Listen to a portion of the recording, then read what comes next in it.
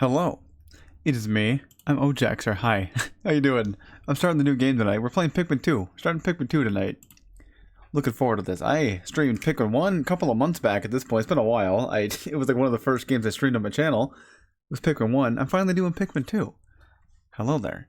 How you doing? Are you ready for this shit? I'm fucking ready for this shit. Let me swap over to here really quick, yeah? Let me hear. Hit play. Hello, that's them. That's the Pikmin. Oh boy. Yeah, hi there. Hello. This is Pikmin 2. This is gonna be 100% playthrough. I'm gonna be doing all the, like, in the main story mode, I'm gonna be getting all the goodies, gonna be doing all that shit, 100% in the main story, and then if I feel like it, maybe, still kind of on the fence about this, but if I feel like it, I might do all the bonus challenge shit too, yeah? Sounds like fun, yeah, maybe? Sounds like fun to me. Anyway, let's get started, shall we? There's a bowl board murdering the Pikmin. Good. Good. Oh boy.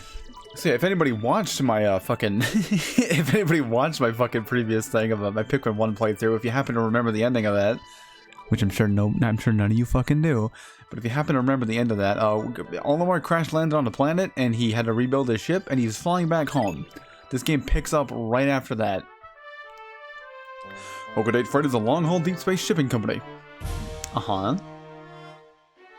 One day, its only employee of any merit, Captain Olimar, bada bing, crashed on an uncharted planet while on an interstellar vacation. He was on a vacation? Oh, there he was aided by the indigenous creatures which he called Pikmin. In the end, Captain Olimar escaped.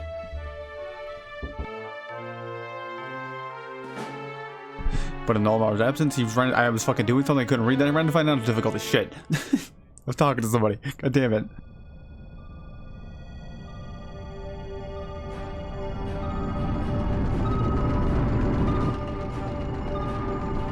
Captain Olimar.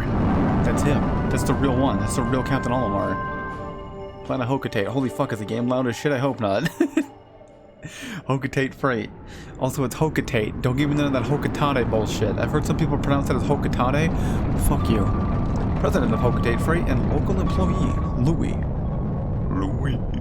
But anyway, we just got home. We just like barely survived crash landing on a fucking planet. And Olimar just got home. Should I read this out loud? Olimar, I'm so glad you're safe. Yada yada, blah blah blah, I don't care. Sadly, I have an announcement. That is not so glad. Our company's going under. Yes, we're finished. On his first mission, Louis here ran into a ravenous space bunny. As the entire load of golden Pick brand carrots was eaten. Look at his fucking face. I took out an enormous loan to repay the debt from his loss. I decided to sell off corporate assets to repay the loan. And, yeah, speaking of corporate assets, your ship. Goodbye. But the only asset we had to sell was your ship, the SS Dolphin. As for the rest of our loan... Kerchong. Big money. We have no means to repay it. What? What's that? Olimar, what is that? You brought that back as a souvenir for your kid. Look at Louie's fucking face. Oh, hold on. Treasure, treasure, money, money, money. Good.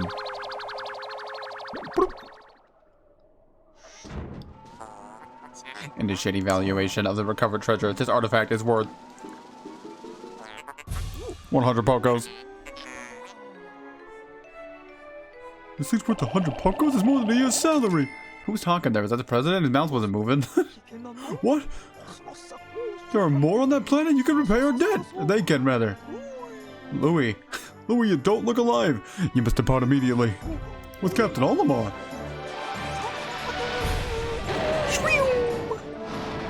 And then they fly away. What a neat planet. They got 2 rings. They got 2 of them.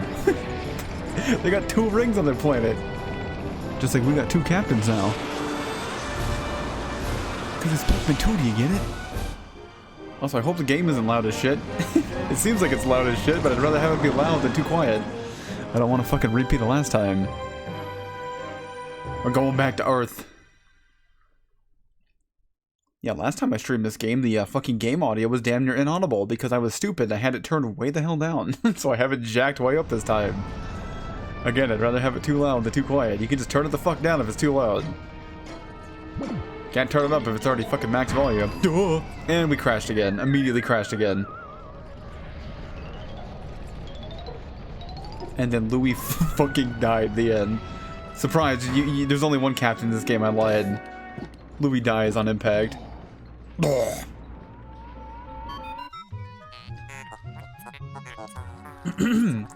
That was close. I've averted the crash landing. Running diagnostics. Alert! Danger! Louis is missing. He must have somehow fallen out of his cockpit. Ellipses. He's not responding via his communicator. He's either flouting protocol or in danger. Olimar, you must find Louis before he freezes to death in the cold of this planet. Is this the voice I'm gonna give this fucking thing? Like, is this really the voice I'm going? Should I just give my shitty Omega voice that I gave? Not Omega. What's his name? Fucking Gamma from Sonic Adventure. The way the moment look. Should I just? I'm doing that one. Fuck it. That one's even more annoying, but I'll do that one instead. I prefer that one. What's going on? What's that? Could these be Pikmin? They look like they're about to be devoured as we speak. You must help them quickly. Call them with your whistle, Captain Olimar. Yeah, thank you. You can also hold B, remember? I do remember. I played the first game. Let's just observe for a bit, though, shall we? Should we just watch the should we just watch the Pikmin beat up on this poor baby billboard? Should we do that for a bit? Also, make sure my buttons are working real quick. Make sure all my buttons are working. Yeah, we're good? Okay, I think we're good. Alright, cool. Anyway, get over here. Come here. Yo, what up? It's a little backflip. The Pikmin ran to your side. They seem to remember you, Captain Olimar. How fascinating. How do they remember me, though? Like, I don't remember being here. Like, I was on this planet, but I wasn't, like, here, right? Was it a different part of the planet, right? Give them instructions. Fucking yeet them at the enemy. You got it. And then I go, yeah! And then it screams in pain.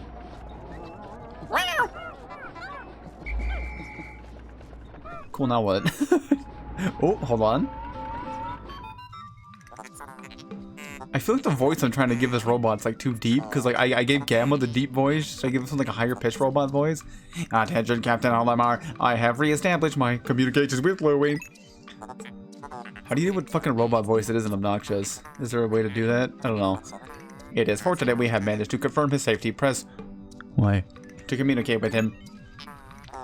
I am quite interested in the details of his condition.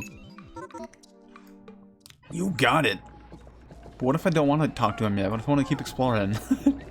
It's only day 1. We got so many days.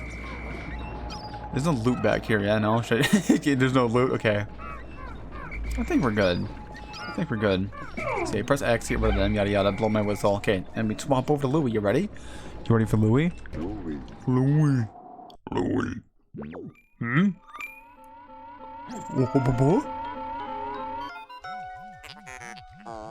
Louie, allow me to assess your condition as per our safety protocols. Are you at all injured? No. Is that so? Then my concerns are eased. Our communication link shows you are nearby. Uh-huh. Can you make our way to our location and rejoin us? I will navigate for you. I don't care. Open the map, dumbass. Thank you. Cool. We're Louie now. His whistle sounds different. Beep, beep. Okay, we're here. What's this thing? What could that be? Where have we seen this thing before? Louie, that odd object before you appears to be one of our onions. Sorry, one of the onions, rather, mentioned in Olamar's report. Also, how long was I? Didn't I, like, land back on Hocotate for all of, like, 10 seconds? Like, how the hell did I have time to file a report? like Olimar landed, got his ship stolen from him. Buh! What's that thing? It's a carrot. But, like, Olimar landed, got his ship fucking, like, hawked away by the president, and then immediately sent off on an adventure. Like, did we even have time to file a fucking report of our findings on this planet last time we were here? I don't know. Anyway. The seed the onion ejected must just sprouted. According to Olimar's report, you can fucking pluck it. Pluck it. You gotta press A. Come here, you're my friend. Who's that? Who are you? Uh-huh, look at it. It's just standing there. Louie, this must be one of the Pikmin creatures from Olimar's report. It's staring at you. You can issue objectives using the C-stick on Arcadia to your Pikmin squad, and even direct their movement. You can disband your squad, yada yada. Olamar's description of the creature resembling pick carrots was strikingly accurate. Louie, my sensors have detected drool in the corner of your mouth. Are you alright? Yeah, I'm fine. Run, Louie. Run, it's gonna get you. You're dead. It's gonna kill you.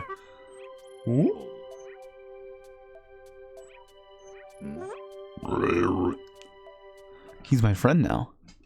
He's my friend now. Eh. Or I could just miss the throw. Good. I was trying to throw it directly on top of the flower, because just like in Pikmin 1, if the Pikmin lands directly on top of the like on the red part of the flower, it just instantly topples the flower over. Oh, hold on. Onion. Put the pellet into the onion. Bloop. Also, get ready for like 20 million tutorials at the start of this game. Just heads up. There's like a lot of fucking tutorial speech. The onion ejected more seeds. The pellet from the flower must hold nutrients that breed Pikmin.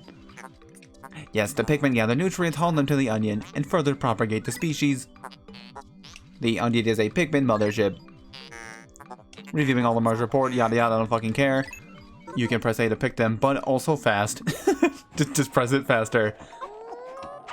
There, I didn't fucking miss that time.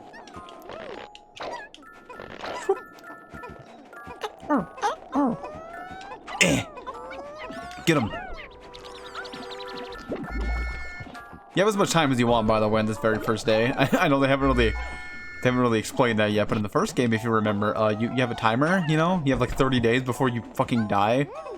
And every day has like a certain time limit. On the first day, though, just like in the first game, there was no time limit. You have as much time as you want to sit here and be an asshole. Gimme.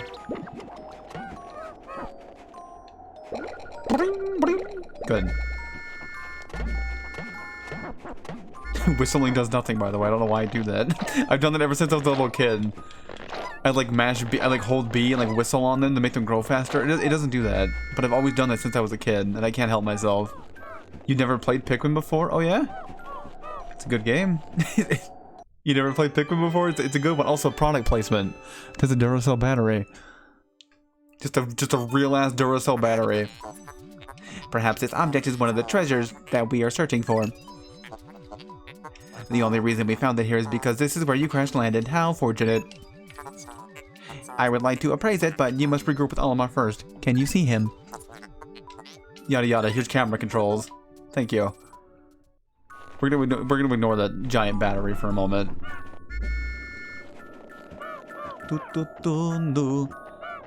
But how do I get to Olimar? He's right there. How do I get to Olimar? There's a giant paper bag in the way. You gotta yeet your boys on top of it like that. And then it says 5 out of 15. You gotta have 15 Pikmin on there to fucking squish it down. Okay, every one of my Pikmin missed somehow because I'm bad at games. You motherfucker. Get on there. There we go. There you go. Yeah. And now they're reunited. There they are. It's the two of them. Captain Olimar, Louis, you are reunited at last. This has been a troublesome start to our trip. It's been 5 minutes. Don't worry, Chip. We were separated for all of 5 minutes. But now you must feel assured that your combined wits can get you through anything. Correct? I don't know about that. From now on, blah blah blah, I don't care. Here's more controls to play the game. You can switch between the captains. Crazy. You can also make the funny noises. Here, want to hear the funny noises? I did this all the time when I was a kid. You can just mash Y. I don't know why. You can just mash that button and make him go, Louie, Louie. Yeah, get on that. Grab that.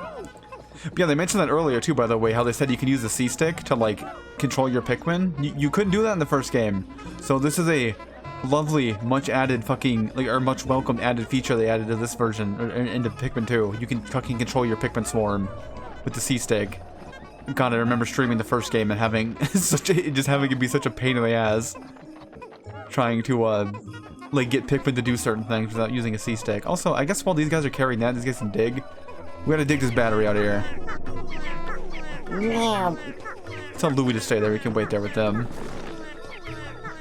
Olimar can go up here and wait for them to deliver that. Yeah, there's a lot of that in this game. There's gonna be a lot of multitasking in this, where you send both your captains to different areas and they both do different shit. Because again, you have a limited time during a day normally. Gotta make use out of it. Gotta get your things done. Can you go fucking faster, please? Pikmin are slow as shit. Good. Slurp that bitch up in there and then pew, it spits out more seeds. Also, they're done digging now by the looks of it, but that thing takes 20. We need 20 Pikmin to lift this battery. It's a real heavy battery. But conveniently enough, there's exactly enough things here for us to get 20 Pikmin. Crazy how that works, huh? It's almost like it's a fucking tutorial of some kind. It's weird. Don't worry. Cavalry's here. Come on, grab it. Grab it? There you go, bud. Whoop. And now they slowly carry it with them. Also, Louie, come here. There.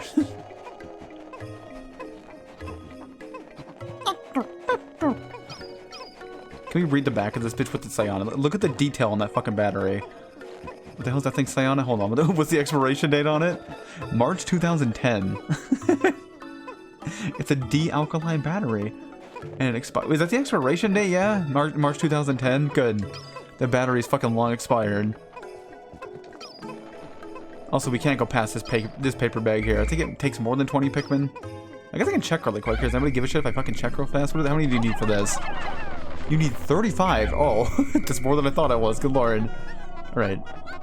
Pick this back up real fast. Yada yada. Get on there.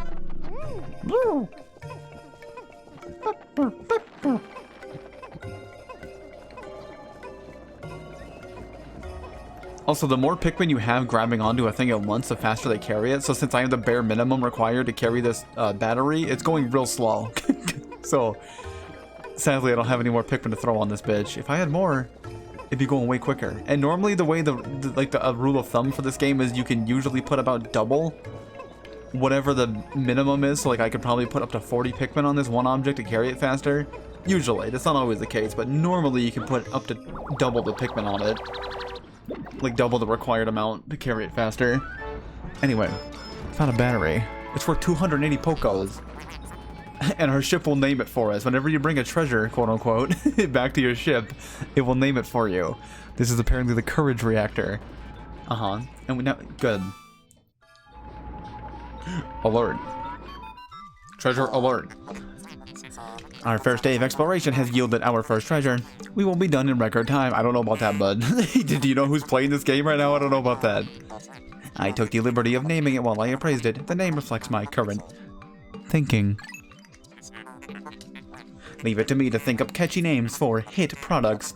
It is but one of my many talents. We shall end our first day here and report back to the president. His face will surely be joyous. However, to communicate with Hokate, we must fly into low orbit above the planet. We will not return to the surface until morning, so as to avoid the indigenous nocturnal creatures. What nocturnal creatures? What do you mean? We just got here. Did Olimar also fucking explain that to them, yeah? Again, like, how much did Olimar tell them about his first trip here? Because I feel like he was on Hokate for fucking 10 seconds before he got shipped back off into space. Whatever, don't worry about it. Kerchunk. Or Rust Bucket fucking... Nocturnal indigenous creatures! A single Bulborb! I'm shaking in my fucking boots.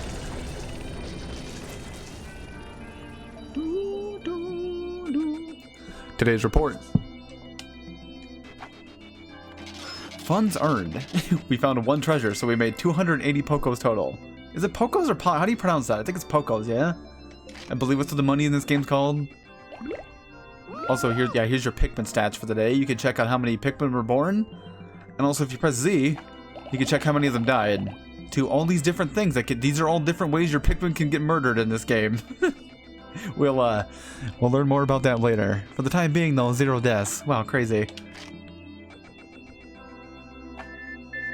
And then you get mail every single day. You found your first bit of treasure. Fine work. Our future depends on your efforts, so check your treasure hoard regularly. I'll check it often. Keep up the pace. Thanks, boss. And yeah, I'm gonna save my game, because why the fuck not? The game has been saved. Good. Oh. So now at the top of the screen there, we have our treasure hoard. We can check on that, which the president just mentioned. Ignore that. Don't worry about what that says at the top of the screen. Ignore it. Don't worry about it. Anyway, though, yeah, here's our treasure hoard. We have one singular treasure. You can look at your shit. Oh, wrong button. Fuck. Wait, ignore that. Yeah, you can look at your treasure. I thought there was a... Can you not zoom in on it? Oh, yeah, there we go. You can zoom in on it. Ooh, spooky. What's that say on it? That's in a language that I can't speak. Do not recharge. That's all I can read on it. Do not recharge. Connect correctly. Okay. And then also while you're on this page, you can press X and you can read Olimar's thoughts on the object. We've recovered our first treasure. Amazingly, the Pikmin remembered how to salvage it. Is that it? Oh, there's more. There's more. Yeah, here we go. I can't understand their adorable language, and I don't know what they're thinking, and I'm so happy to see them. When I crashed on this planet, the Pikmin helped me locate my missing ship parts. In my darkest hour, the Pikmin were there for me. Now that I'm reunited with them, I know everything will be alright. It will. Right? Yeah, you'll be fine. Good. And then the other button up there, the LNR, you can switch over to the Piklopedia. This is where you can look at any creatures or like just things that you've seen on the planet. So here's these fuckers. These are the Bulborbs. We murdered them. You can look at them, and also you can press A to throw carrots at them, and you can see what they do when they see your Pikmin. The carrots just simulate your Pikmin. You can see what enemies will do when they see you. Bulborbs are pretty fucking simple. They'll run towards you and try to murder you, as you can see here. You can just throw a whole bunch of carrots at them, and they'll go munchy munch. They'll eat them. Good. And then we also have the pellet posy, which is just these... We saw these earlier. They're just food. Am I going to sit here and watch them grow? Yep, we are. There you go. That's a pellet posy. I'll look at the notes for these later. Let's go back here now. I'll probably be checking in on the Piklopedia and the treasure tab like multiple times throughout the playthrough, but I'll just wait a bit later to check it out. Anyway, we can't go anywhere else. You hear that? Hear my GameCube controller? we can't go anywhere else currently. We have one landing zone at the moment. The Valley of Repose. So we're going to just go back in there. We're going right back in. It's the next day.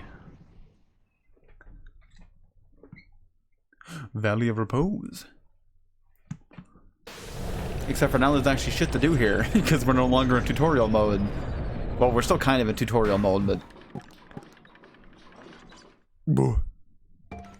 Oh? What's that? Good morning, workers. Ready for another day of toiling for the profit of your company? The Pikmin seem to be asleep inside their onion.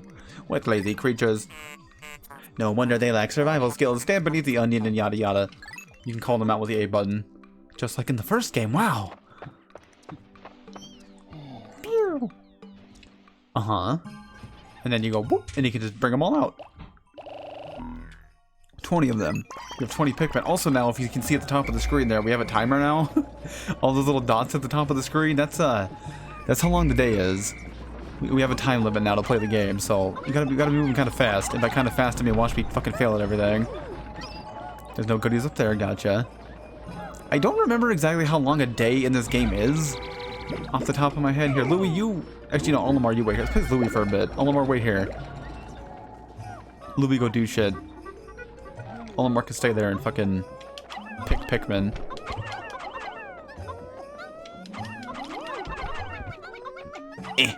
Get him? Or it can miss. Good.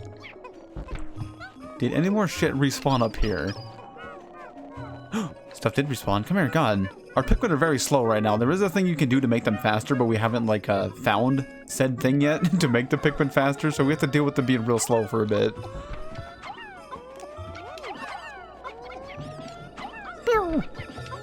There. Y'all want to grab them pellets? There you go. No? You don't want that one? Grab that one. There. And I don't think anything spawns down there, so we're good. Cool. Good, good.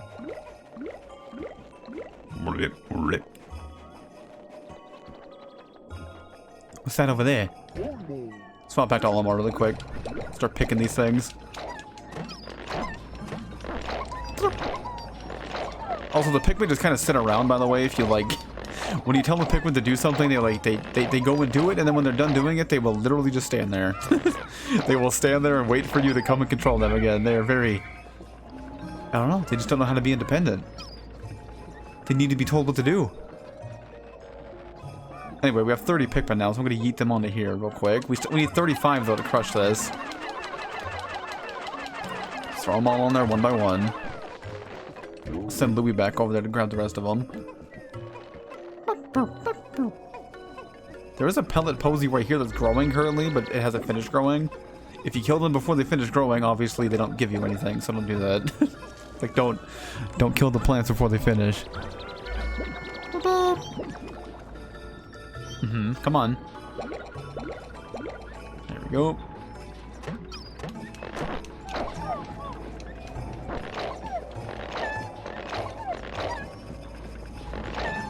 This game plays, by the way, pretty much exactly the same as the first Pikmin game, like Pikmin 1. It plays almost exactly the same, just like a lot better. Like it's a lot smoother and things just like work for the most part. It's good. The first game's a little bit janky, and they fixed a lot of the jank stuff in this version of the game. Like Pikmin 2 is really good. It's my favorite Pikmin game. It plays very nice. Let's grab those, and then we got a big old board right there. That's a new one. It's a big board. That motherfucker's scary. There's also a wall here. I want to break that first. Should I kill this guy? Let's kill this fucker. So yeah, these big guys, you want to attack them from the back, because obviously their fucking front is a giant mouth that will eat your Pikmin.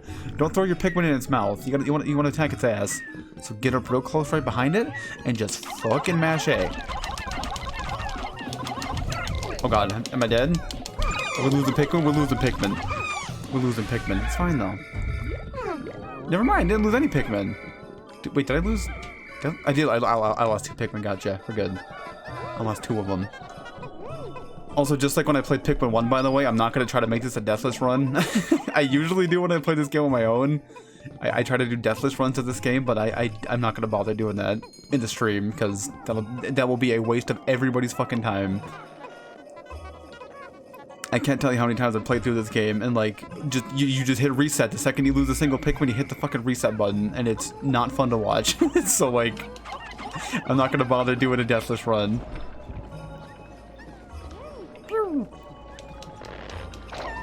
I also haven't fucking played this game in like... When was the last time I played Pikmin 2? I played Pikmin 1, obviously, a couple of months ago when I streamed it, but like... I'm trying to think of the last time I played Pikmin 2. It's been a long time.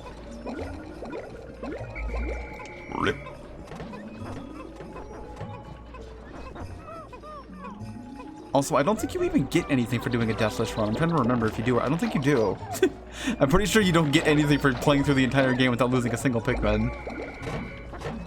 Anyway, we have 65 fucking Pikmin now. Good. Got a big old cluster of dudes.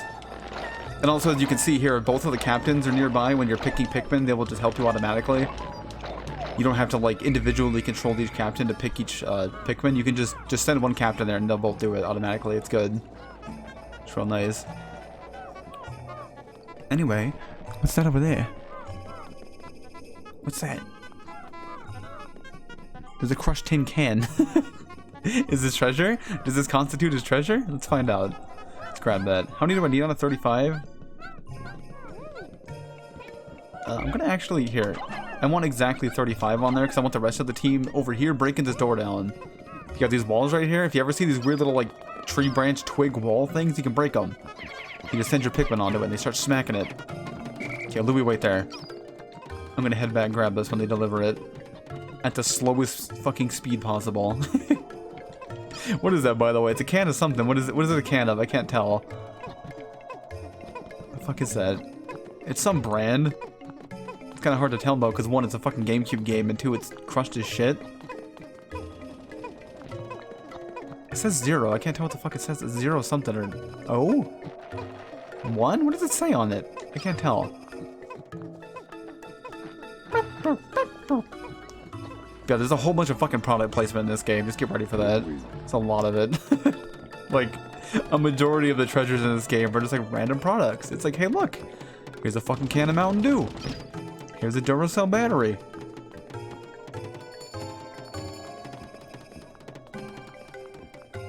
We're almost done with this thing, by the way. You walls have 3 tiers of health, rather, pardon me.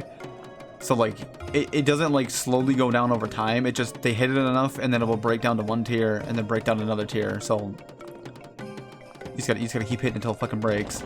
There we go. Like that.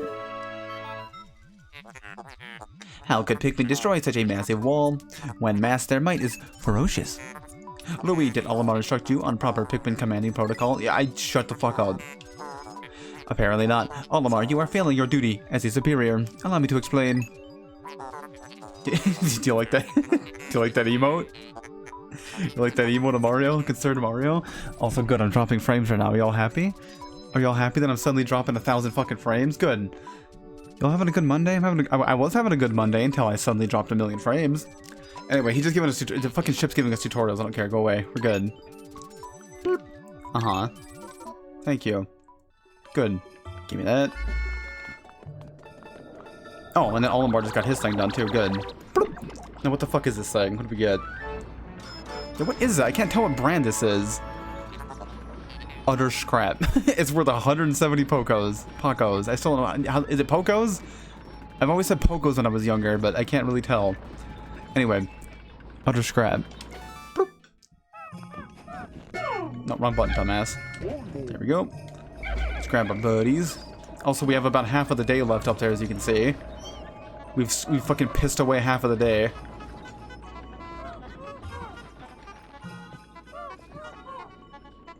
What in the hell is that emote you just posted? What is that? What is that? I can't see it because my Twitch thing is being stupid. Also, want to see my mouse? Ooh, spooky. Okay, there we go. All right, what the hell is this? There's a hole here. Hole.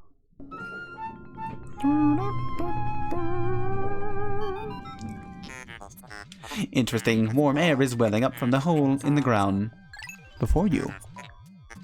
What could lie underground? What is wrong? You both show expressions of unease. Do not fear. The leaders group of Pikmin will join you. Wait, what? The leaders group? Oh, the leaders group of Pikmin will join you. I shall detach my research pod too. Approaching the hole and pressing A to jump in. Thank you. I need to learn how to read. I need to learn how to read.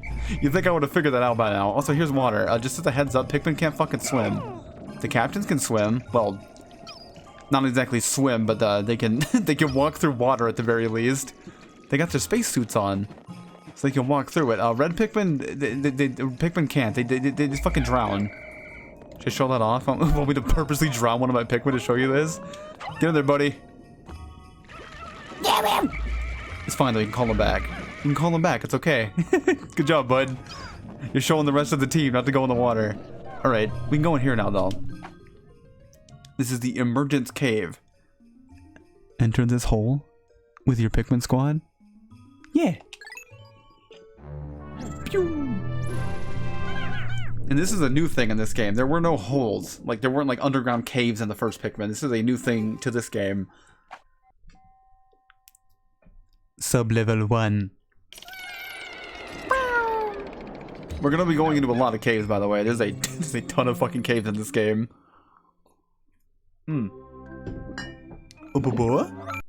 Oh, Jesus. Scared me. Alert. It's fucking dark in here. Intriguing, my heat sensors indicate that this hole's interior is warmer than the one on the surface. Or on the surface, rather. Analysis suggests subterranean areas may support different life forms than the surface. If you wish to check underground terrain, look at the map, asshole. I am not just a ship. I'm an all-purpose support pod. Neat. Thank you. Give me my Pikmin. Yeah, also when you're down here in the cave, by the way, I don't know, in case you can't tell, at the top of the screen, the timer's not there anymore. Time does not pass by when you're underground, for whatever reason. Time does not pass, so you can spend as much time down here as you want. What's that? Is that an orange? Is that a big old orange? Also, there's some white bulborbs down here now. They're like white and blue. They're really cute. I love them. We're gonna kill them. We're going to murder them. Doesn't matter if they're cute or not, they gotta die.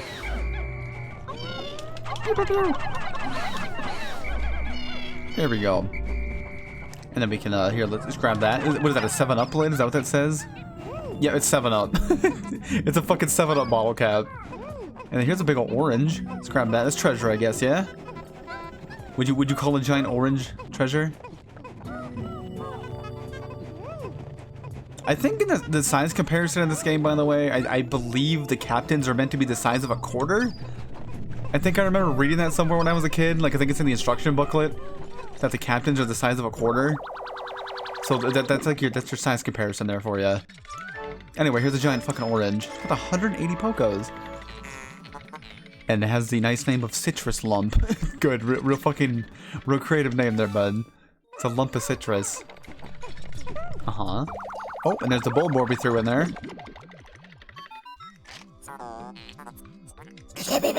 How could you possibly consider this beast a treasure? Beasts are incompatible with my circuitry. I suppose I will store your finds in my hold. But I do not think beasts will be worth much. Good. Oh, another treasure, good. Immediately. This cutscene plays every fucking time we get a treasure, by the way. Except for animals. You only get that cutscene once. Quenching Emblem. 7-Up. Good. Yeah, see, now that we got one beast put away, but never have to see that cutscene again, they'll just give it to us, and that's worth 2 Pokos. These little bulborb corpses are worth 2 Pokos. I guess they harvest them for meat or some shit. I don't fucking know. There we go. But yeah, since there's no onion down here, you can't bring your like spoils back to the onion to get more Pikmin. So instead, it brings it to here, and you just get money for it instead. It's neat. It's not a whole lot of money, but it's something. And here's another hole. This hole appears to be quite deep.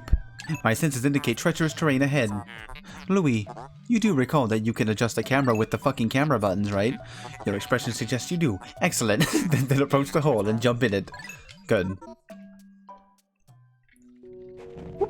And you just jump right back on down. Delve deeper with your Pikmin, you fucking got it. Make sure you got your Pikmin with you, by the way. If you leave any Pikmin behind, they are just dead. If you don't bring your Pikmin with you, or sorry, if the Pikmin aren't in your party, they die. There's a little bit of an exploit you can do where, if you want, hold on, is there gonna be another cutscene? Let's see. Oh, well, we're at the final floor. This hole's not very deep. It's only two layers deep. But if you want to, there's a little exploit you can do where you can have one captain stay way the fuck back here, and then if you want, you can send the other captain ahead and just like jump in the hole, and it will bring all the Pikmin with you. So long as one captain has the Pikmin with them, they'll all make it. It's really goofy. Did you see emulator messages? No. What do you mean? What do you mean? It's just this is the special edition. This is the super special edition of Pikmin 2. Don't worry about it. Listen, this game emulates well. I do have it. It's right there on my table. I do have Pikmin 2 right there. I was thinking about streaming the actual version because my GameCube is still here from when I streamed Star Fox Adventures a while back. It is still here. But like, do you really want to watch you play this in a super? Do you want to go back to Super Fuzzy Town again? You want to go back to fucking like fucking 480p world again, where the entire not even 480p. What the fuck was Star Fox Adventures at? Like 480i or whatever the hell? Want me to stream this game in a super blurry? Want me to go back to blurry mode again? Like when I stream that game? This game emulates really good, so I'm gonna emulate it. Don't tell Nintendo. Anyway, what's this?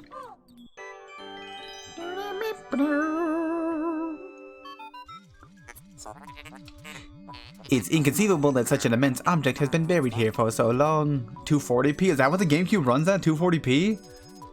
Because, I mean, yeah, it was really blurry. Like, again, I did really enjoy streaming Star Fox Adventures, but, like, holy shit, it was so blurry because I was streaming off an actual GameCube. Like, again, I mentioned this before, but, like, if I can emulate it and it runs well while I emulate it, I'm going to emulate it just for viewers' sake because I want the game to look good. I want you to be able to see the game. Anyway, what's this thing? The design on the outer shell resembles the surface of the planet as seen from space. Perhaps this can be used for something other than salvage. But how will we ever lift it? I fear that not even 100 red Pikmin will be able to lift it. Whew. You just think it's odd after I did Star Fox on hardware. Yeah, well, the reason I play... Oh, hold on. Yeah, see this? So it takes 101 Pikmin. We need 101 Pikmin to lift this. So what? We're not moving that right now. But yeah, see, the reason I streamed Star Fox Adventures on my actual GameCube was because this game, Star Fox Adventures emulates like shit. Like, it emulates really poorly. So I just decided to say, fuck it, I'll just play my actual copy of it. So that way I can at least play it, as opposed to having it be glitchy as shit. But this game emulates perfectly fine. Like, this game doesn't really have any emulation issues, so I don't mind emulating it as opposed to playing it on my actual GameCube. Anyway, bring that corpse back, why not? I did the same thing when I streamed DK64, because DK64 also emulates very poorly, so when I streamed that game, I had to play my actual copy of it. Otherwise, we would have had emulation issues the entire time, and I'd rather not have that. Bringing them corpses, bringing them corpses, bring them corpses back. You think that the GameCube was actually 480i, but 240p was a comment on things at the NES and SNES, yeah. But see, you don't notice that though. Like when you're streaming an SNES game, like you don't notice that it's only at 240p because it's all fucking pixely and shit. Anyway, what's that? That looks familiar if you played the first game. Astounding! A flower blooms in a deep cave beneath the snowy landscape. Clearly, it is warmer down here than above. Look, the Pikmin are restless. They look as if they yearn to be yeeted into the flower. Oh yeah? Anybody remember these from the first game? I do, they're candy pop buds. Remember these? If you throw your Pikmin into them, they transform into whatever color Pikmin the flower is, but these ones are purple. There were no purple Pikmin in the first game. There was only red, yellow, and blue. So what's gonna happen? What's gonna happen? Uh-huh. I don't remember no purple Pikmin in my Pikmin. Let's pick these bastards, shall we? And look at them. Look at the purple. I fucking love purple Pikmin. They're cute as shit. The big ol' sumo wrestlers. The tough. Amazing, a purple Pikmin. It has hair and is quite stocky. It seems very heavy and strong. This kind of Pikmin was not mentioned in your report, Olimar. It must be an entirely new type. Transforming Pikmin by tossing them into flowers? Intriguing. Perhaps there are others? Ellipses? Good. Good. So yeah, we got a new type of Pikmin already. We immediately have a new type of Pikmin. We got purple. Purple Pikmin are broken as fuck in this game. I just gonna throw that out there really quick. Purple Pikmin are incredibly overpowered. I'm going to try not to use them very often. I will use them when I need them, obviously, because you do need purple Pikmin for certain things, but holy shit, purple Pikmin make this game a cakewalk. Like, they are really fucking overpowered. They're also slow as shit, though. They're actually even slower than red Pikmin. You kind of got to babysit these guys. However, as the what do you call it? As our little ship mentioned earlier, they look stronger than regular Pikmin, and we'll find out here in a moment just how much stronger they are. And by in a moment, I mean like in about 2 seconds. So let's see here. If we throw 10 of these purple Pikmin onto this thing, let's see how much they can carry. 100. 10 purple Pikmin have the strength of 100 regular Pikmin. They're real tough. They're real fucking tough. So we can throw the rest of our buddies on there, and suddenly, boom, they can carry it. There you go. However, they will carry it very slowly. Also, I like how lopsided this is. Look at that. look at that one red Pikmin on this side of it, fucking trying to hold the whole thing up by himself. Oh, you poor bastard. But yeah, not only are purple Pikmin stronger in terms of carrying capacity, but they're also like just stronger combat-wise. Like they will stun most enemies you throw them at, and they will also just pretty much one-shot most things. They're they're super fucking overpowered. So I will try not to use them too much.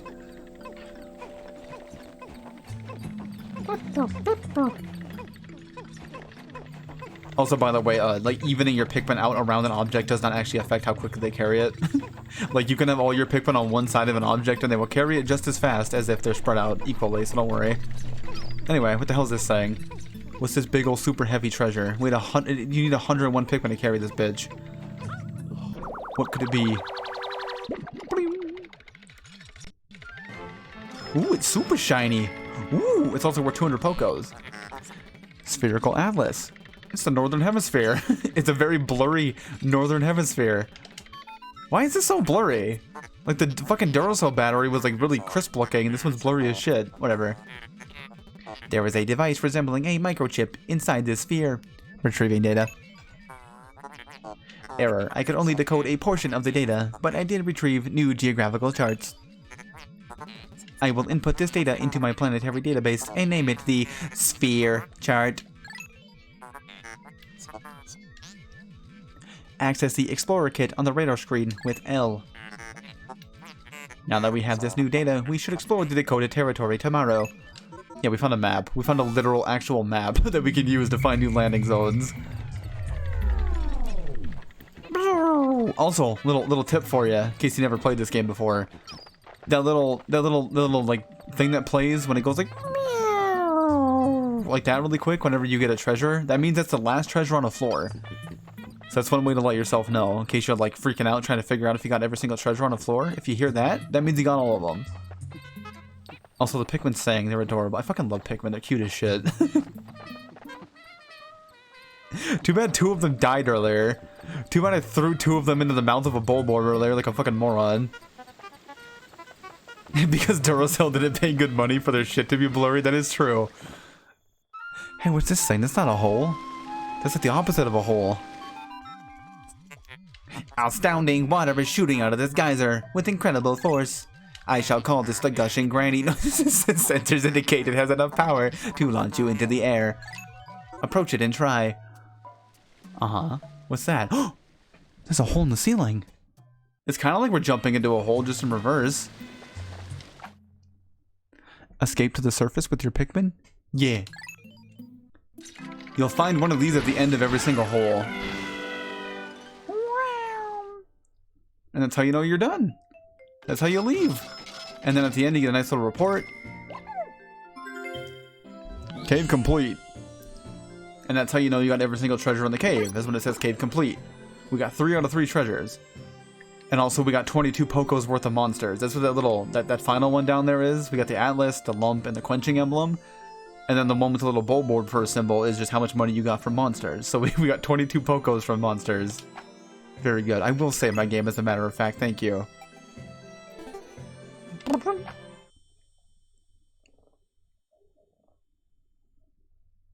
Roll memory card contents to see users Ojax documents dolphin. Oh, okay. Never mind. Bum, bum, bum, bum, bum, bum, bum, bum. Cool. Oh. Ooh. You have successfully returned to the planet's surface. Excellent decision-making, gentlemen. We must celebrate your first successful spelunking expedition. God, remember when I played Spelunky?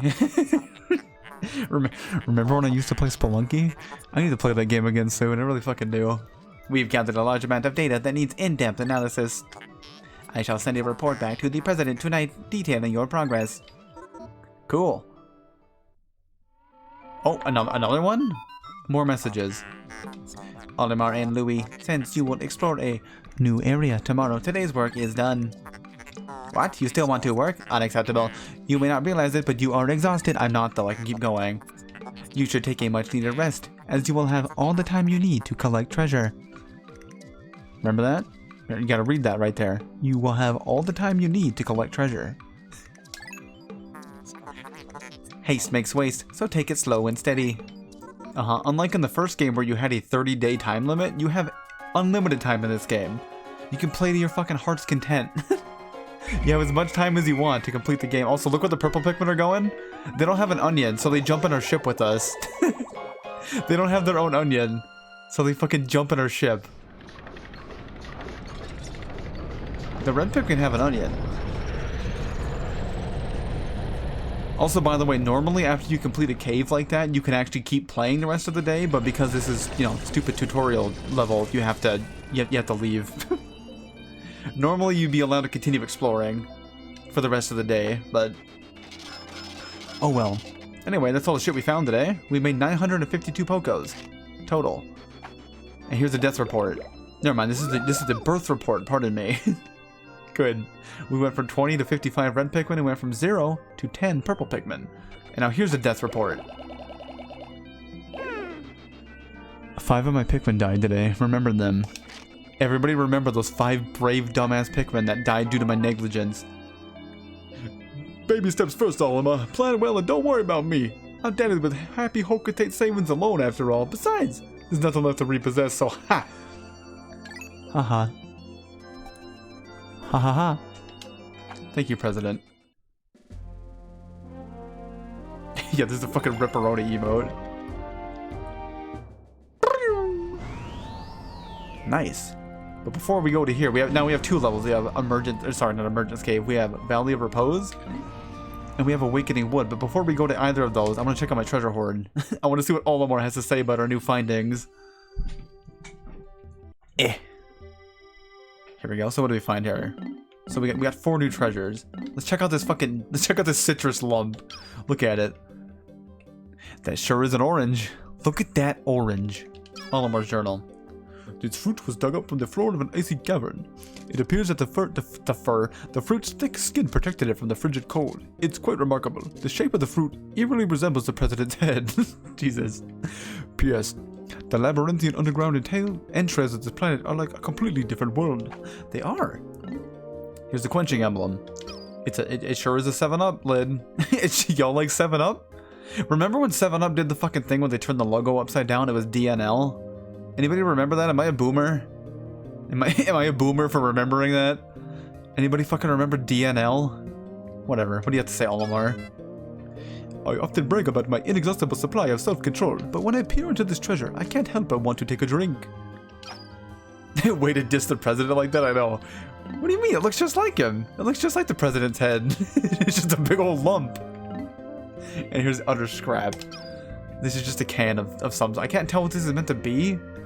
Maybe this isn't a real product because it is very blurry. Maybe no real life product wanted to put their fucking product on this one because it was smashed. So maybe this one's fake. What do you have to say, Olimar?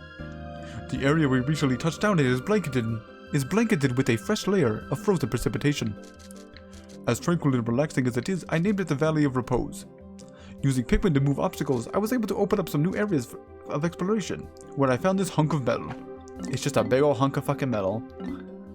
Spherical Atlas. Very, very blurry globe. Incredibly blurry globe.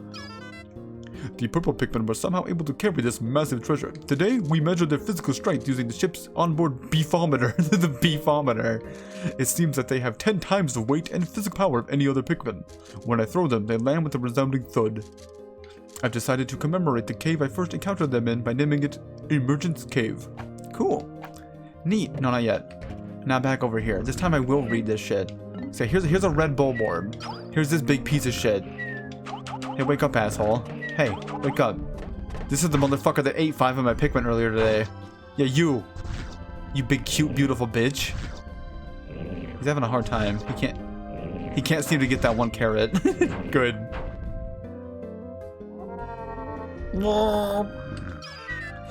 Red bulborb. Oculus Kageyami russus? How the fuck do you pronounce that? It's from the grub dog family. This large organism has the familiar mandibles and cranial morphology of the grub dog family, as well as characteristic bulging eyes. As with most grub dogs, the creature's cranium comprises half of its total length and girth. Showing a scarlet abdomen with white spots, this creature is primarily nocturnal, choosing to prey upon smaller creatures returning to the nest. Originally classified as the spotty bulborb, further research has reclassified this species as the red bulborb. Subspecies of varied colors have recently been discovered, but academics are divided into 2 rival camps over how to handle their classification.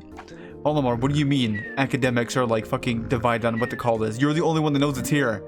Like you and Louie are the only people on this planet. Whatever. Let's read this one now. Dwarf red bulborb is part of the breadbug family. It's not part of the grub dog family, it's part of the breadbug family. You ready for some stupid fucking lore that I hate about this game? Are you ready for some really stupid fucking lore that I really hate about this game? Although initially identified as a juvenile red bulborb, groundbreaking new research indicates that this creature is in fact a member of the breadbug family. A close relative of the vanilla breadbug, it escapes predation through mimicry. Unique adaptation of the red bulborb's crimson coloration allows the species to safely commingle. Such effective adaptation and obfuscation? That's a fucking fancy word. By a prey species is rare, indicating this clever creature is a master of mimicry. So yeah, these stupid things, these aren't actually baby red bulborbs. Isn't that fucking stupid? Isn't that dumb as shit? These aren't actually babies. They're just different creatures pretending to be babies so they can blend in and not get eaten by the big one. Isn't that dumb? I think that's fucking dumb. I thought these things were babies for the longest time when I was a kid, and then I read those notes and I got really sad. Anyway, here's a snow bulborb. I think these ones actually are babies though, which is weird. No, never mind, it's the breadbug family too, goddammit. Snow bulborb. Like the dwarf red bulborb, the snow bulborb is a member of the breadbug family that seeks to survive through imitating the appearance and behavior of a bulborb. Its pale coloration and blue spots make for easy identification.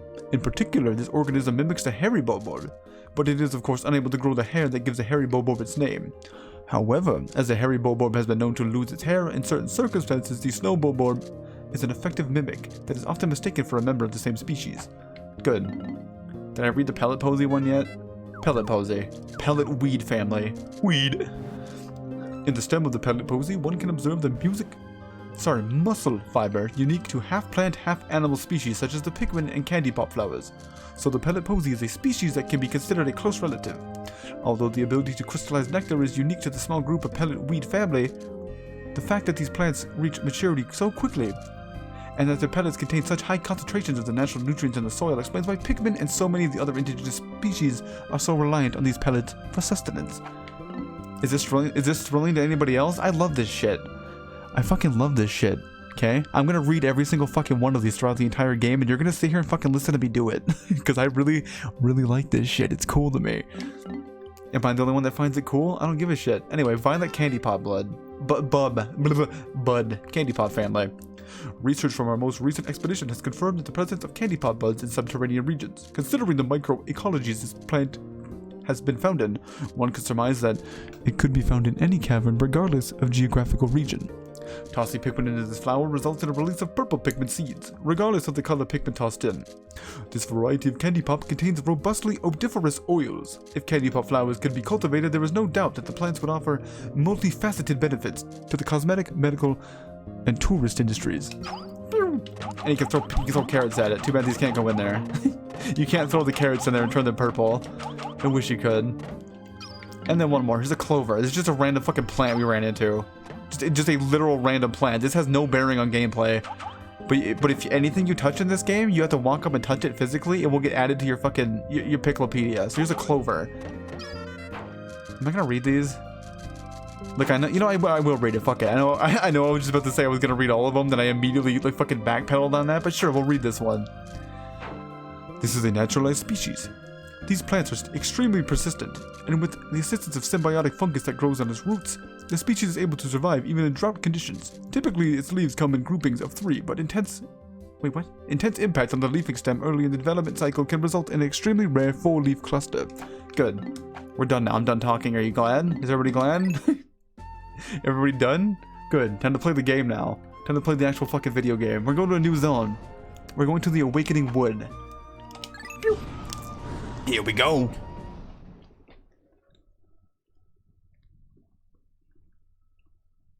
Also, I have no idea how long these streams are going to be, just by the way. Like, I think it took me like 4? No, I think it took me 3 streams to beat Pikmin 1, like 100% Pikmin 1. This game's going to take a lot longer than that. There is way more shit to do in this game compared to Pikmin 1, but I'm still not sure how long it'll be. Also, depending on how long each stream goes for. Good morning. It should please you to know that the purple Pikmin are lodged safely in my hull.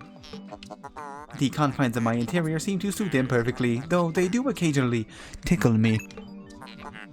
Stand in the wing. Yeah, blah, blah, we can call them out. Since the purple Pikmin don't have an onion, we can grab them via this thing. We just have to go up to our ship. Also, hold on a second.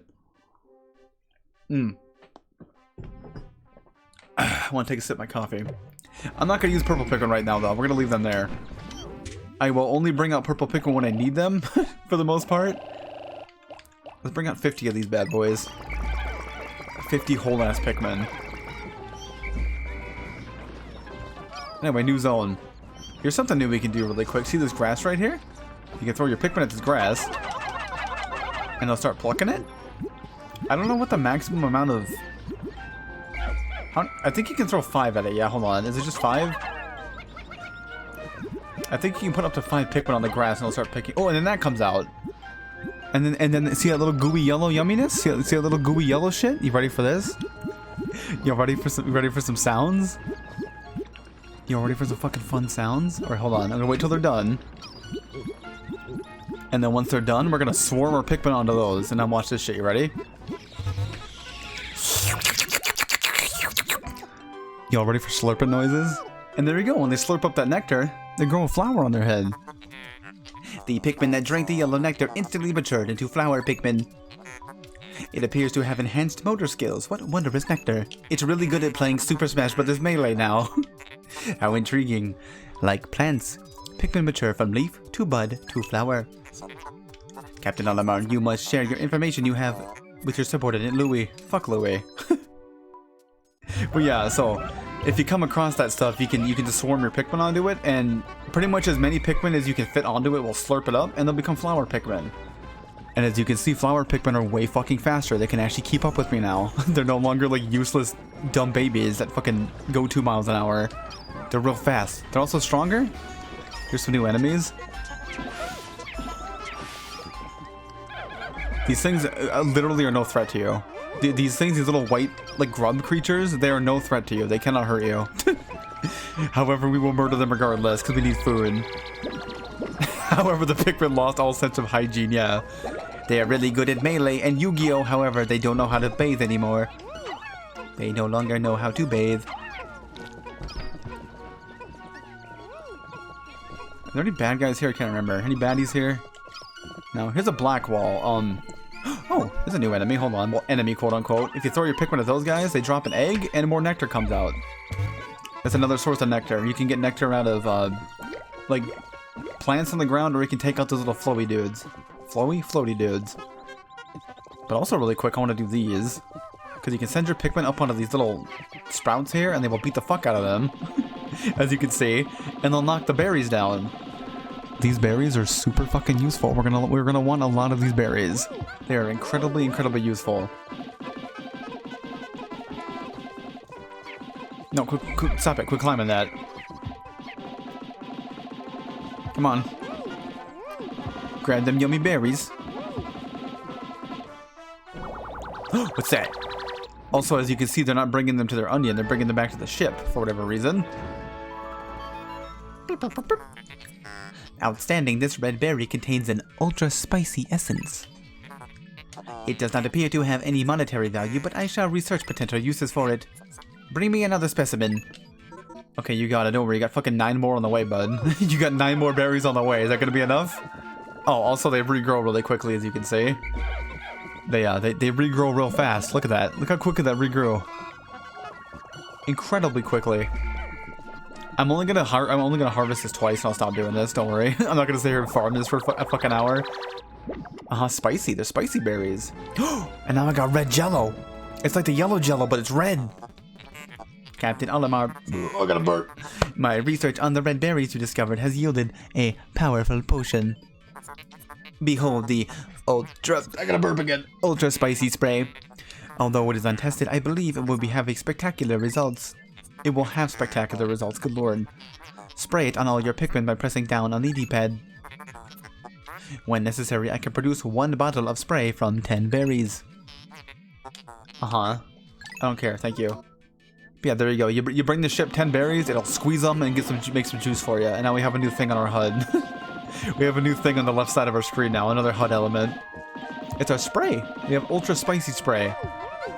I'm gonna get 1 more potion and then I will stop harvesting these and we'll progress with the game. That spray is super fucking useful. Like, incredibly so. I'm gonna let Olimar pluck these. I'll go back to Louis.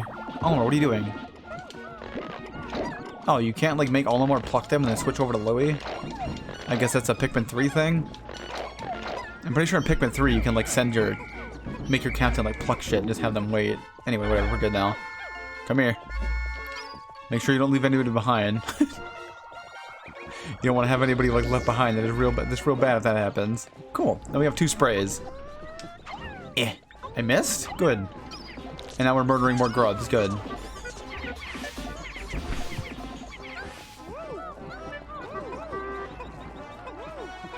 Yeah, I don't really know why those things attack you. Like, they can't hurt you, but they rush towards you and try to bite you regardless. But, like, your Pikmin are just too big.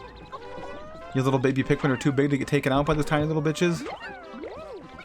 Fucking hit it, thank you. Oh, hold on, there's a new enemy. Quote-unquote enemy. These guys, you can't hurt them normally. Like, you can't hurt them through regular means, like swarming them with your Pikmin because their shell's too hard. But if you land a Pikmin directly on top of them,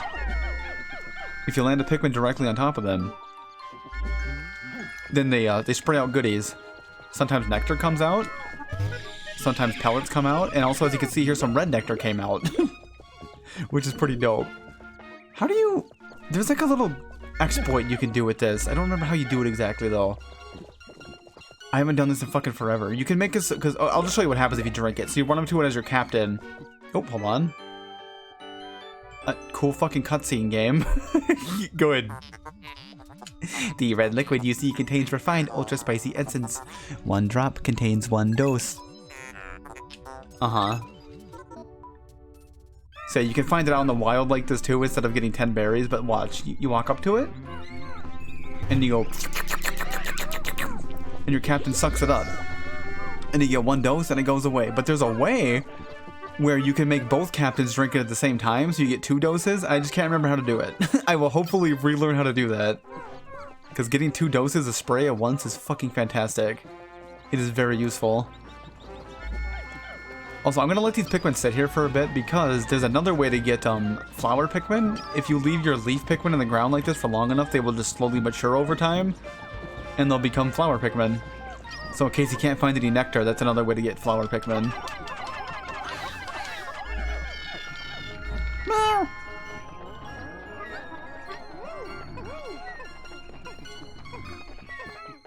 Okay, it's time to fight this big bitch again. This went so well last time, right? Where I lost 5 of my fucking Pikmin. But this time I have flower Pikmin, and they kick way more fucking ass. So let me just do this. We'll just yeet these fuckers on the back of this guy. And he's dead. Bada bing. Take that corpse back. Also, yeah, flower Pikmin do literally everything better than regular Pikmin. Like, they carry stuff faster, they move faster, they do more damage. Here's an item right here. What's this? It's a strawberry. It's a strawberry. That's also a very tiny strawberry. Like, again, Olimar and Louis are the size of quarters, remember? Like, that's how large they are, like, physically. So, like, that's a really fucking tiny strawberry, good lord. It's a baby strawberry. Oh, see, look at that. See, we got some buds here now. Some of the leaves have matured into bud Pikmin.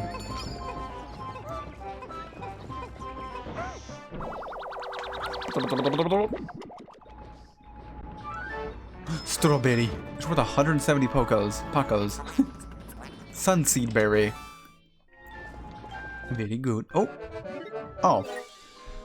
10% of the depth has been recovered.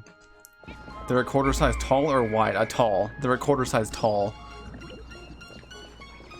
I'm pretty sure it says that in the Pikmin 1 instruction booklet. I'm pretty sure that's where I learned that. When I played that game forever ago when I was a kid.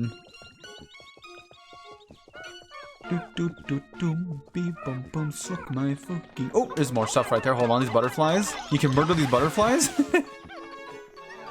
And they drop more nectar. There's lots of sources of nectar in this game. Like, there's tons of it. Compared to the first game. Like, nectar's a bit more rare in the first Pikmin. Like, you get that shit all over the place in this game. It's very useful. And you can bring the corpses back. You can bring these fucking butterflies' corpses back. Nice.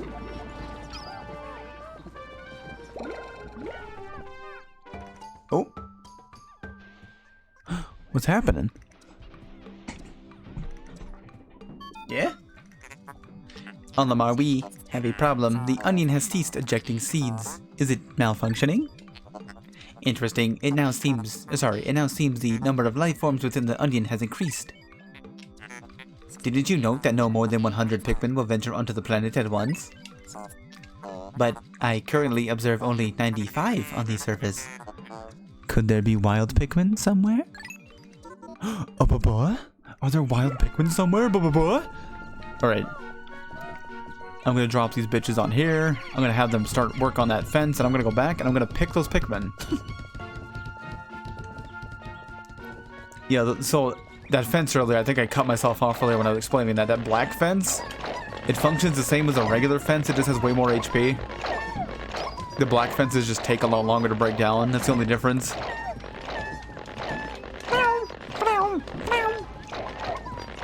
But yeah, so we can only carry 95 Pikmin with this currently, because apparently there's some wild Pikmin somewhere that are preventing us from having more than 95. Also, since there's a bunch of nectar over here, I'm gonna, like, juice up my boys. I'm pretty sure, by the way, you can, literally just as many Pikmin as you can fit onto it before it disappears is how many Pikmin can use a single drop of nectar. So, like, you want to swarm that shit. Whenever you see nectar, just get as many Pikmin as possible onto it in as short a time as possible. You know, upgrade them all. It's really good. Which is another upgrade from the first game. In the original game, I think only a certain number of Pikmin could use a single drop of potion. And they changed that in this game, which is nice. Also, hey, look, more product placement. What's that? What's that up there on that stump? What could that be? Hold on, what is that? Is that Carmex? Carmex for cold sores? What's that say on it? $1.29? $1.29 for a tub of Carmex? Anyway, wall's gone. And now, what's this thing on the floor? What's that? What's that spooky thing? It's a big ol' fucking beetle.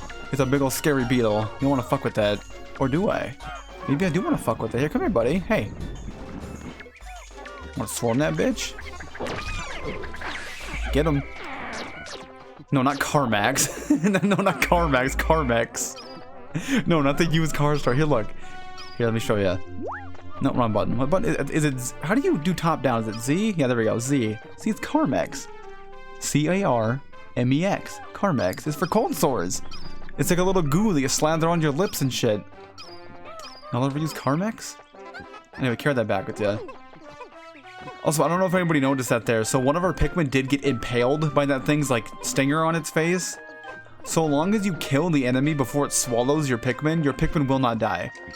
That is also a step up in this game compared to the first game. In the first... I need 200 Pikmin to fucking lower that? Good lord. Never mind, we're not going that way.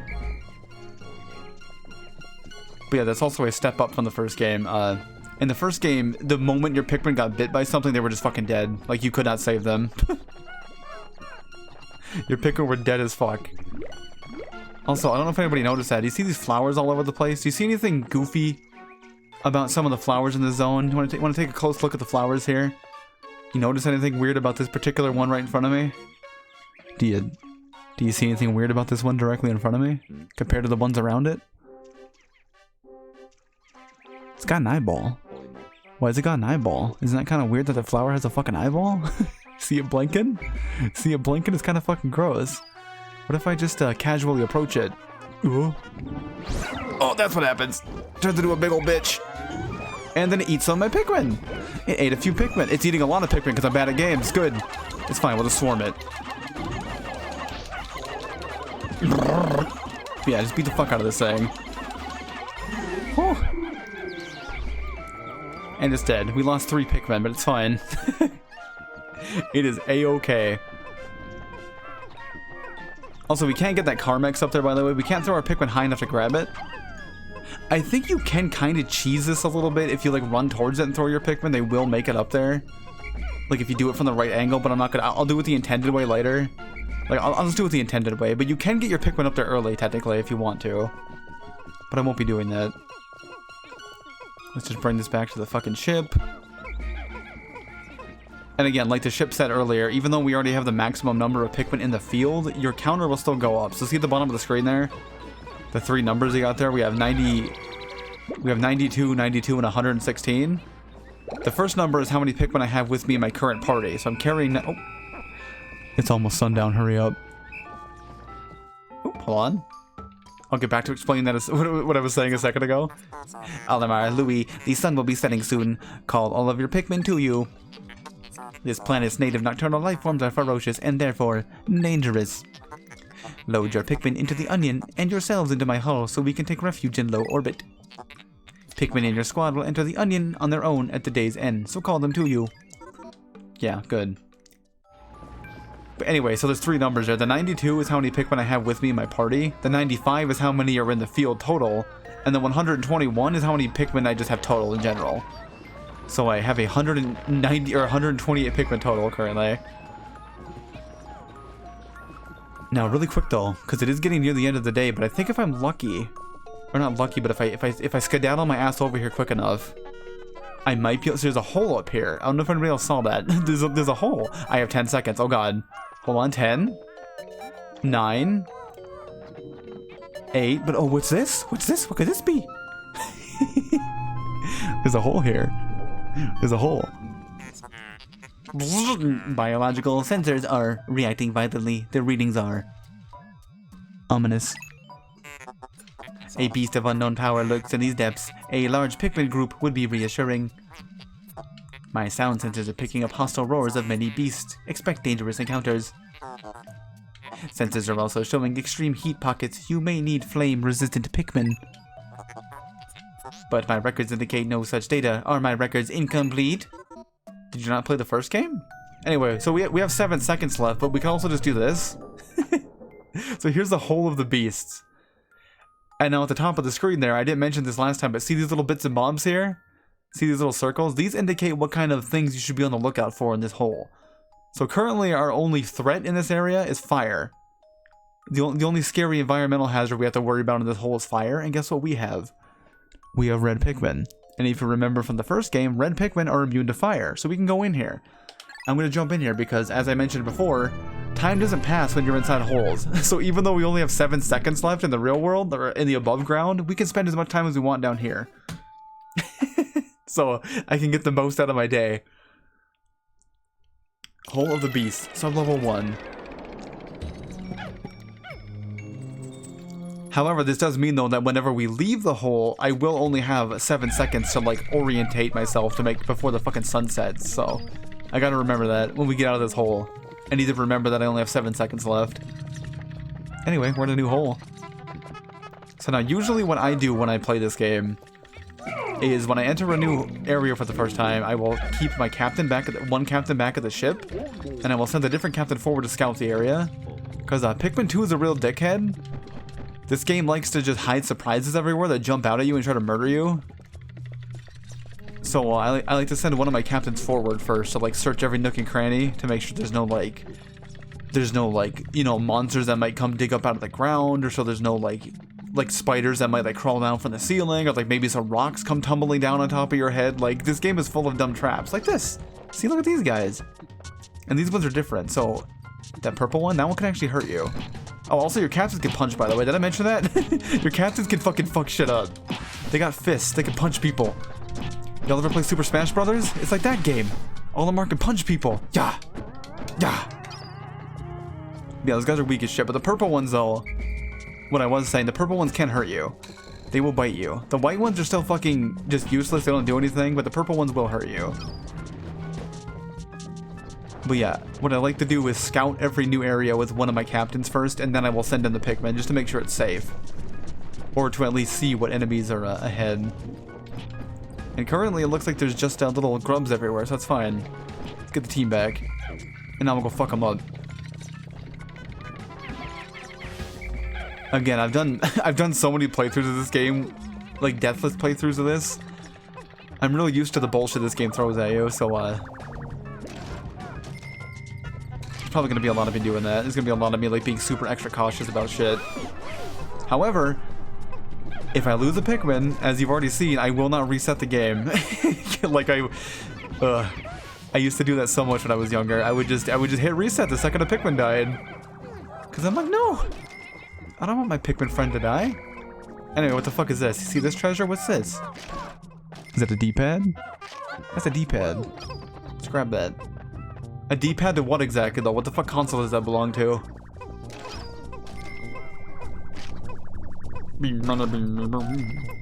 Gimme, gimme.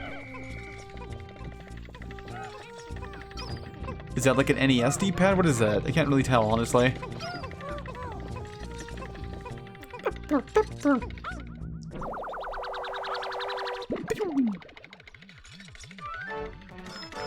It's worth 100 Pacos. Stone of Glory. Also, really quick now, I'm gonna exit this menu, and I want to listen to make sure and hear if that sound plays. A little noise. I want to see if it plays.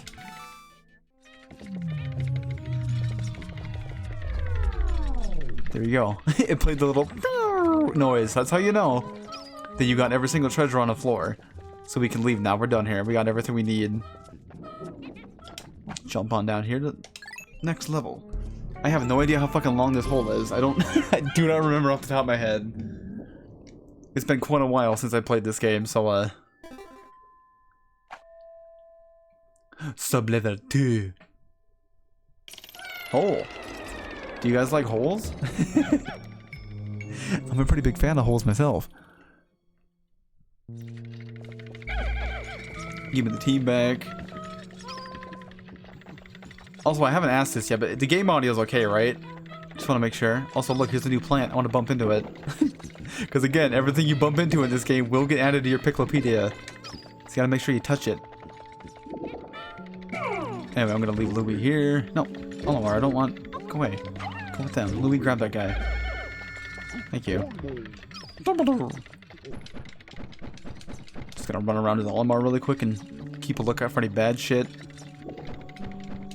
Because again, this might seem like I'm being paranoid, but like, trust me, like the farther you get into this game, you will run into so much bullshit. Like, this game will literally just drop boulders on your skull with no warning. It's real fucky. Also, here's some purple flowers. Oh fuck yeah, hold on. Oh, here's something there we haven't seen yet. Here's an egg. Egg? Little egg. I'll show you what that does in a moment. There's a hole. Is there no treasure here? I guess there's no treasure on this floor. Okay, that can happen sometimes. There are floors that just have no treasure on them. Here, come here. So I'm gonna yeet some of my Pikmin into here. Actually, I'm gonna... Here, hold on. Can I, like... You can, I forgot. You can use a D-pad. So in case you want to specifically use a leaf Pikmin or a flower Pikmin, you can use a D-pad to switch between the two. And I want to throw my leaf Pikmin in here. Because they're gonna return to leaf when I throw them in here, so... Fuck. Hold on. Damn it, I messed up. Hold on. Come on. No, stop it. You can throw up to 5 Pikmin into one of these flowers, by the way. Once you throw 5 Pikmin into them, they stop. They wilt away like that. There we go. Cool.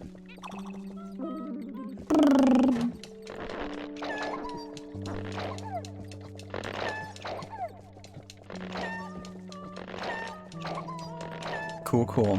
And now what I want to do, since there's an egg over here now, I'll show you this. So you can send your Pikmin at that egg, ye old egg, and they'll break it open, and then some nectar comes out.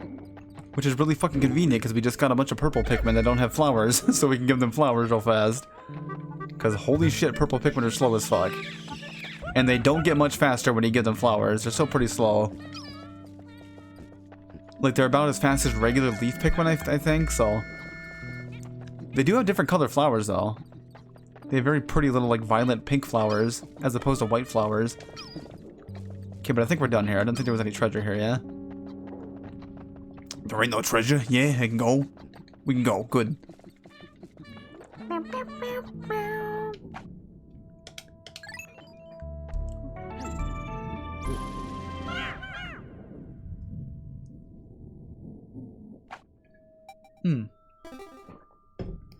I don't think the holes are randomized, right? Are they? Fuck, I don't remember, actually. Are there random layouts for different holes in this game? I genuinely don't remember.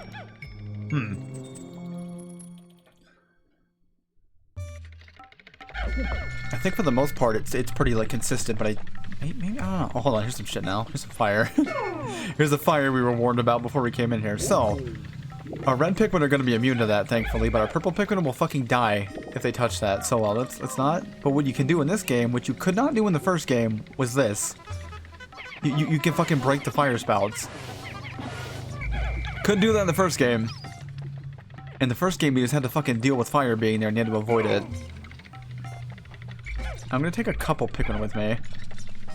Because I still want to scout the area, but also I want to destroy these fire spouts while we're moving through here. So I don't want to bring my entire group with me in case like some shit falls on my head or something, or like an enemy just comes digging up out of the ground. I'd rather not lose my entire fucking squad. Because there are things in this game that will kill your entire squad of Pikmin. Like they will, you will just lose 100 Pikmin instantaneously because some fucking giant monster just decided to step on your ass. This game's scary. I've heard a lot of people say this is like the hardest Pikmin game, but I feel like most of the difficulty honestly comes from like bullshit. Like, because I feel like the combat is so much fucking smoother and easier to do in this game compared to the previous game, so like it's super easy once you learn how to play it. Also, what the fuck is this? It's a floppy disk. It says Nintendo on it.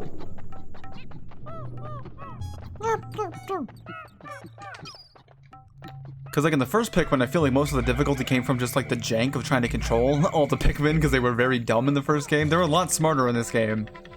They were a lot smarter and more cooperative in this game, and you have much more control over them than you did in the first game, so... I feel like most of the difficulty that people have with this one is simply just the bullshit that it throws at you occasionally, as opposed to actually having trouble playing it. The first game I can absolutely understand people saying it's difficult because it is, but it's only difficult because the fucking Pikmin are dumb as shit in that game. I think Pikmin 3 has the best balance of all the games. Like that one is just like... It's difficult, and most of the difficulty is bullshit related. It's just like actually like just tough encounters and shit. Pikmin 3 is fun. I like Pikmin 3. I still like Pikmin 2 better though. Anyway, here's a fucking Shogi. Is this Shogi? What is this? Strife monolith. I don't know what the fuck. What is this? Is this Shogi? Is it a bootleg domino? What is this? It's a Strife monolith with 150 Pokos.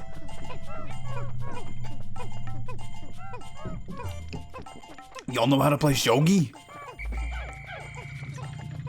I've watched a few people play Shogi, like other streamers that I watch. They fucking every time they. I watched a couple different people play Yakuza, and you can play Shogi in the Yakuza games, and not a single one of them learned how to play it.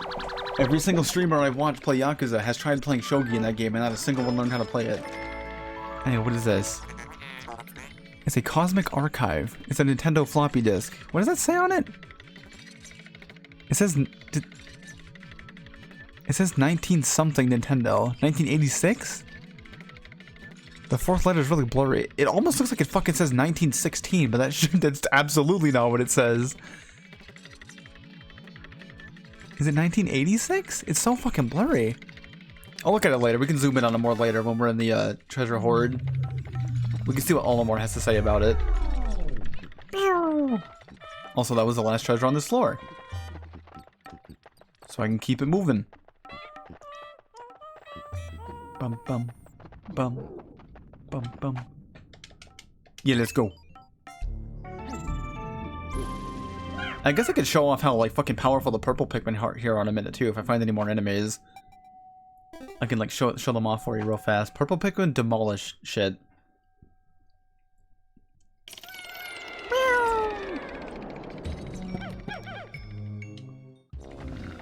Ah, we're immediately surrounded by monsters. Good. Okay, well, first and foremost, I'm gonna, here. Louis, protect the babies. Olimar, go be a meat shield really fast. Scout the area out. Make sure there's no bullshit waiting for me. Oh, here's a playing card. What is that? It's an ace of spades. There's an egg here. Also, the captains can break these open, too. Like, you can just punch. Again, captains can punch shit. They can break stuff. The captains aren't just dumb little babies. They can fuck people up if they need to. In case there's no Pikmin around. However, obviously, they do way less damage than a horde of Pikmin will. Oh, there's another candy pop bud here. Fuck yeah. We can get some more purple Pikmin, which is good. There's more nectar around, which is also good. Oh, here's these disgusting. These things are fucking. I hate these things.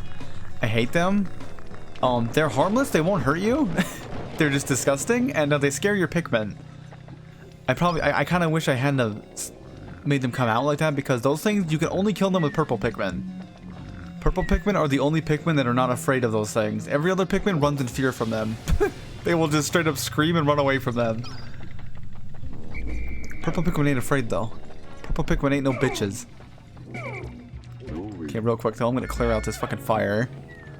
Just to make sure it's not in my way when I'm trying to do shit.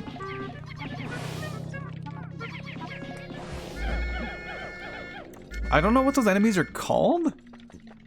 Off the top of my head.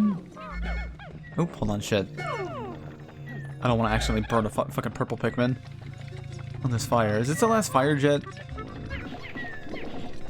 But yeah, those things can just spawn. Those little, like, weird, creepy, crawly things that we just saw. They can just sometimes come digging up out of the ground occasionally, and also they can come out of eggs from time to time.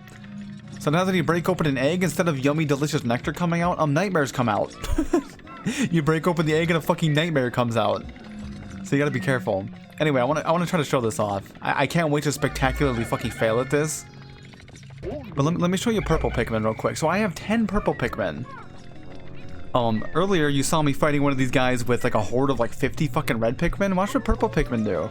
Look at these bastards. Look at that. Isn't that bullshit? Isn't that bullshit? Aren't purple Pikmin fucking overpowered as shit or what? Like, look, that was 10 purple Pikmin and I instantly killed that fucking full-ass grown Bulborb. And also a Game & Watch came out. Also a Game & Watch came out of its stomach. That can happen in this game. Sometimes just you kill a monster and it spits up a fucking treasure. Speaking of treasure, hold on, I'm gonna get this card really fast. Give me that. There we go. Got a playing card, and over here's a fucking Game & Watch. Does anybody ever have a Game & Watch? I never owned one when I was younger. Like, I think I knew somebody that had a Game & Watch, but... Oh, pardon me, it's a Nintendo playing card. And it's worth 140 Pokos for some reason. Luck wafer. It's a luck wafer, everybody. Good. But yeah, I never had a Game & Watch of my own when I was younger. I did have some of those weird... I have like a watch. I have like a weird little like wristwatch that you can play like a shitty Mario 3 fucking game on. Oh, sorry, pardon me. Dream Architect. This is Game & Watch. It's the ball game, I think? It says ball on the top, right? You can't zoom in on the treasures on the screen, sadly. You have to wait till you go to the treasure hoard to zoom in on shit. But yeah, 280 Pokos. It's expensive. And then a full-grown Bulborb is worth 7 Pokos. Cool, cool. Before we leave, though... Before we leave, there was that purple flower back here. I'm going to go here real quick, and we're going to get 5 more purple Pikmin. You want to do these whenever you see them. Because even though I'm going to not use purple Pikmin too much when it comes to combat, you do want to build up your purple Pikmin stocks as much as possible, because you do need them for something later on in the game. You do just straight up need like a shitload of purple Pikmin. So you should always, whenever you see a purple flower, you should just, no matter what, just yeet some different Pikmin into it and get some purple ones in return, because you do need them. They're very helpful little buds. Also some nectar over here real quick, good.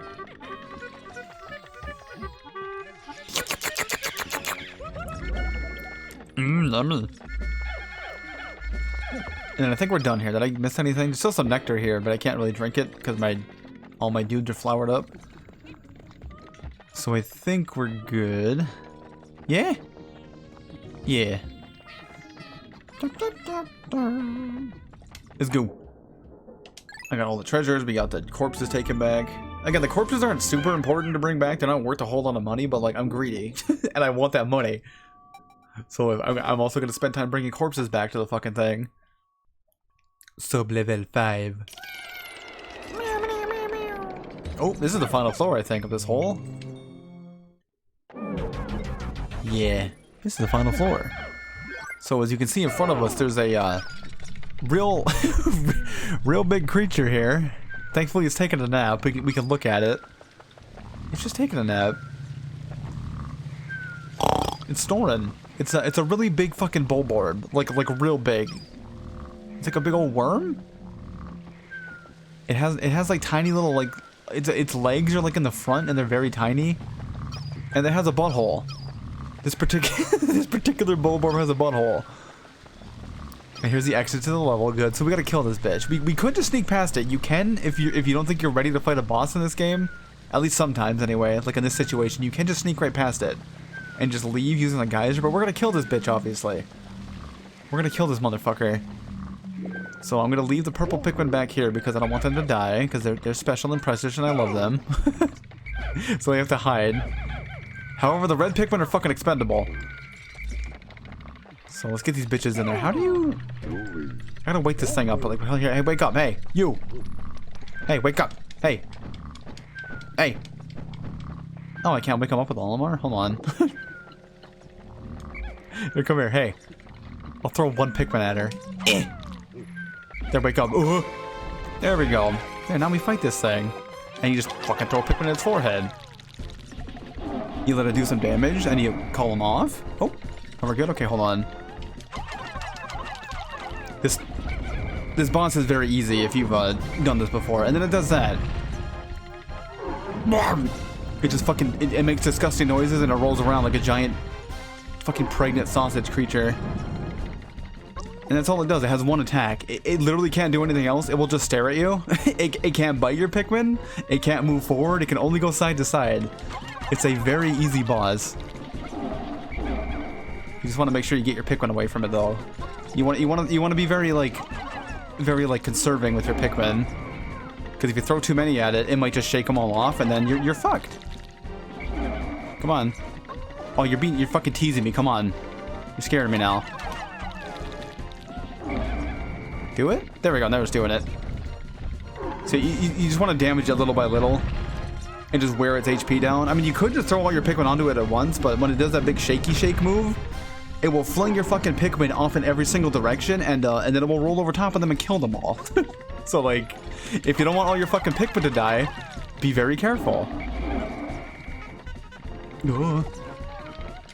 And as you can see there, sometimes one of my Pikmin, like, run past. Like, sometimes when my Pikmin are, like, running past it and, like, going underneath its belly. You do not want your Pikmin down there.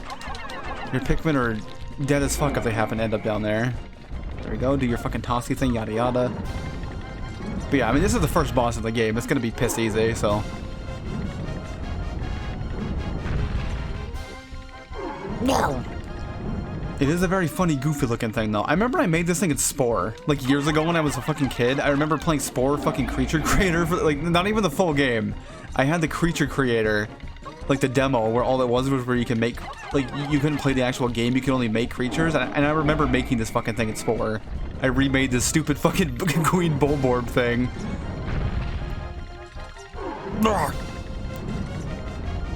It was, like, one of the first fucking things I made. God, I miss Spore. Can you imagine a world where Spore didn't fucking suck ass? Could you imagine a world where Spore wasn't like this half-ass fucking game that was actually good? I say that as a person that played the fuck out of that game when I was younger. I played so much goddamn Spore. Like, so much of that game. Oh, get away from there. Whew.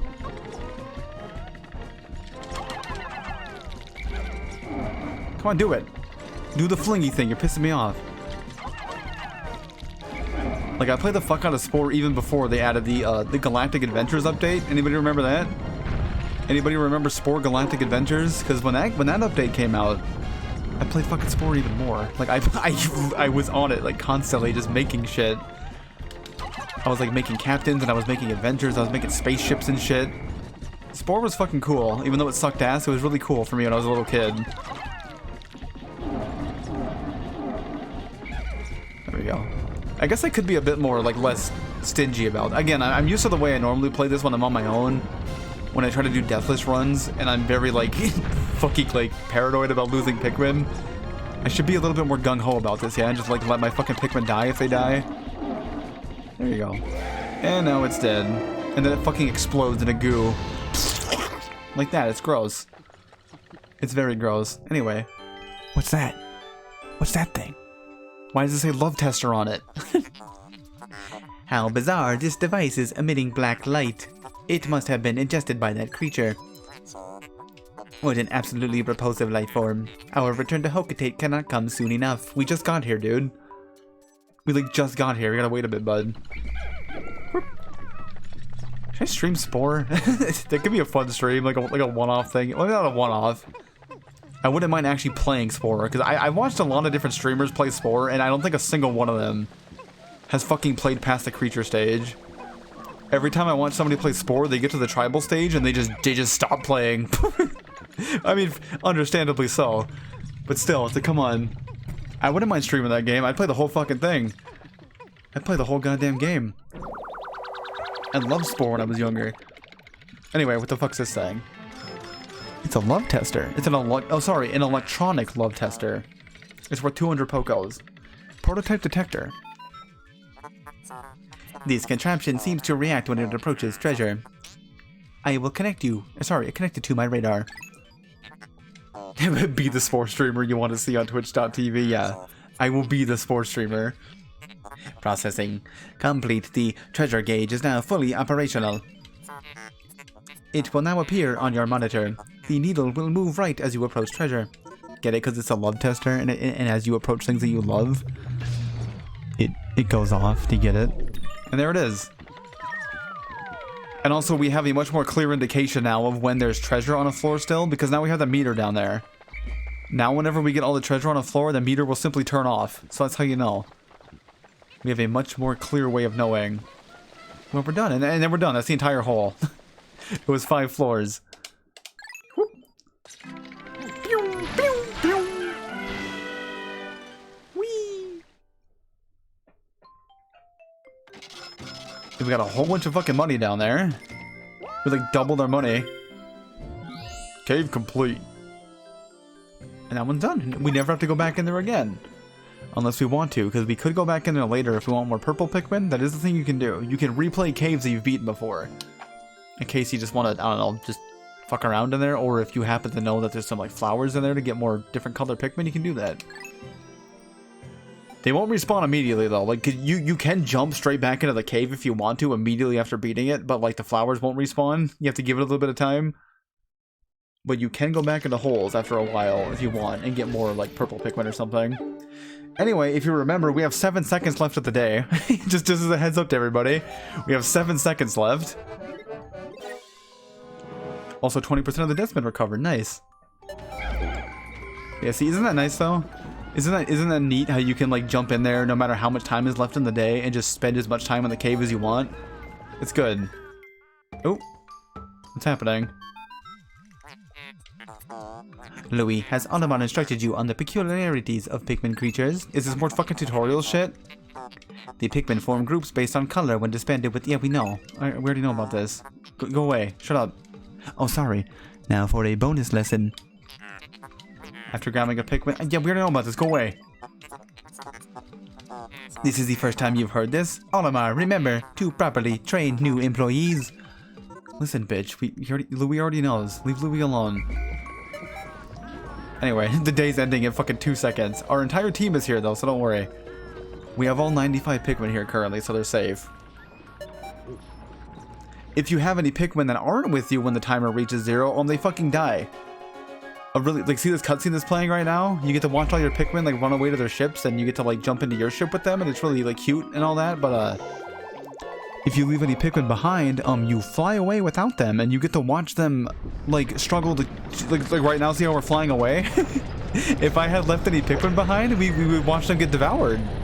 We'd watch them get murdered by those creatures right there as we fly away. But thankfully, we didn't leave anybody behind, so we're good. And that was day number 2. Very eventful day number 2. We're 20% done with the debt already, and it's only been 2 days. Shoop. And there's our Pikmin numbers. That thing went up good. We have 103 red Pikmin now, which is dope. And 25 purple Pikmin. How's progress, Olimar? Remember, you'll never get anything done if you sit back and watch from afar. I can't fucking read. Be sure to hold R occasionally for a close-up view of the action. I think I've already done that before. Did I show that off yet? I think I did. I don't think I mentioned what it did though. I think I just did it like subconsciously without actually saying it. If you hold R, the camera zooms in like over the shoulder a little bit, which is neat. Oh boy. Anyway, treasure time. Ignore that fucking message at the top of the screen. Don't worry about it. Alright, we got a whole bunch of new fucking treasure here. Ready to listen to me talk? Ready to listen to me fucking to talk about shit for 15 minutes? It's that time of the stream. So here's the sunseed berry that we found. Here's Olimar's notes. I found this fascinating fruit while exploring today. The skies cleared up and I felt peaceful watching the pink flower petals flutter in the wind. During this perilous expedition, it seemed strange to have such soft-hearted romantic thoughts. If I told my wife about this, I'm sure I'd get laughed at. Again. Good. What else do we got? We got the luck wafer. What do you gotta say about this one, Olimar? Our fucking Nintendo brand playing card. What do you gotta say about this, bud? What a strange pattern. When I look at it, I can feel good fortune smiling down on me. If I could just buy a lottery ticket right now, I'm sure I'd win. Do it. Do it. Go buy the lottery. Do it. Also, here's this thing. Here's the fucking shogi. It's shogi, right? Is that the name? Or no, am I thinking of a different thing? It's shogi, yeah? Shogi? Shogi, I hardly know her. Strife monolith. Computers view the world in ones and zeros, but my people are different. Our world isn't simply black or white, right or wrong. Everybody is different. One day the ship will understand that, and maybe one day it won't give me sass when I ask it to collect a slimy specimen. That didn't really give me any information about this item, Olimar. That was a lame fucking description. Here's the Game & Watch, though. Here's the fucking Game & Watch that we found earlier. Yeah? I can't really... It says ball on it. I don't know what that means. It's got game A, game B, time. Is there 2 different ball games? Again, I never fucking owned one of these things. I never owned a Game & Watch. At night, I have nothing to do to keep me occupied. I've been searching for something to dull the boredom, but every time I find something I want to play with it, it's broken. Sorry, what I'm playing with is broken. This object is a great example. It looks fascinating, but I can't get it to function. I guess all I have to do is write in this journal. Good. Here's a giant D-pad that we found. It's just a D-pad floating around by itself. This is a peculiar object. Just looking at it fills me with a powerful sense of nostalgia. Now that I think about it, the Pikmin had a curious look on their faces when they carried it. Or maybe it was just my imagination. Is that the limited edition Mario 35th anniversary? No. This is just the ball. This is just a ball Game & Watch. This ain't no fancy one. This is a regular ass Game & Watch. This ain't no fucking Mario. They made a Zelda one too recently, didn't they? Yeah? Didn't they make a fucking Zelda Game & Watch? I don't know. Anyway, here's the Cosmic Archive. Now, what does this say on it? Hold on, I was trying to read this earlier. 1986. Gotcha. Okay, that makes more sense. I don't know why the 8 is so crushed. Do you see that? Like, why is the 8 so fucking crushed in 1986? It's like super squishy. Anyway. The cave we searched today was lined with flame-spewing spouts. The temperature in the cave was absolutely stifling. Oh, that reminds me. I completely forgot to tell Louis about Red Pikmin. He's so quiet, I sometimes forget he's even there. This item is salvaged from the cave. Sorry, this item I salvaged from the cave. Cave seems to be some kind of storage device, but I have no way to play back the contents. It's a floppy disk. Does anybody own any floppy disks? I don't think I think maybe when I was like really young, I knew some people that had floppy disks. I don't think anybody fucking has them anymore. Oh, hold on, really quick. Let me zoom in on this. Let's zoom in on the love tester. There it is. There's our fucking love meter. Again, this thing is a really useful tool. It shows us where treasure's at. It beeps the closer we get the treasure.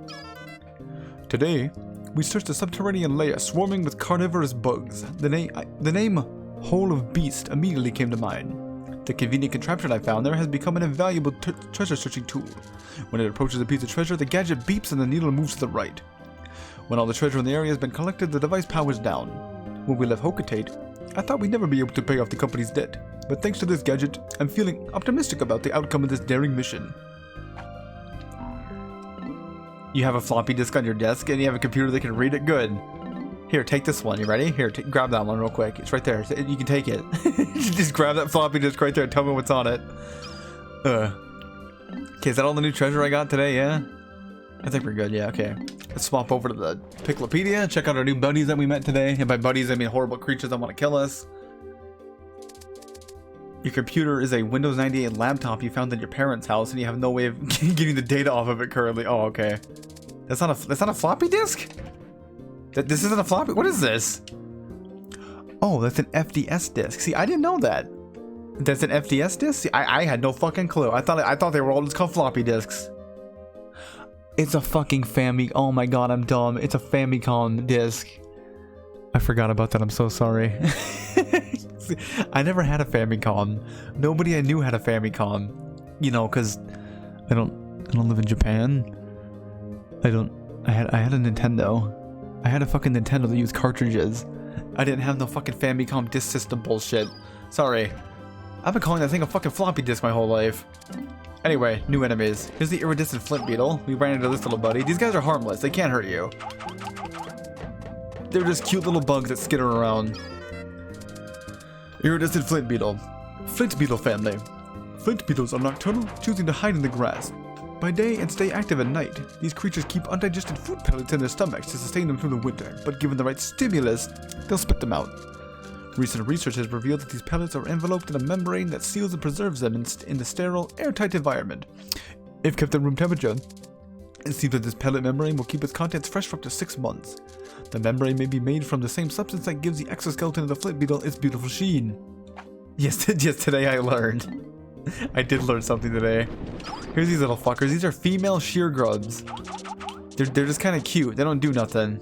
They just kind of like skitter around and look cute. Shear grub, female.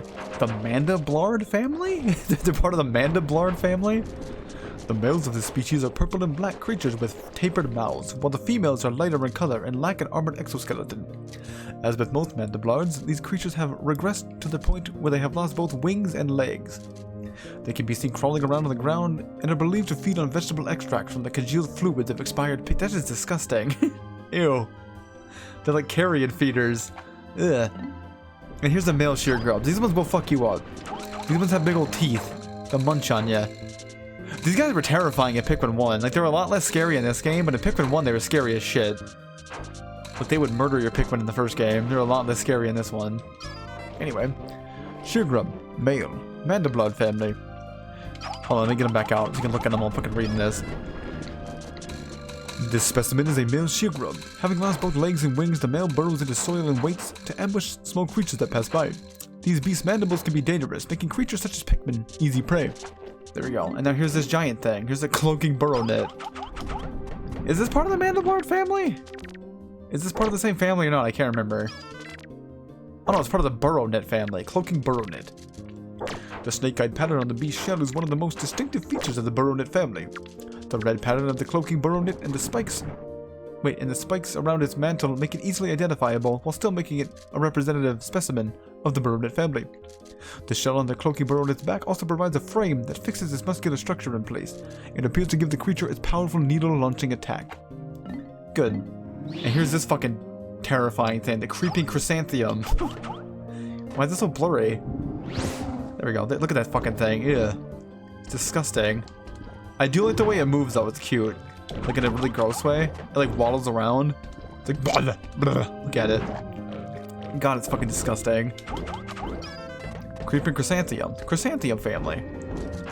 Like Pikmin, the creeping chrysanthemum is a member of a group of creatures with ambulatory root structures. God, I can't read. This creature is known as a mimic but because it is actually a form of plant, this label is not entirely accurate. For unknown reasons, the creeping chrysanthemum's mimicry does not fool Pikmin, perhaps because they share the similar heritage. It relies on preying upon other creatures to provide sustenance, so it has no need of leaves for photosynthesis. Generally speaking, the role of plants within an ecosystem as the producer species, and thus... What the fuck am I reading? Hold on. Generally speaking, the role of plants within an ecosystem is as a producer species. God, I misread that. Okay, I was confused. And those plants are generally found at the bottom of the food pyramid. However, on this strange planet, the line between producer plants and consumer plants is blurred. Uh-huh. Here's the unmarked spectralids. Here's the butterflies we saw earlier that we murdered. There's yellow ones, and there's red ones, and there's purple ones. Unmarked spectralids. Flitterby family. When strolling through the forest of this planet, clouds of these creatures are seen dancing overhead, like flower petals drifting in the breeze. The sight of flutterbees dancing in the lush green undergrowth is unforgettable. Flutterbee collectors drool over specimen... Wait, what? Flutterbee collectors? Who are the Flutterbee collectors? Olimar, we just... Again, these journal entries are weird. What do you mean there's Flutterbee collectors? We just got here. You're the only person on this planet currently besides Louie. What do you fucking mean there's Flutterbee collectors? Whatever. Flutterbee collectors drool over specimen sample boxes lined up in order, highlighting the slight color gradation changes from blue to red to yellow.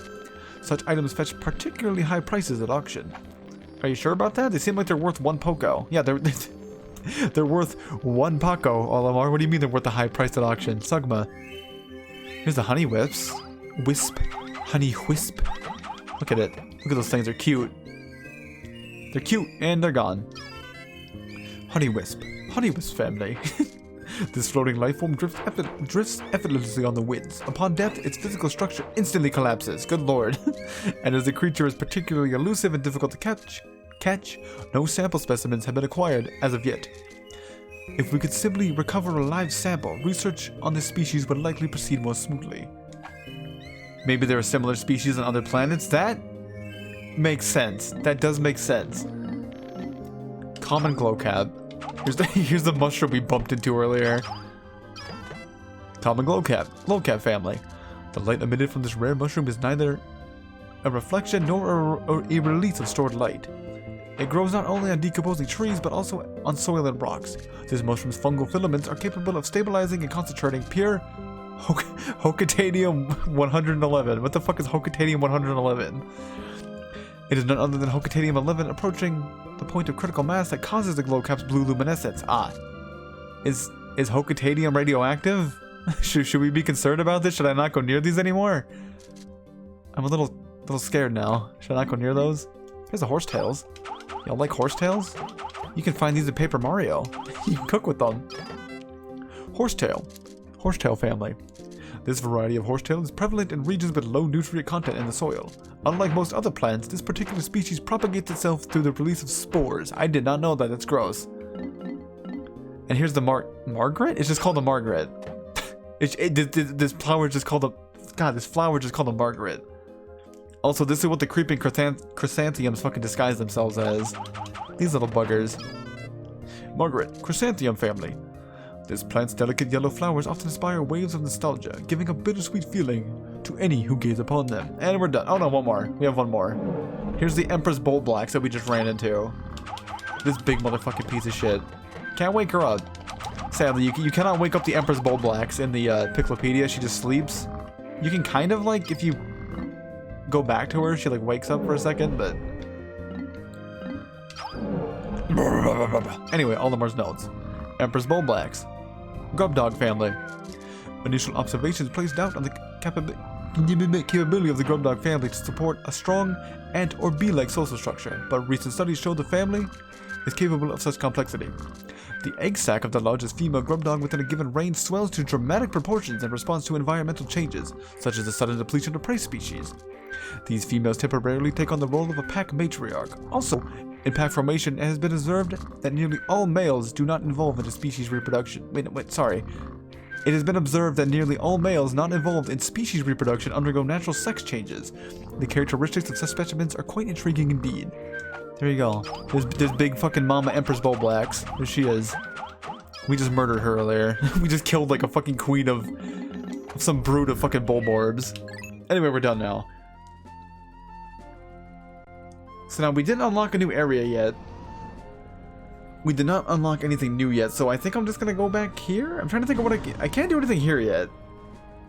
I'm pretty sure Valley of Repose has nothing for me to do at the moment, so I'm gonna go here instead. Let's just go back to, yeah, there's more shit we can do at Awakening Wood, so we'll head back here.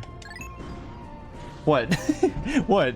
What about that description I just gave is confusing you? What about it? Is it about the egg sac swelling to dramatic proportions? Is it about the sex change? Is it about how I murdered an entire colony of Bulbors by killing their queen? To be fair, clownfish do something similar, yeah. Lots of species can do that. It's neat. It's a neat little thing that all sorts of creatures on the planet can do. It's weird. Anyway, I'm gonna bring 70 of these buggers with me. Bring out 70 Pikmin. We'll do some more exploring. Let me dig up this really fast. Just to have some nectar here in case I need it later. Oh, also, as you can see, my radar is beeping at me. See the little needle in the bottom right? It's beeping. That means we're getting near a treasure. But where the fuck is the treasure at? Do you see a treasure anywhere? I don't. Apparently there's a treasure here. We'll find out more about that later.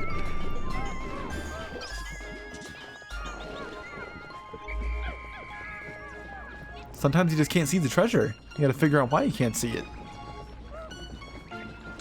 Oh god, hi, it scared me.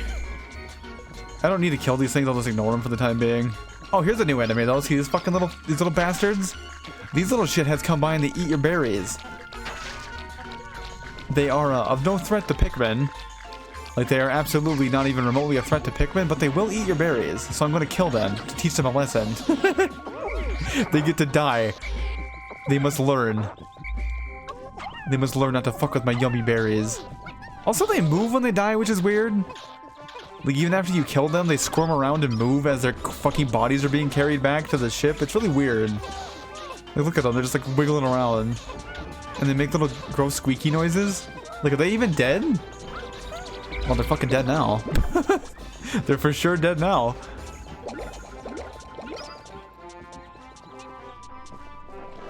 Bum bum bum bum bum bum boom. The car mix is still up there. We can't get that yet. Oh, do I have enough red or purple Pikmin to I didn't even think about that shit. Louis, here. Wait here. All I'm orange gonna go back real fast. How many purple Pikmin do I have? I have 25, right? Yeah, is that gonna be an yeah? Oh yeah, 25 purple Pikmin's worth 100 or 250 regular Pikmins. Yeah, I can crush that. Yeah, we're good. Hold on, because how much did I need to crush that again? Was it? It wasn't 300, was it? Fuck. Actually, hold on. I need to, here, go away. You guys go away. I don't need you right now. Go away. You guys go back in the onion. Go back in the onion. Go meet your buddies. Is Louis okay? You doing okay over here, bud? Yeah, he's fine. Just making sure. Because this is 250, and then I have 70s. Oh shit! Wait. Oh, I don't have all purple. Or I don't have all flower purple Pikmin? I thought I did. Weird. Well, now I do. Cool. Yeah, this will be enough to crush that bag, hopefully. That fucking paper bag. Actually, you know what? Really quick while I'm here, sometimes a beetle will spawn up here. A really rare beetle. I want to see if he shows up. Go up there, buddy. Is he up there? There he is. Look at that. That's a golden beetle. These little fuckers give you really cool loot. There we go. Nice. Look at that. Give me some more nectar. Give me some red nectar.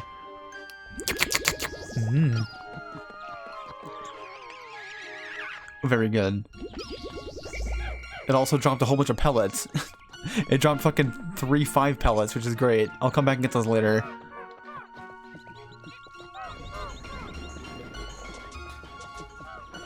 Also, purple Pikmin are really good at taking out those beetles, by the way, because normally with Pikmin, you have to land a Pikmin directly on top of the beetle to flip it over. But with a purple Pikmin, since they, like, shake the ground when they, like this, see, listen? They, like, hit the ground with a big, large thud. They shake the entire ground. They can flip over beetles without landing directly on top of them. They're real good. Shit, hold on, let me... Start all the purple boys up here. Oh, all I need is the purple boys. Never mind. I thought it was 300. It's only 200. Cool. Doop-a-doop-boop. I'm going to leave the purple guys here. We're gonna go swarm this fucking thing. I should be able to kill him before it takes out my Pikmin, yeah? Get him! Yeah, fuck him up, get him, yeah!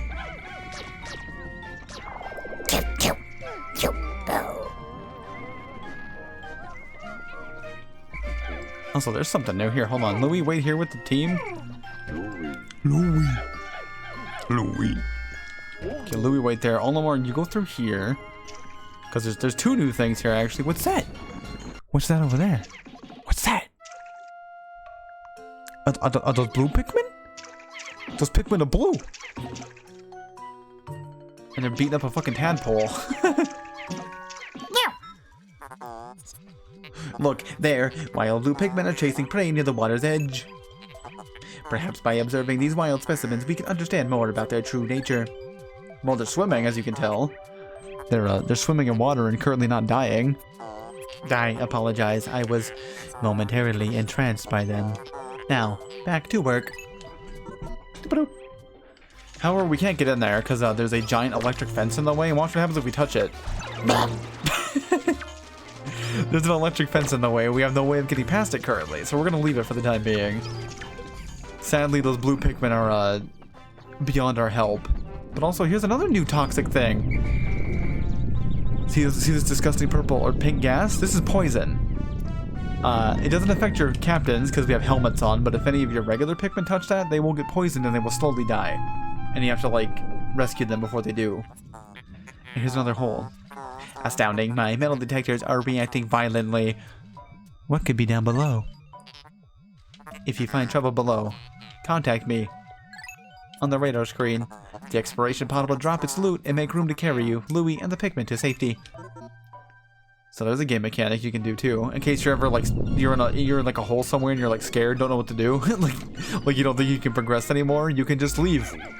You can just leave the hole whenever you want. However, you will forfeit all your loot. Oh no, we can't do that yet either, huh? Fuck. So yeah, so we can't break open this fence. And we can't break open that other fence because we don't have a way to deal with poison. Here, let me show you what happens if I throw a Pikmin at this really quick. I'll show you what happens if a Pikmin touches the fucking poison. Just to demonstrate. So you throw that bitch over there. Don't go get it, buddy. Come on, go do it. It's safe, I promise. He's too smart. He doesn't want to do it. He's too smart. Go on. There you go. They do that. Emergency. Pikmin are suffering. If you blow your whistle, you may be able to help them. And that's all you gotta do. You just blow your whistle. And suddenly, boom, poison's gone. I don't know why. But if you blow your whistle, they just suddenly are no longer covered in poison.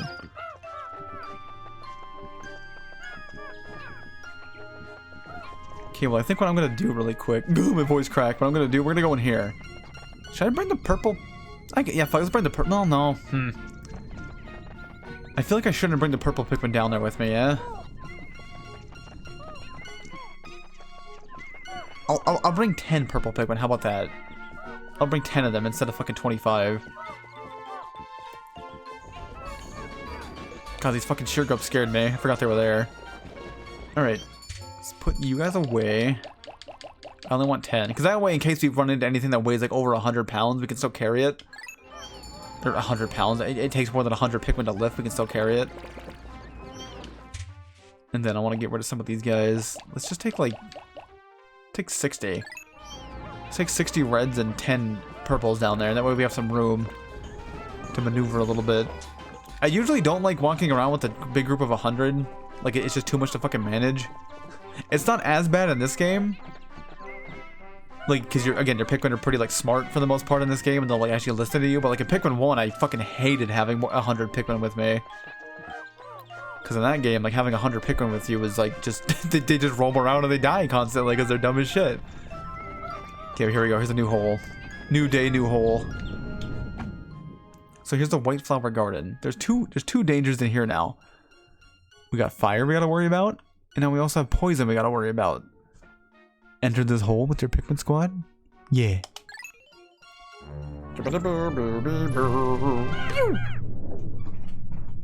Eh.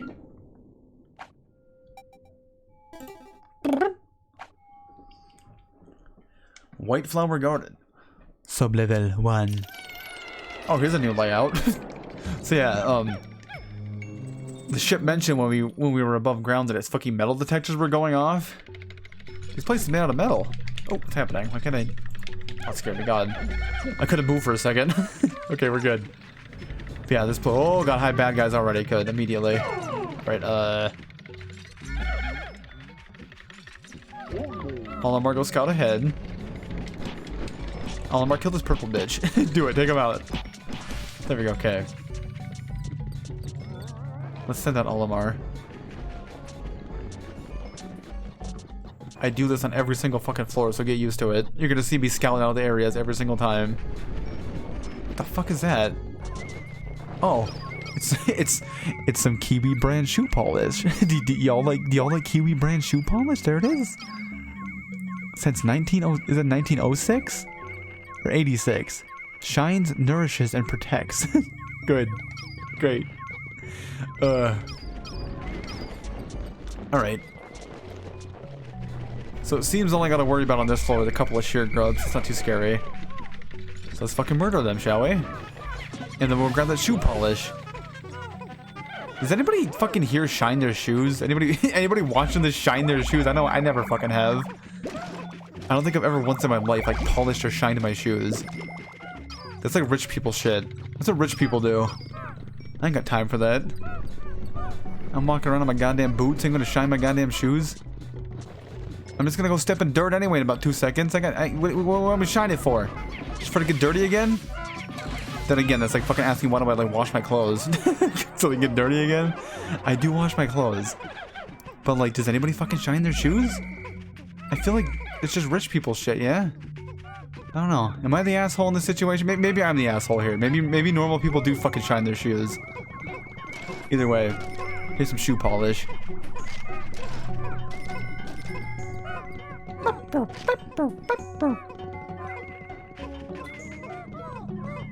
you think fucking Pikmin 4 is coming out anytime soon?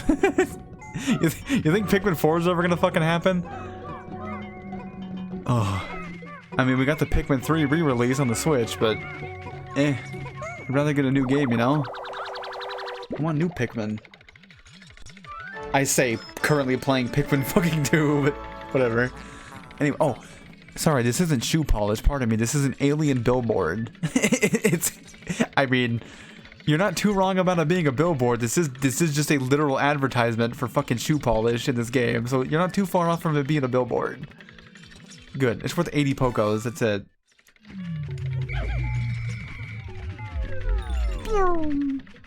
And that's it. That's floor number 1 done. Easy peasy. Also, be careful here. So in this game, you press A to throw your Pikmin, right? In this game, you also press A to go in the hole. I can't tell you how many times when I was younger playing this game where I'd be running towards a hole and I would press A on the hole, but I would be slightly not close enough. So instead of going in the hole, I would grab one of my Pikmin and I would fucking yeet them off the cliff and they would just die. So make sure you're real careful. Usually what I do is I approach the hole from behind just to make sure. Just in case there's some freak accident where maybe I don't access the hole and I do throw my Pikmin, at least I'm throwing them that direction. So just make sure you're careful about that. Make sure you're real careful about when you press A if you're near a cliff. Because you might just throw your little buddy off the fucking side of that cliff. And that's horrible.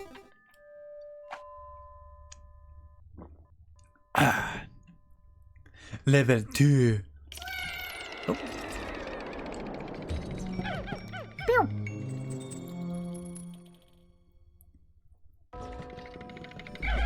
Gimme. Let's see. Alright, oh, we got some new enemies. there's a couple of new buddies. These guys are, These guys aren't normally too much of a dangerous thing, but since there's cliffs everywhere, they can kill a lot of my Pikmin. Just banging your shoes together to knock the dried off dirt up, count as shining them? Yeah, I'll count that, sure, why not? That's what yeah, that's what I do too. It's like, why spend the time fucking shining my shoes if I can just fucking, you know, I could just bang them together. But this is a blowhog. These little fuckers, they breathe fire, which is, you know, is no big deal since our Pikmin are immune to fire. But the problem with these guys is that if you get too many Pikmin on top of them, they'll do some yeehaw bullshit. They'll buck. They'll buck like a fucking horse. And they'll launch your Pikmin directly in front of them. So if there's a cliff in front of you, they'll launch your Pikmin directly off the cliff. You gotta be real careful. So again, just be real sparing here with the amount of Pikmin that I throw, and then call them back before they buck. See, like that. You just gotta be real careful. Also, Olimar, however, is not immune to fire. Not like that. Yeah, Olimar's not immune to fire. And also in the bottom left there, in case nobody's paid attention to that yet, there is an HP meter. Your captains do have HP.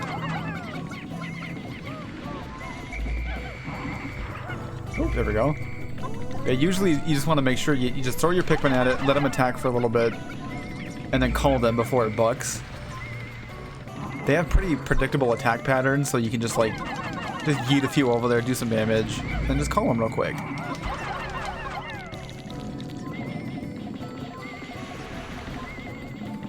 And that one's dead. Got one more to go. But yeah, your captains do have HP, so you gotta be really careful, because if your captain dies, they're just gone. They're gone for the rest of the day. They have to go back to the ship, and they have to rest until the next day. You do get 2 captains, though. You do get 2 captains. Ooh, that was close, God. Okay. Now we'll drag their fucking corpses. Gimme. Also, what's that shiny thing? What's that? It's a shiny rock. It's gotta be worse than Pocos, yeah? Pocos? I still don't know how you pronounce that. I think it's Pocos.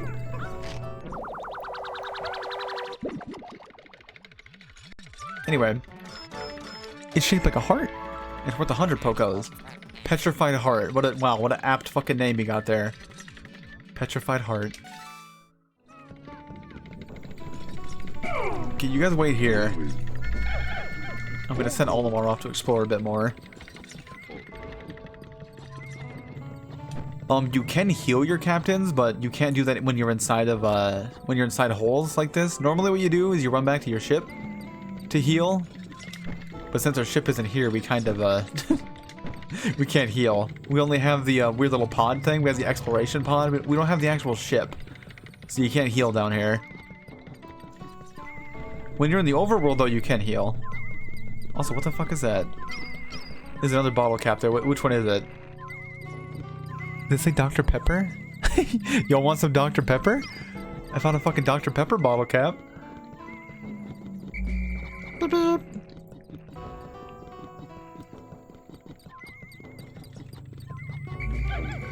Cool, so I think we're done on enemy. I think all the enemies are gone. All the traps are gone if there were any traps. So we can go grab that real quick. That thing shouldn't weigh very much. It's a fucking bottle cap. Beep, beep, beep, beep, beep. Yeah, it weighs 4. It's fine.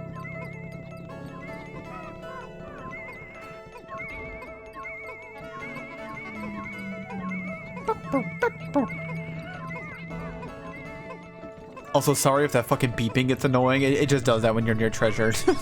Like, if you're near any kind of treasure, your fucking radar thing beeps like crazy. Anyway, though.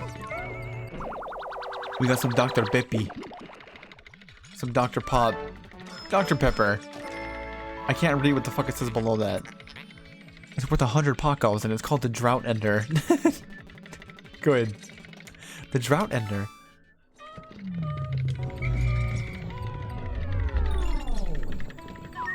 So far, we found fucking 7-Up and Dr. Pepper. And we're done on this floor, which is good. Sorry, I'm like looking at my OBS capture compared to my game capture. It is running slightly slower, it looks like, which is weird. I like just now noticed that. It's like slightly... It's fine, don't worry about it. I mean, I guess that makes sense that my fucking... My actual like game would be running more smoothly than my OBS capture would, yeah? Anyway, we're going in.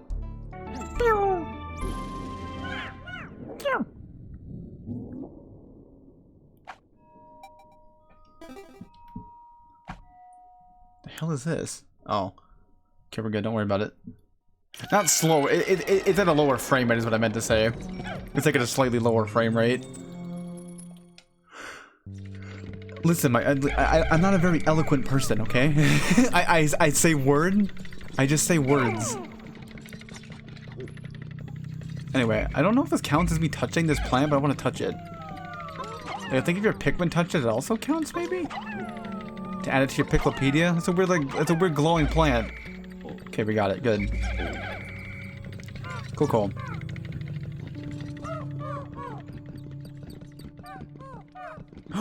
What's that?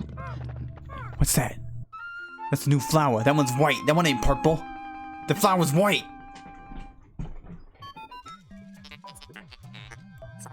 How can a flower so deep underground bloom so robustly? How mysterious. This is literally the second time we've seen this, you stupid ship. What do you mean? This place is conspicuously warm. Could it act as a kind of hothouse for foliage?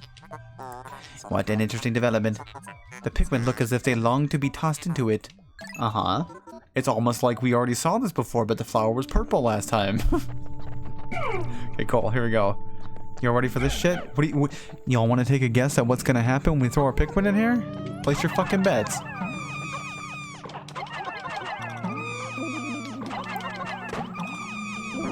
There we go. Is there any nectar around here? I would enjoy having some nectar to give to our buddies once we pull them out of the ground. Nectar? Oh, there's some. Hold on. No, come here. There we go. A single drop of nectar. Good. Is there any more honey wisps anywhere? So I can get some more nectar, please? My Pikmin's gotta eat. They're gonna be hungry when they come out of the ground. I mean, I could sit here. I could just sit here for an extended period of time and wait for them to bloom. but like, I'm not gonna do that. I'd rather not fucking waste everybody's time. Alright. Oh wait, no, here we go. Louie, come here. We gotta pick these bastards. These ones are cute as fuck. Are you ready for these guys? They're super cute. Look at him. Look at it. And then it burped. It just vomited fucking poison. Incredible. A white Pikmin. It is tiny but looks distinctly swift. Its eyes are an unseemly red. This type of Pikmin was not mentioned in your notes, Olimar. It must be an entirely new type. Our data record on this type is a blank page, since a certain captain never documented them. It looks demonic. It looks cute. It looks cute. You must experiment and make detailed observations for the benefit of future generations. Look at it, it's cute. Come here. Cool, cool. But yeah, so like the not the captain, like the ship just said there. So the ship said it looked like it was smaller and they are faster. That is very much true. I think white Pikmin are like half the size of regular Pikmin. Like just physically, their bodies are like half the size. Yeah, look at that. Well, maybe not half the size, but they're definitely shorter than the red Pikmin. But they're smaller and they are much faster. Like white Pikmin are fast as fuck. They're really quick. Like here's how fast they are even without them being flowers. Like they're about as fast as like regular flower Pikmin. They're slightly slower than regular flower Pikmin, but they're about the same speed. But you can give them nectar, and then suddenly they go fucking Mach 5. Look at that. Look at them. Look at these little fuckers. They're so quick. Look how fast they are. I love white Pikmin. They're cute. They're fast. They're super useful. Look at them. Am I losing, Father? No, I'm winning. I'm winning, son. I'm not losing. I'm winning. Look how fucking quick they are, though. Oh, I love white Pikmin. They are weaker though, I believe. I'm pretty sure they do less damage. Like I'm pretty sure they're like the weakest Pikmin type physically for fighting. But they're really quick, and also they have a second function. You want to see it? Want to see this shit? They can dig. They can find hidden things underground. Amazing. The white Pikmin have unearthed a treasure that was completely buried in the ground. Perhaps those beady red eyes of theirs allow them to sense objects buried in the dirt. That's what they're there for. Their eyeballs let them see that. Hold on. Is the stream buffering for anybody? Not me. It looks fine on my end. OBS is saying it's fine on my end. If it is buffering for you though, I'm sorry though. Anyway, they can do this. They can dig. So let's get our Pikmin back over here. You might want to it might have been from earlier when I dropped like 800 fucking frames. That might be why it's buffering. Maybe it's still trying to catch up from then. From when I dropped a bunch of frames earlier. That was like way at the beginning of the stream. Because it's been stable since then. It was only at the very beginning where I dropped like 800 frames for like 2 seconds and it fixed itself, so we should be good. It might also be your internet, maybe? Don't know. Anyway, we got some tape. We got a big old roll of fucking gamma tape. Gamma balls. God damn it. I used to be a robot, now I'm in fucking tape form. I can never get a break. Please help me. Nice. Anyway, tape. It's only worth 80 pokos. Super stick textile. Am I gonna try to get 100 purple Pikmin? You fucking bet ya. This is a 100% playthrough. That's what we do here. That's what I fucking do here on this stream at 100% games. I already have 25 of them. I've already got 25 purple Pikmin, so we're a quarter of the way there. Because yeah, I mentioned earlier that you need I mentioned earlier in the playthrough that you do need to build up your purple Pikmin stocks. You need at least 100 of them for a thing later in the game. So that's why I'm going to make sure I'm real careful with them. I don't want to lose any of my purple boys. Anyway, we're done here. Yeah, I want to double check. Are we done? Yeah. Okay, we're good. Let's go. Yeah, white Pikmin are super useful for a multitude of things. They're really good workers because of how fast they go. If you need to get something there, if you need to get something somewhere really fucking quickly, white Pikmin are your answer. You want them. They're real good. I'm gonna try to get lots of white Pikmin too, even though they're not as essential as like white Pikmin. Honestly, for the most part, you never really need like right now I have like 15 white Pikmin. That's probably all you ever need. Like honestly, like to get through this game, you pretty much only you really don't need more than like 15 white Pikmin. But I still want to get more of them because I like building up my Pikmin stocks. But you see these fucking things here now, these little weird orangey purple pink fucking emitters. They make poison come out, but thankfully, guess what we just got? We just got some white Pikmin. They're immune to poison. Look at them. Look at them go. They're so fucking useful. They're fast. They're agile. They can dig underground. They're immune to poison. They're great. However, they suck fucking balls at fighting.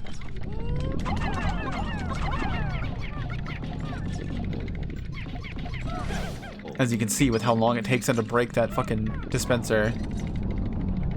You always saw those as tape rolls? Me too. I always thought they were like red electric tape when I was younger.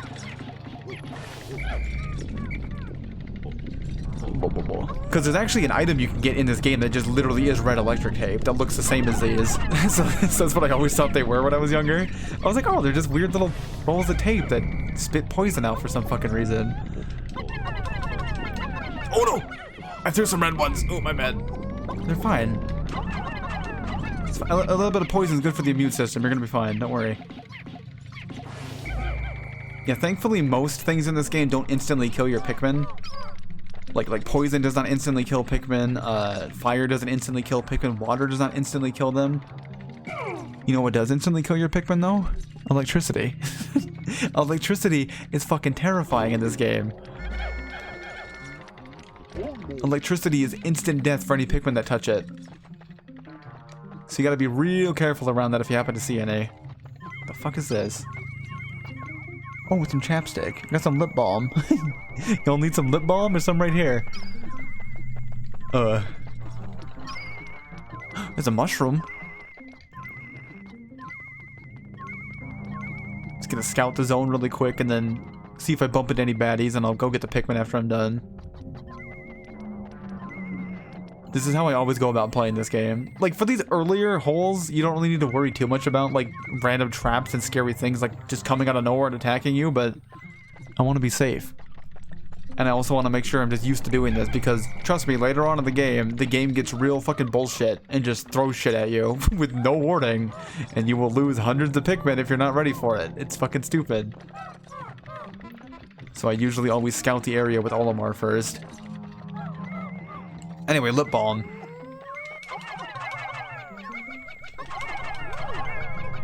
Grab it.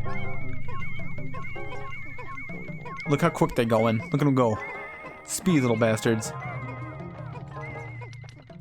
There's also a mushroom up here? Oh.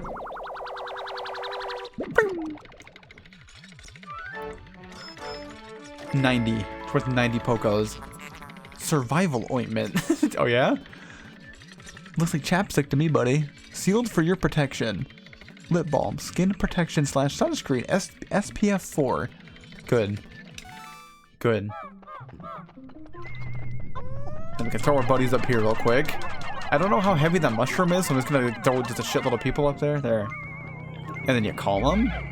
And you guide them up there with the C-stick.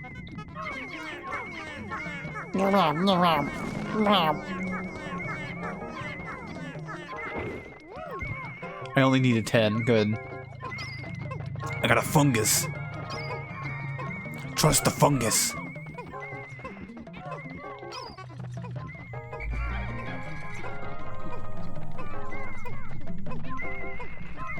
Go away. I don't want to be that close to the fucking mushroom. It's making my stupid treasure tracker beep constantly. That's the only annoying thing about the treasure detector is that holy shit, it is just so obnoxious because it beeps constantly. It's like the same reason that I kept... That's something worth 30 Pokos? Oh. Because it's toxic. It's a toxic toadstool. I understand why it's not worth shit. But it's like when I played Breath of the Wild and I had my fucking Sheikah sensor turned off the entire playthrough because like I hate the beeping. It fucking drives me insane. Wait, can you... I don't think you can turn it off. Hold on, let me show you this. I don't think I showed this off yet. So over here, here's your exploration kit. This shows all of our stuff. We have 2 things so far. We got the treasure gauge, and we got the sphere tower. Look at all this other shit that we can get. There's a whole bunch of cool tools you can get in this game. We only have 2 of them so far. And we also have 5 ultra spicy spray. But you can't... I was gonna see if you could disable the radar or the treasure tracker like on this screen, but you can't. I guess it's turned on permanently. That's fine though. So we can't turn it off. You just gotta deal with the beeping.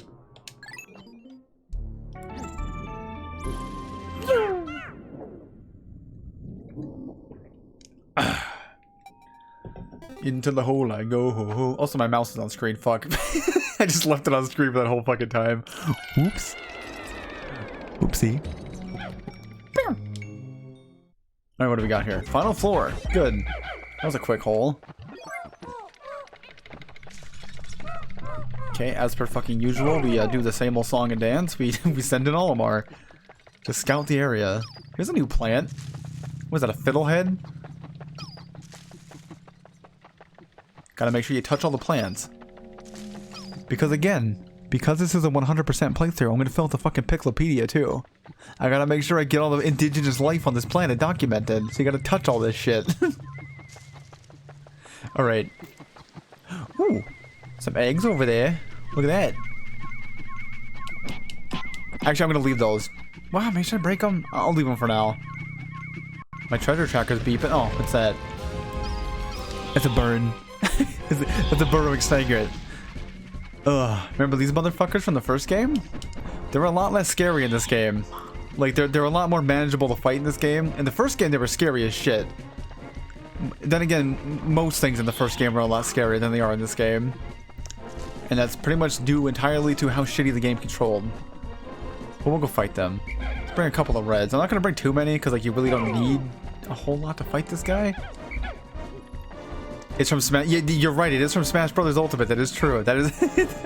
You're right. Little did people know that. Yeah, the developers of Pikmin 2 they just loved Smash Ultimate so much they put the burrowing snagret in this game. I can't believe they gave Olimar from Smash Brothers his own game. Okay, but this fucker though, the way you want to fight this guy, so you want to avoid him when he pops out of the ground like that. You want to wait until you see him struggling to get out of the ground. Because when he's struggling, he's like a million times easier to kill. Hold on. Come on, bitch. Fucking make your move. Come on. Where are you? Come on. There you go, like that. You gotta wait for him to like slowly dig out of the ground like that, and you just run. I got like no damage in that time, but it's fine. I think a smarter way to do that actually will be, instead of throwing my Pikmin, I'll just dismiss all my Pikmin whenever I see them struggling to dig out of the ground. Let's see. Come on. Do it, bitch. I'm waiting for you. I'm on the edge of my fucking seat. Ooh. Come on. I mean, I could be less of a bitch about this when it comes to fighting this enemy, but again, I'm too used to... Whenever I played this game on my own, I usually do deathless runs. Oh, I bet that fucking sucked. I did it too late. You gotta react really quick to that. You gotta react really fucking quick to that shit. Because I could fight this thing and just like, let's just do that, fuck it. I said at the beginning of the stream, I'm gonna try not to like play like an asshole and like do nothing but like do my deathless strategies. I'm just gonna like fucking yeet some Pikmin at this guy. Let's get in there. Fuck it. C-stick rush? That would also work, yeah. Sometimes dismissing Pikmin's a lot faster though because like they all instantly just group onto the closest thing. But let's just go in here. Let's just yeet my Pikmin at this guy and take him out. Come on, what do you got for me? Duh. I'm still gonna wait till he struggles to get up though, to at least launch my first attack. Come on. Listen, I don't like it when my Pikmin die, okay? It makes me feel sad. I don't like it when the Pikmin die, it's sad. They're cute, they're just here trying to help me. I don't want them to die. They didn't sign up for this. Well, maybe they did, I don't know. They kind of did just like obediently follow me with no question. So maybe they did sign up for it? Oh, come on, you fucking penis. Come on. Do it, I dare you. Come on, go back in there. Find a real tough patch of dirt. There we go, get him! Yeah, fuck him up.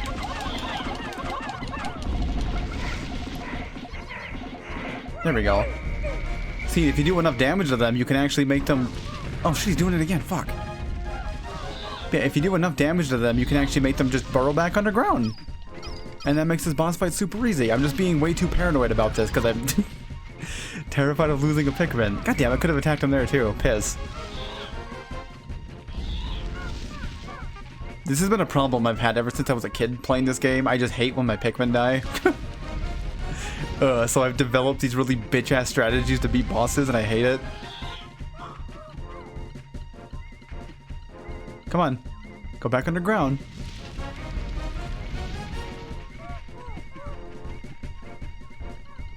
There we go. Get him. Get him. Die, please? Oh, we got like 1 health left. Pissing my ass. Come on. Oh, hold on. He's stuck again. There we go. Easy peasy.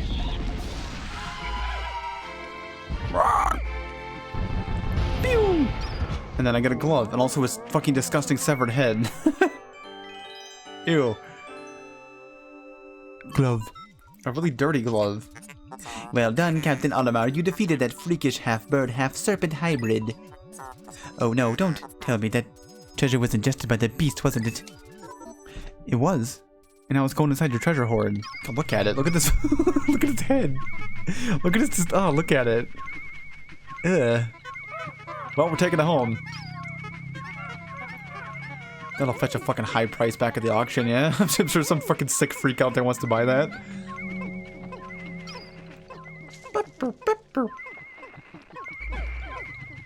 I could get the white Pikmin over here to carry this faster, but oh well. Okay, something else I want to check though. The reason I didn't break those eggs immediately is something I mentioned earlier. So if you remember those weird little like disgusting spider creature things that we saw earlier in the game that came out of the ground, and how I mentioned that only purple Pikmin can kill them because the rest of the Pikmin are afraid of them, they can come out of eggs sometimes. So I want to send my purple Pikmin over there to break those eggs, just in case those disgusting spider fucking things come out. Anyway, glove with 100 Pokos. And it's called a 5-man knapsack. Good. This material looks comfortable. I will use it to patch the boss's favorite sleeping bag. Seam test conclusive. Cross-stitching successful. The knapsack is complete. When you have an unoccupied time interval, press and hold X to take a nap. You can take a nap now. Isn't that great? Wasn't that worth it? Wasn't fighting that boss worth it? Let's see if any disgusting nightmares come out of these eggs. Nothing in that one. That one's safe. That one's safe too. They're all safe. Good. So the purple Pikmin weren't necessary, but just in case, you never know. Occasionally those fucking disgusting nightmare spider creatures come out, and then you just... and they really fuck up your day. Again, the spider creatures themselves can't hurt you, but like they scare your Pikmin away, and your Pikmin will literally sprint into their death. they'll just sprint directly into the mouths of enemies if they're afraid of those spider things, so... You just gotta make sure you take precautions. But anyway, we can do this now. Do you want to see it? So, as the thing said, we can just take a nap now. You ready? You just hold X, take a nap, and and then your Pikmin will carry you. It's a really dumb mechanic. I don't know why it exists, but it's very funny. I guess it's kind of good because you can like control your other captain while your other like say I could do stuff with Louis if I want to, while Olimar gets carried back to the ship. So I guess it's kind of useful in that regard. But like other than that, it's mostly just there for goofs. Bonk. It's fun though. I do enjoy it. Whenever you're like, whenever you have some unoccupied time, you can just take a nap. Anyway, Louis, come here. Louis, you fucking shithead.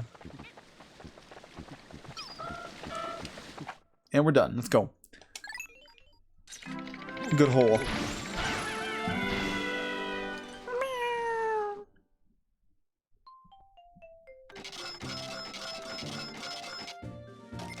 I didn't even get 1,000 fucking Pokos from that area? Damn. It's fine. Cave complete. Bada bing. And now we still have like half of the day left, I think, yeah? Pretty sure I have like half the day left. We can use, since we have the white Pikmin now, we can go break down those fences that were covered in poison. The only problem with that is the fact that I only have 15 white Pikmin, which might make that kind of a tedious thing to do, but... I mean, what else am I doing? Alright, I'm gonna put the purple boys away, because I don't need them anymore. So purple guys, go away. Oh, also, your white Pikmin also go inside this ship, just like the purple ones do. Go away. I'm gonna take the white ones. Olimar can take the red, or Louis can take the red ones, and I'm gonna go... I think I might use my poison, not my poison, my, my super ultra spicy spray that I have. We haven't used that yet. So I think I might demonstrate that now, just to help out with this little task we're doing here. So here's this wall.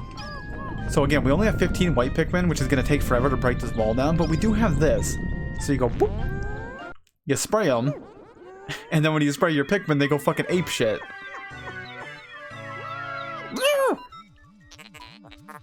Astounding. The head of the Pikmin are glowing, and they seem extremely agitated. Yeah, I just sprayed fucking mace in their eyeballs. The ultra spicy spray appears to increase Pikmin's speed and attack power. What a discovery. Uh-huh. And that's what it's used for. It's a very useful item. So even though we only have 15 Pikmin, they should be able to take this wall down relatively quickly, hopefully. And again, this is the only way to damage this wall, because it's covered in poison. So we kind of just gotta stay here and let them do this. I guess I can have Louis go do some shit while we wait, yeah? Okay, go grab some shit, Lou.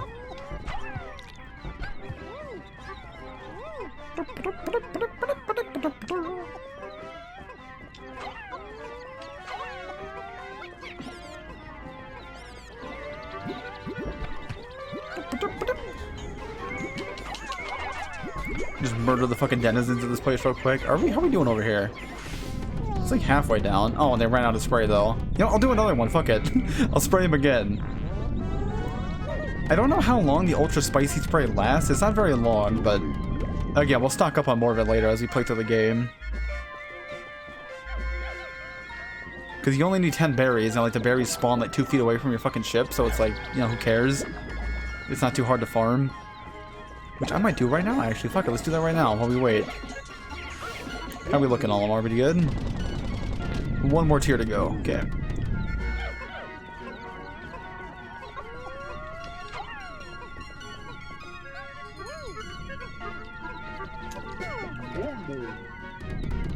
Come on, go. Faster. You're almost there. Oh, they ran out.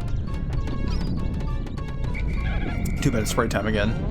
Is that a waste of spray? Probably. I don't care, though. I want this shit done. We only have so much time in the day, damn it. Come on, go. Faster.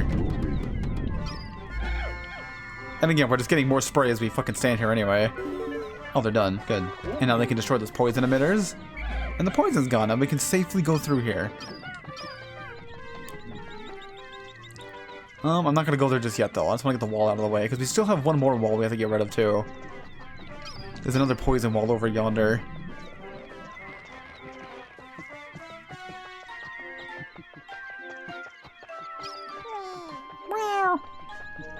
Here it is. I'm gonna use all my fucking my ultra spicy spray. But we just got another one, so we're good. Here, get that. I'm gonna go grab. Go away. Go do your job. Fuck.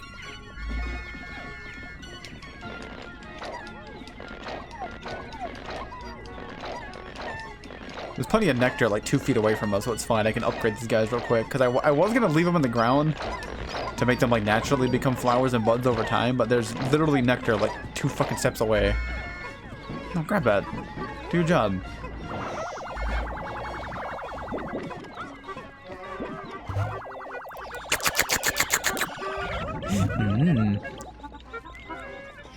What does the nectar taste like? Is it good? Does the nectar taste good? Would you drink the nectar?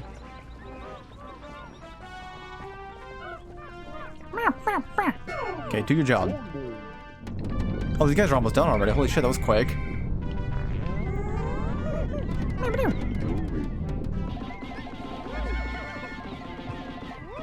Oh, the berries aren't respawning though. Weird. Okay, I didn't know there was. I was unaware there was like a limited number of berries that would spawn. I thought they just kept regrowing over and over. Oh well, whatever. Still got plenty of spray. You guys okay? You're not dying, right? No, you're fine. Cool. Oh, speaking of dying, holy shit, that scared the fuck. I almost walked right into that. Did you see that? I saw it at the last second. Do you see it? You see that fucker right there? See that piece of shit? With the fucking eyeballs? Yeah, you. I see you, bitch. I see you. Yeah, you. I hate you.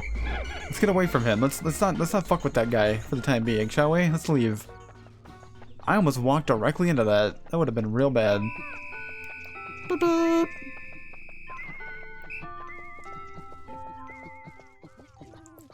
I think that's good enough for today, though, because we don't really have much time left. Like, if I wanted to, I could sprint back into one of the holes, but that'd just be kind of like a waste of time. There's nothing to do in the holes anymore, so we're good. Here, Louis, watch the team real quick. Olimar can go do some shit. Oh, now the berries fucking respawn. Eat my ass. Oh, well, whatever.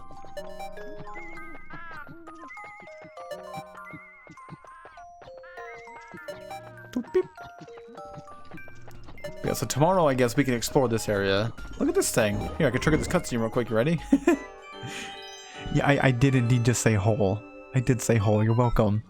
There's lots of holes in this game. Fascinating. This object is highly similar to the one you found in the Valley of Repose. By examining this further, I may be able to extrapolate new planetary data. You got it. Yeah, we'll come get this tomorrow. We'll come grab that tomorrow. There's also this little bundle of fucking like logs here we can do something with. If you remember the first game. Louis. The first game had those little bundles of logs too. You can build bridges out of them. We're gonna do the same thing in this game. Also, don't worry, Olimar will make it back to the ship. Olimar's not gonna be left to die out there. He will make it back. Anyway, get in the fucking ship. Get in the exhaust pipe.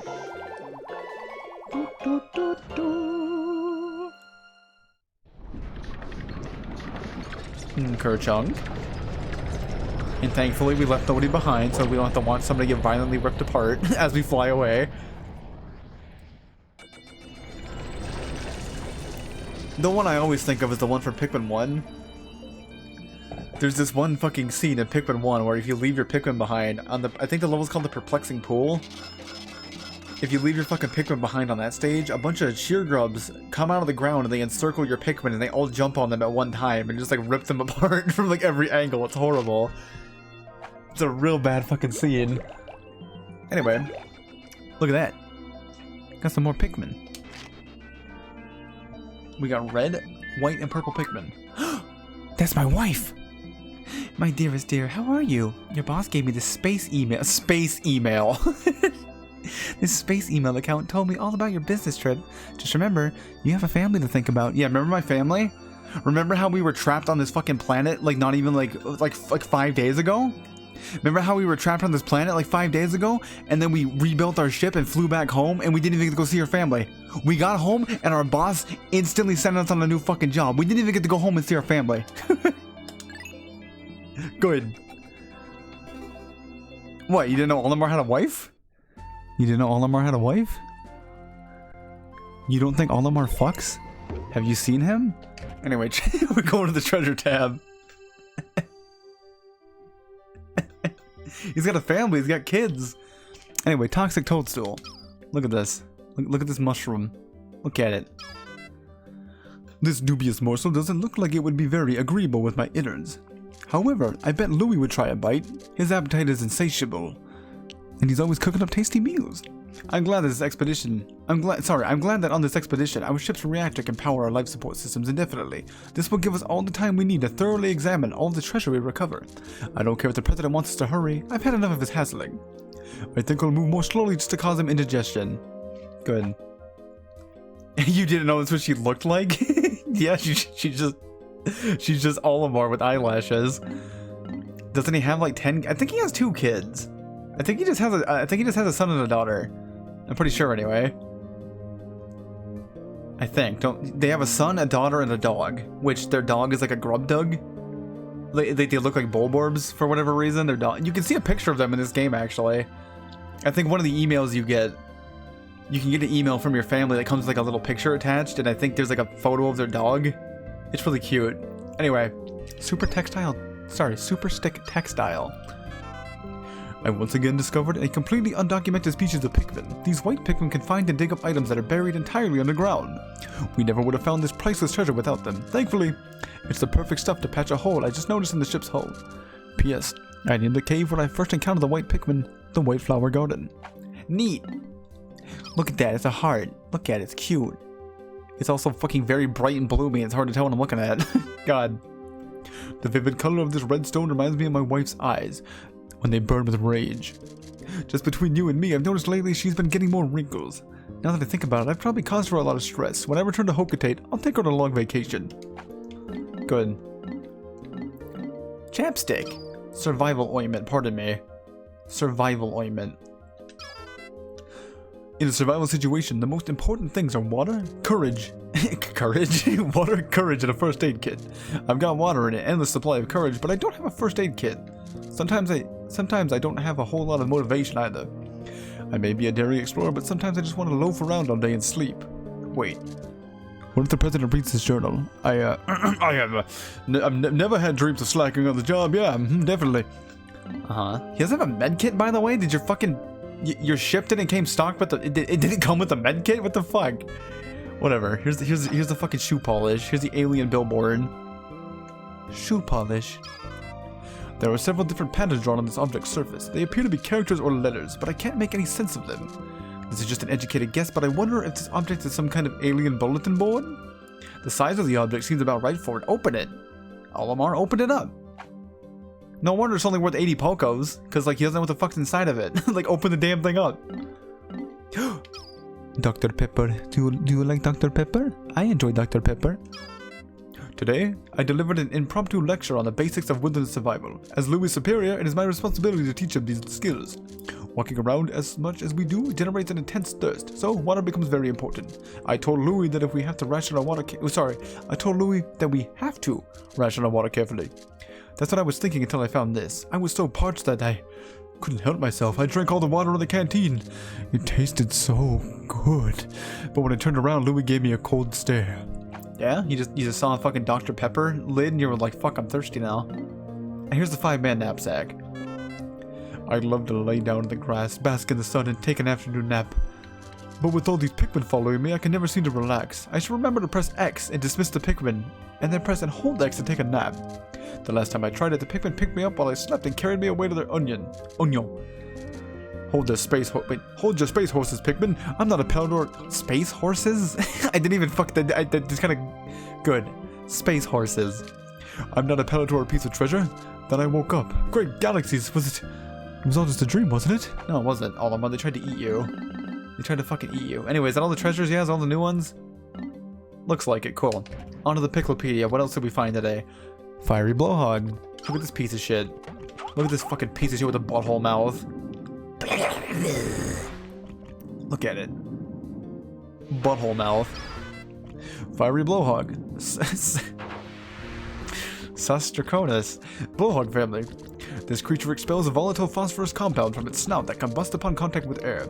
This fire-breathing ability is dependent upon the air-to-fuel ratio at its mouth. Catalyst reaction within the expelled compound and purification of the compound. Thus, it is highly unlikely that a complex process could cause the spontaneous explosion of a fallen blowhog. This process also appears to avoid this process is also perhaps... Oh, there, I fucking completely misread that first sentence.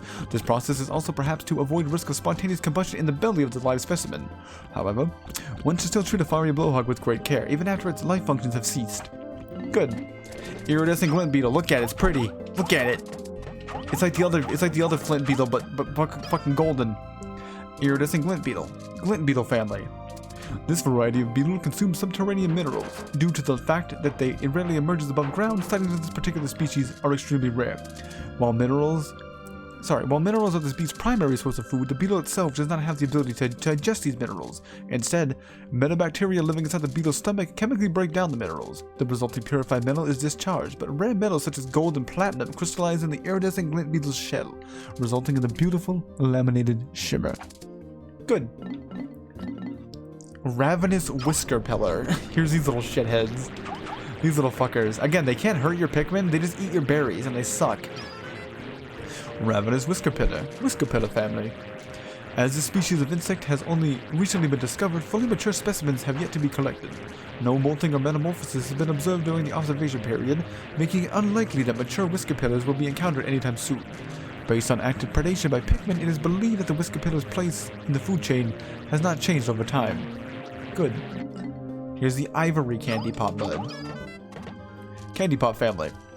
Research from our most recent expedition has confirmed the presence of candy pop buds in subterranean regions. Considering the microecologies this plant has been found in, one could surmise that it could be found in any cavern regardless, yada yada, it's the same shit. It's like the exact same fucking... Hold on. In many cases, plants with small leaves typically have limited photosynthetic capabilities, and thus must find alternate means of obtaining nutrients, with parasitic and predatory behavior being the most common. The candy pop could be considered one such example. There you go. Slightly different entry than the fucking ivory or the violet candy pop bud. Here's some new plants. Good. I didn't get the glowy plant, sadly. I didn't get the weird glowy plant because I guess I didn't touch it with Olimar. I only touched it with my Pikmin. Weird. Anyway, figwort. Look at it. It's a figwort. Figwort family. This plant offers an excellent example of non-native species introduced by the ecosystem by some unknown method. Upon introduction, it quickly established a foothold and adapted to the new habitat. This plant's distinct flowers usually exhibit a stunning blue color in early spring, but recent fieldwork has recorded specimens displaying a deep red hue. Although this may represent a sudden deviation in genetics of the species, the red coloration is much more likely an anomaly. Additional readings suggest no significant atmospheric or solar radiation changes have occurred in the ecosystem, leaving open the possibility that soil composition and mineral deposits have affected petal discoloration. Jesus Christ, there's too much reading in this game. Like, I don't need to read any of this, but I'm going to. I'm sorry. I can't fucking help myself. Fiddlehead. Fern family. At first glance, this plant resembles the spring? Oh, sorry, the spring. Sorry, I was misreading that. It resembles the spring used in the ship's sublight engine. Many of its primitive characteristics remain intact, including its habit of spreading through the dispersal of spores. Neat. And here's the burrowing snagret. Here's the boss we just fucking fought. Look at it, we can see it attack. We didn't even get to see it eat my Pikmin.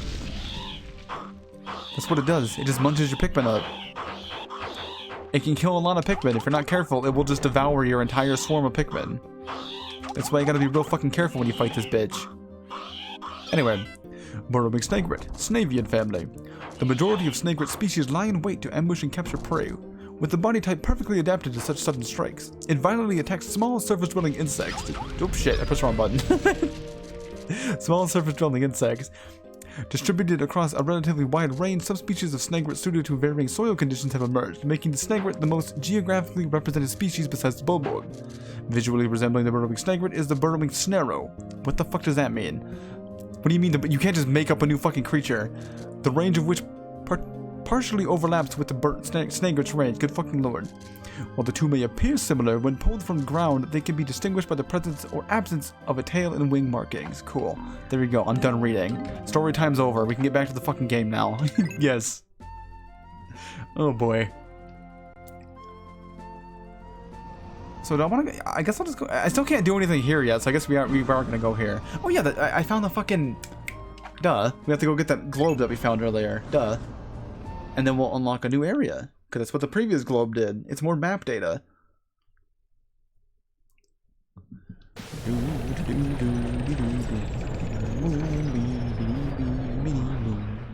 And we're back. Oh, hold on. Hello. Good morning. The white Pikmin are lodged with the purple ones in my hull. They're all suffocating. The two types are sleeping well and do not quarrel. I have made them most comfortable. You can call out the white Pikmin by doing the exact same fucking thing you do with the purple ones. On a separate note, be wary of overworking yourselves. Taking a break can be courageous too. Fuck you. I ain't got time. To retire early for the day, press the yada yada. Yeah, I'm not doing that. You think I'm not gonna fucking use all the time I got in the day? Think I ain't gonna use all the time I got in the day, boy? I got shit I gotta do. Just like in fucking real life. I fucking hate, I've talked about this before, but I fucking hate waking up like past like 9 o'clock. I hate when I sleep in past 9 o'clock in the morning. Cause it's like, dude, I got shit I want to do. It's like, I got things that I need to do. I mean, on my days off, rather. I mean, obviously, I wake up before fucking 9, but like, I wake up at like 6 or 7 when I get ready for work in the morning normally. But I'm talking on my days off. I hate waking up before fucking 10 o'clock or 9 o'clock, rather. Anyway, we have to deal with this bitch.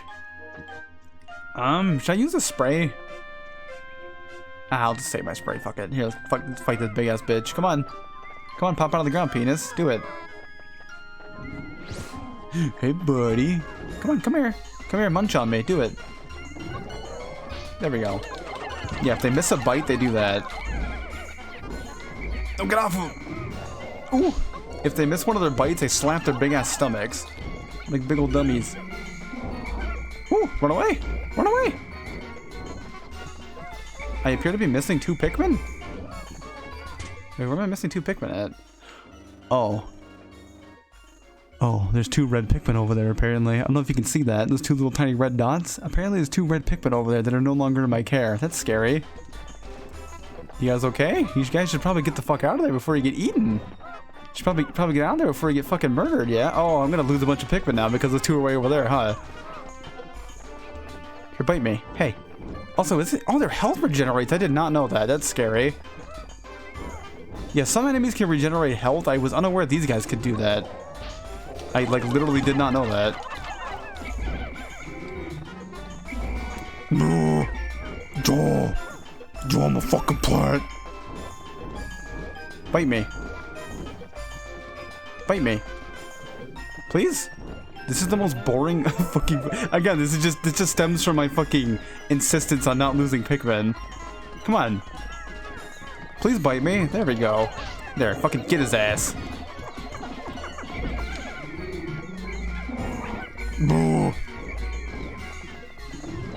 Come on. Let's just speed this process up. There we go. Yeah, there's gonna be a lot of that in this fucking playthrough, and I apologize for it. Like, I just hate losing Pikmin. It makes me sad.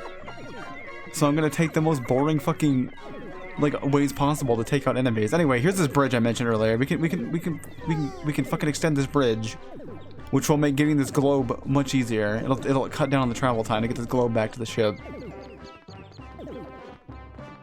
Bridges are fucking lovely. You always want to extend these whenever you can. They make traveling... They cut down on travel time so much.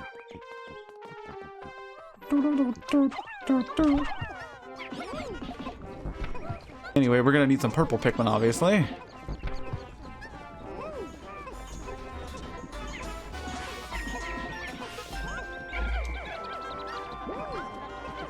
So I'm gonna go grab a couple of purple boys.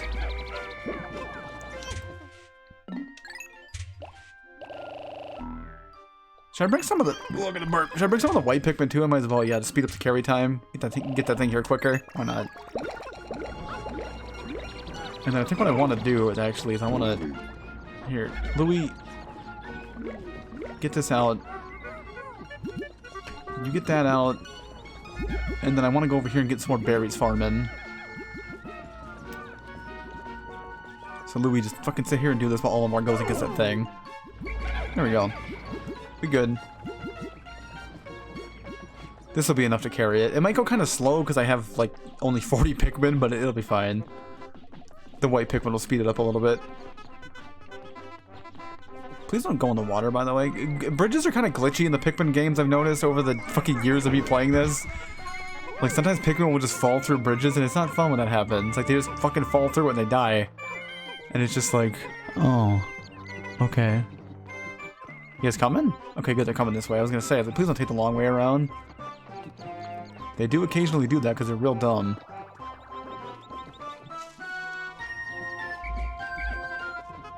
And again, can you imagine that they were even dumber in the first game? Like, fucking Pikmin were really dumb in the first game. Eh.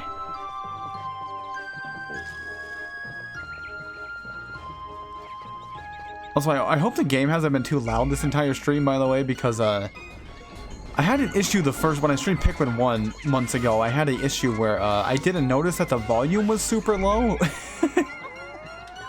I didn't notice that the volume was very, very low for my early Pikmin 1 streams, like a couple of months ago when it was back when I first started streaming. I streamed Pikmin 1 as one of the first games that I did.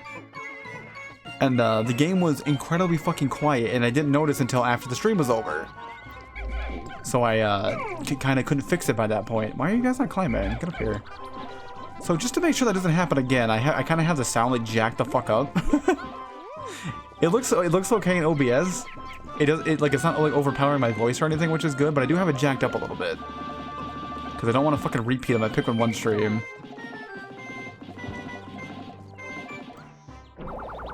I am going to restream Pikmin 1 at some point too because of that. Like, I'm like legitimately going to restream that game because I'm so annoyed with how it turned out. Anyway, geographic projection. We have another map. Also, we have 30,000 Pokos now. We're 30% done. This hemisphere also contains a hidden microchip. I will attempt to decrypt the stored data. Why the fuck are there microchips inside the globes? Decoding complete. As I surmise, this chip contains additional topographic data. The data has been inputted into my database. I shall name it the survey chart. You got it. And yeah, there you go. 30% of the dead. Look at that. We're already 30% done. That doesn't mean we're 30% done with the game. Let me just throw that out there real quick. We are not 30% done with the game yet. Not even fucking close. We're just 30% done with the dead.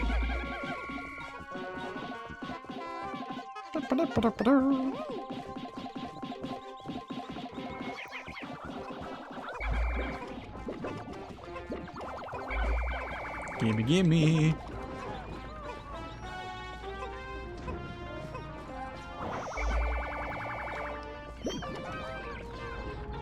I'm gonna put the white Pikmin back in and the purple Pikmin back in real quick. Well, actually, well, no, is there more poison? I wasn't paying attention. Was there more poison ahead in that area that I didn't see?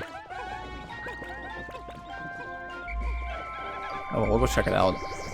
Look at that, though. Hey, we got 3 sprays.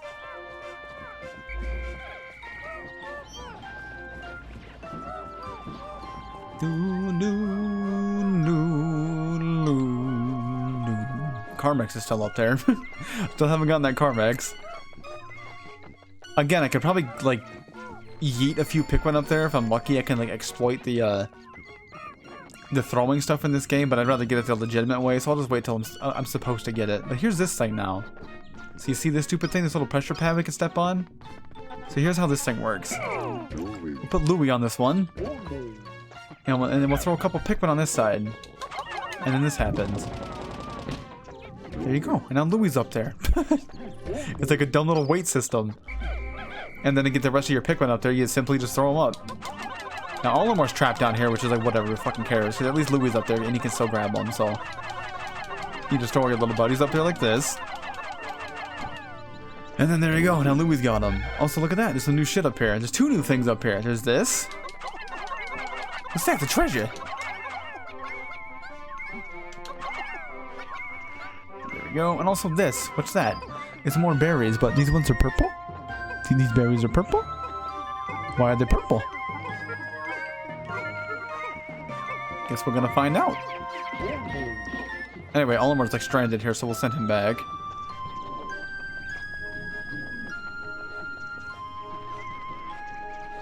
Oh, the red berries respawned already. That's good. Also, look at that.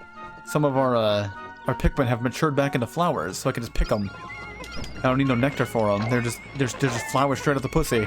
I don't have to give them nectar. They're just immediately flowers. That's what happens if you leave them in the ground long enough. Anyway, look at that.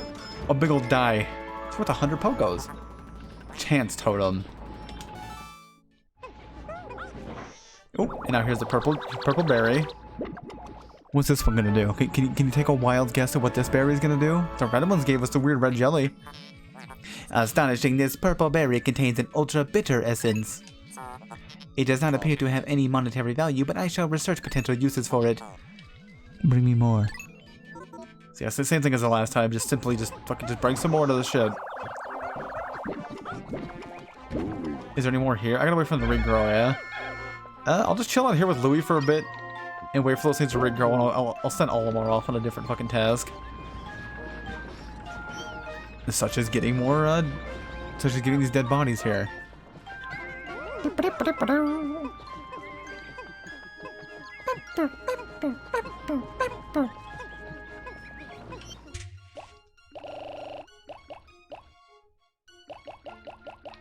How about that? How about 50? Olimar can hang out with 50 red Pikmin while Louie sits there with the thumb up his ass waiting for... Oh, they're back. Never mind. God damn it. Alright. I think I'll still leave Louie here for a bit. Just to keep harvesting these, because these things are super useful. Much like how the Ultra Spicy Spray is incredibly useful, the Ultra Bitter Berries will also be very, very helpful to us. But yeah, I want to keep exploring in this direction. That scared me. I forgot that fucking thing's severed head was here. God.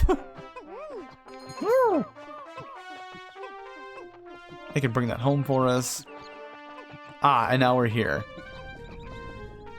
And I don't think we can make progress here at the moment. There's a new enemy there. Oh, hold on.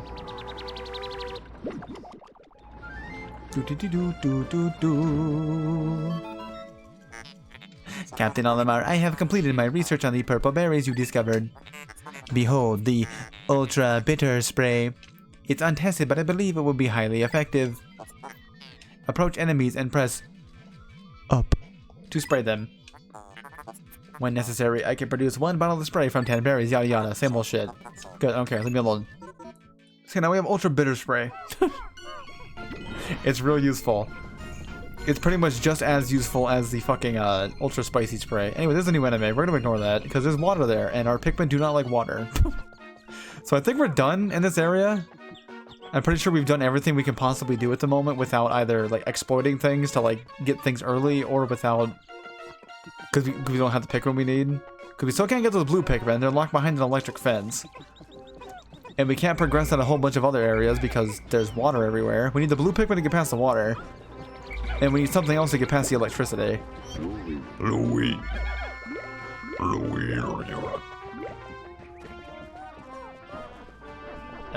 gonna go get more berries. Actually, no, here, Louie, wait here. I'll keep Louie here in case more purple ones spawn. The purple ones tend to take longer to regrow than the red ones do, but... Yeah, so I think we're done with this stage for the time being.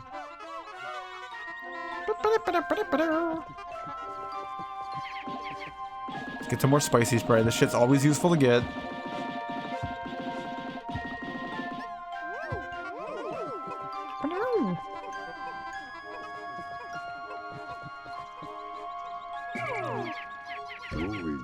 Oh, it regrew. Hell yeah. Nice. I think I'll send Louie a few more dudes, actually, because he is running low on people up there, because he keeps sending 5 back every time. Every time a new batch of berries grows, he sends back 5 more fucking Pikmin, so here. I don't want to pick that, leave me alone. Get up there, Louie. I got a present for you. Louie.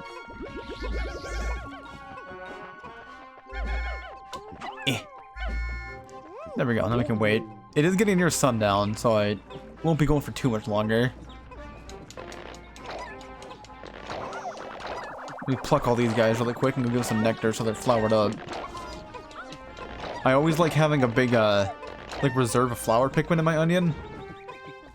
So that way if you happen to lose any Pikmin, like you can just get more out of there and they're already flowered. So you don't gotta fucking worry about like having to deal with the shitty lower tier Pikmin. That sounds horrible to say that. It's some fucking like some class shit. It's like fucking like what the fuck? Is that the word classism? What do you call that? They haven't regrown yet, really? Oh, I'm not missing any No, I'm not. We're good. I was saying, am I missing any Pikmin? You can check your map. In case you're ever afraid you might be missing something, you can check your map, but it looks like I don't have any loose Pikmin laying around anywhere, so we're good. Yeah, we're done here. We are done with the stage, at least until we get more tools. So I guess we'll go to a new zone next level. Maybe next stream. I was about to say next stream. Like, should I keep going for tonight? I don't know how much longer I should go for. I've been going for like 3 hours almost, which isn't too long for a normal stream, but like for Pikmin, I feel like it's a long time.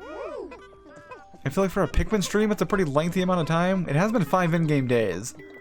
And we conquered 3 holes already. I did conquer 3 holes. Woo. I like how you can hear fucking owls in the background. Like, what if one just swoops down and murders me? Oh shit. Uh-oh, we gotta hurry. Come on, you guys can make it. Go. Give me the berries. Boy, howdy. Sure hope I'm not missing any Pikmin. Okay, we're not. We're good. We have 95 out of 95. Hell yeah. Yeah, that might be it for tonight? I don't know. I kind of want to go to the new level, but I can also save that for next stream. Oh, because I'm not going to stream again tomorrow. I'm taking Tuesday off like I usually do. Doop beep. But I also want to keep... I'm having fun. I'm having fun playing Pikmin. I haven't played this game in years. I fucking love Pikmin 2. It's like one of my favorite games. I might just keep going. Though, then again, it wouldn't be too much of a, you know, terrible thing if I actually ended the stream early for once and actually got some fucking sleep instead of staying up until 2 in the morning. We'll see, though. I do have to get some VODs uploaded. I have to upload my previous Fallout 3 VOD to YouTube still. And then I can get a head start on getting this one uploaded. We'll see, though. Anyway, today's report. We only got 300 today, but that's fine. Because we got a very important treasure. Also, hell yeah, look at that. Big old numbers. Again, it's kind of hard to get your white and your purple Pikmin numbers up because you can literally only get them up by going into caves and finding candy pot buds because white Pikmin and purple Pikmin do not have onions. So you can't just simply bring them food back to their onion to get more. Anyway. All of my good work so far. I hereby promote you to perennial manager. Yeah, whatever, I don't care. Yeah, delegate more work to your subordinate. Good. Hope all goes smoothly. Thank you. Thank you, President. Anyway, though, we have a new zone now. You ready for it? You ready for it?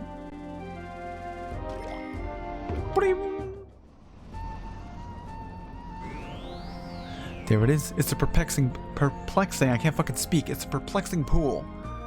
Also, I think I called a different stage earlier the perplexing pool. It's called the Spring of Hope. Or no, what's it called in the first game? It's called the Distant Spring in the first game. God, I'm dumb. Sorry. Yeah, I mentioned earlier. Anyway, we have new treasure to look at. This will take 2 seconds because we only got 2 new treasures, so it shouldn't take long. So we got the chance totem. Look at it. It's a dice block. Are you fucking amazed? Are you perplexed and amazed by this dice block? When I gaze into the stone, I can feel my fate being forecasted. It must know what's going to happen to me. I'm sure it sees that I'll be hailed as a brilliant visionary and brave explorer when I return to Hocotate. Sure, whatever you say, bud. And then we'll get the other half of the globe. There it is. It's a globe. What more do you want? The interior of this hemisphere contains a chip coated with charts detailing a new region. I explored this forest the last time I was here, but it's clear that it has undergone some dramatic changes. The plants and animals have also evolved significantly. I've given this forest a new name, the Awakening Wood. I must begin to form a hypothesis to explain why the forest changed so rapidly. Yeah, how long has he been gone? Again, like, how much of a time period happened in between Pikmin 1 and Pikmin 2? Because, like, it seemed like he literally just drove home and then immediately came back here. Like, how much time passed? I don't know. Because, like, yeah, the Awakening Wood was in the first game. It was called the Forest of Hope in the first game. But we're going to the Perplexing Pool, which was also a stage in the first game. It was called the Distant Spring in that game.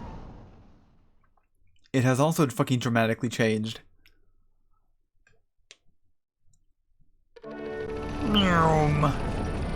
As you can see, there's a ton of fucking water here. There's just copious amounts of water here. And we still don't have any blue Pikmin. Anyway, let's go. Let's get our little red buddies out of here and we'll get moving. Shoot. Gimme.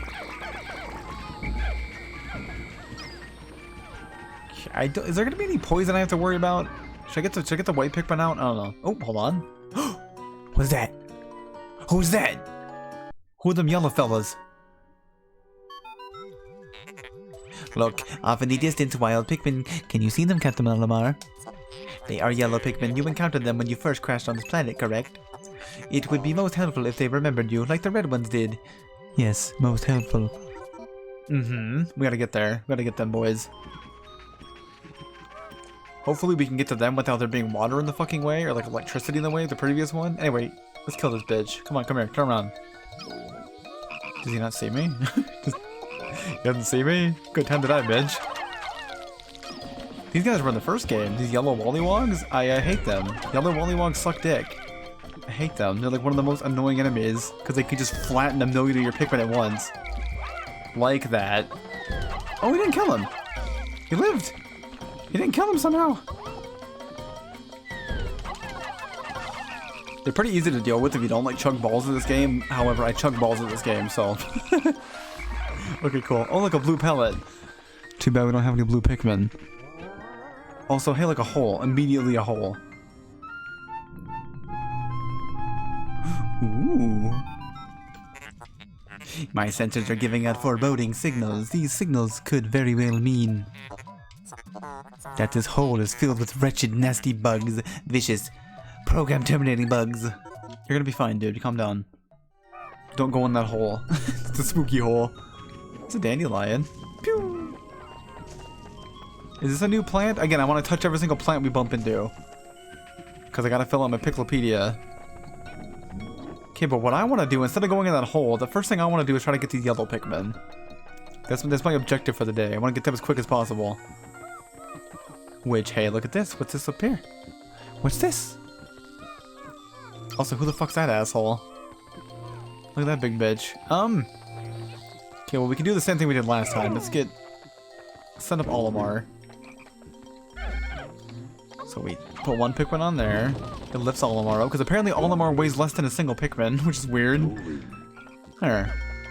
And then we just throw them all up there. We just throw all of our Pikmin up there for Olimar to use. And then Louis can just sit here with his thumb up his ass. Because Louis can't really do much currently, sadly. So Louis can just wait right here. Cool, cool. So there's a yellow Pikmin. We gotta get up there. I'm gonna pluck these. I'm gonna pluck this grass so that way when we get the yellow Pikmin, we can give them nectar immediately. Also, don't worry. I see that fucking terrifying creature right there. Do you see that? You see that big bitch right there? You see that piece of shit that's engulfed in fucking flames? That guy's scary. Scary with a capital fucking S. We're gonna ignore him for the time being. Even all this poison there, I forgot about the poison shit. That's fine though. Louis can go back and get some poison Pikmin here in a second. I want to take out this guy though.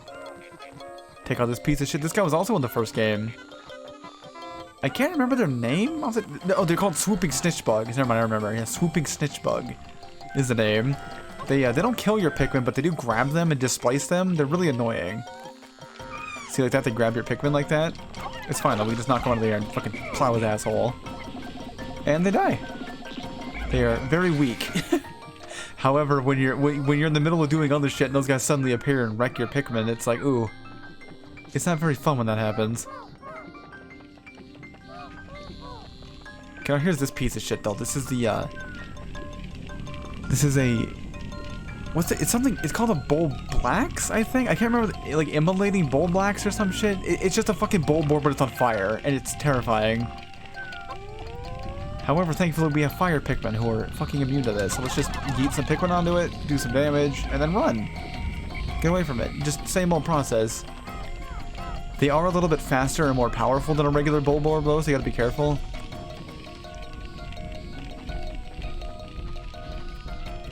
I do want to try to kill this guy. Oh, hi.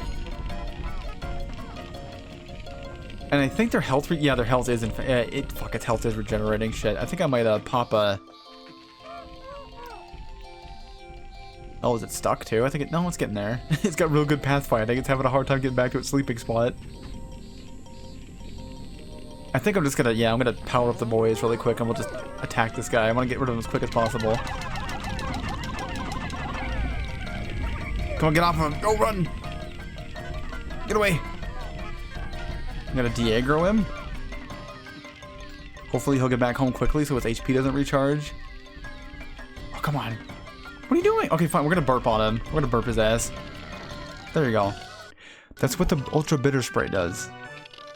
The Ultra Bitter Spray does this to enemies.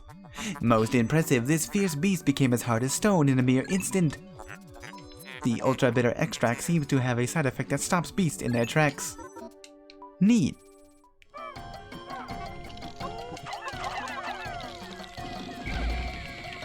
Also, side note, the very first time you ever use a spray, it has very... most of the time on it goes away because that cutscene plays. Like, that actually drains the time at the effect that it lasts for. That stupid cutscene. It's lame. Oh my god, lay back down! Go to bed! Also, how come some of my Pikmin just de-hyperize? What's going on there? Like, do you see that? Like, how come some of my Pikmin just, like, the spray wore off, but some of them didn't? What's going on there? Oh, no, now it went. Okay, that was weird. Oh, this is a long, tedious process for someone that doesn't want to lose their Pikmin. Again, a normal player would probably just fucking throw their Pikmin at it and, like, accept the losses, but I can't do that. I can't do that, I'm sorry. I don't want my Pikmin to die. I'm gonna have a big dumb baby about it. Alright, here we go. But yeah, the reason that he stayed frozen for such a short period of time was just because, Oh, run away! He's dead. Oh, he got away! Barely got away. Whew. But the reason he stayed petrified for such a short period of time is because while that cutscene was playing where they were explaining what it did, he was slowly breaking out. It's dumb.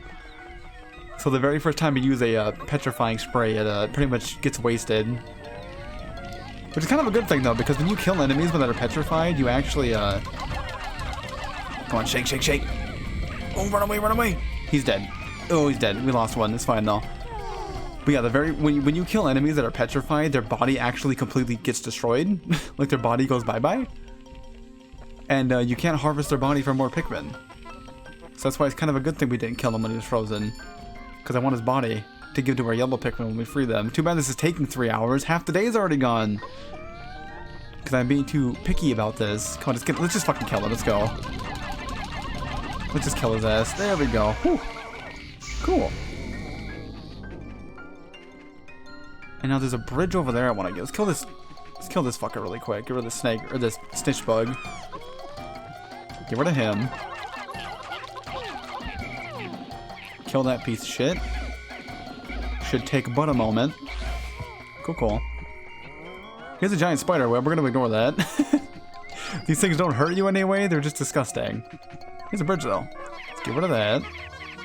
And then while they're building this, I'm going to go tell Louie to get his ass back to... Get his ass back to the fucking ship and grab some white Pikmin. Because again, I would like to, if at all possible, give all of this loot to the yellow Pikmin so we can build up our yellow numbers really quickly, but we have less than half the day left, which is kind of scary.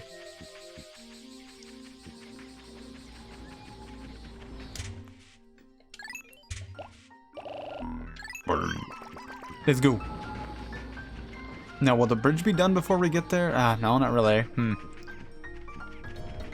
Oh, these guys are here. I forgot. Oh, hi. I forgot about these fuckers. These are more. These are more of these fucking assholes.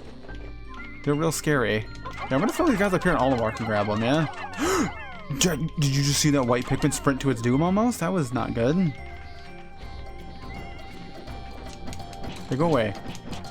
Yeah, these fuckers were in the first game. They're just like the fucking burrowing whatever the fuck guys, but like even more scary because they can fly. However, they nerfed the shit out of them in this game. They're a lot less scary in this game than they were in the first game. Oh no! I almost just lost a bunch of white Pikmin. They almost ran headlong into the water. Okay, we're good. Whew.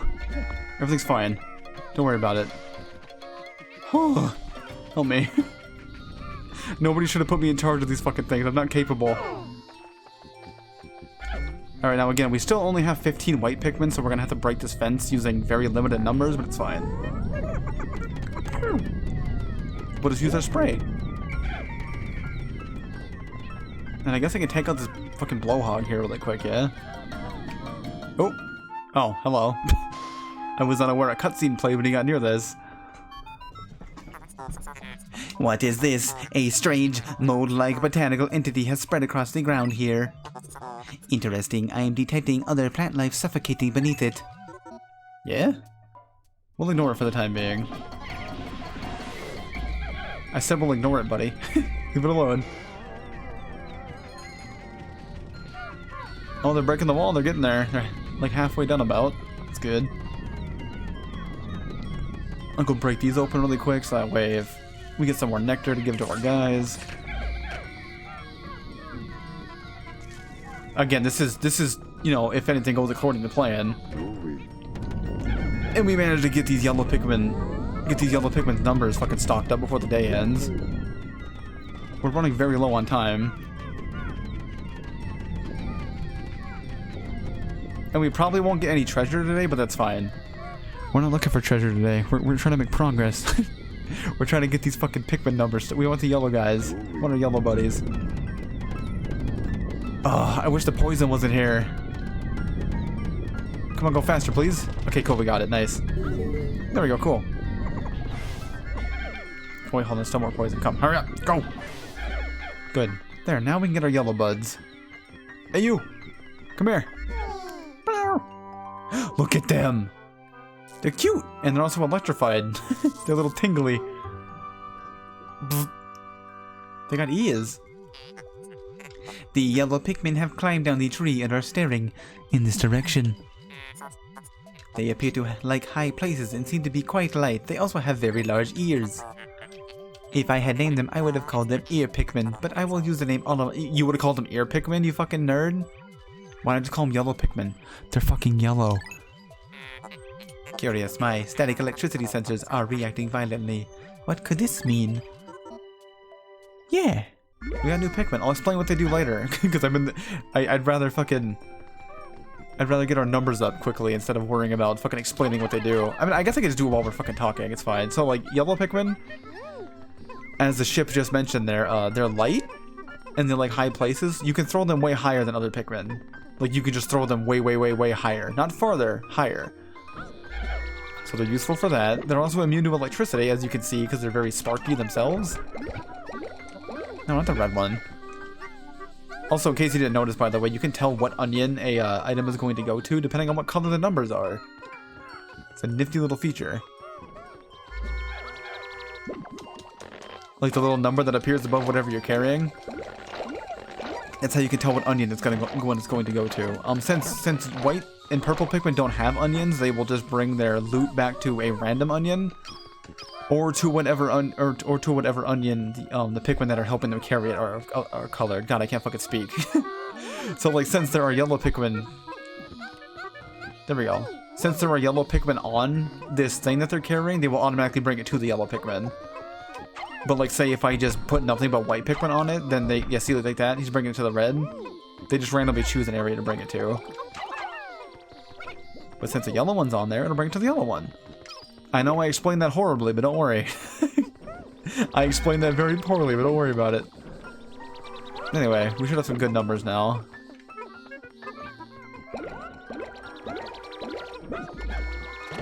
Hell fucking yeah. Now, we are running very low on time. Gotta hurry. I want to at least get these guys flowered up with all the nectar we have sitting there. Come on, go, hurry. Cool, we're good. Alright. Let's go down here and get this nectar. Very tasty, ooh. Good. Olimar has okay, good. I was gonna say, like, he has 49, right? He does. Cool. We can get a little bit more loot than while we're here. If we have enough time. Not that way, you penis.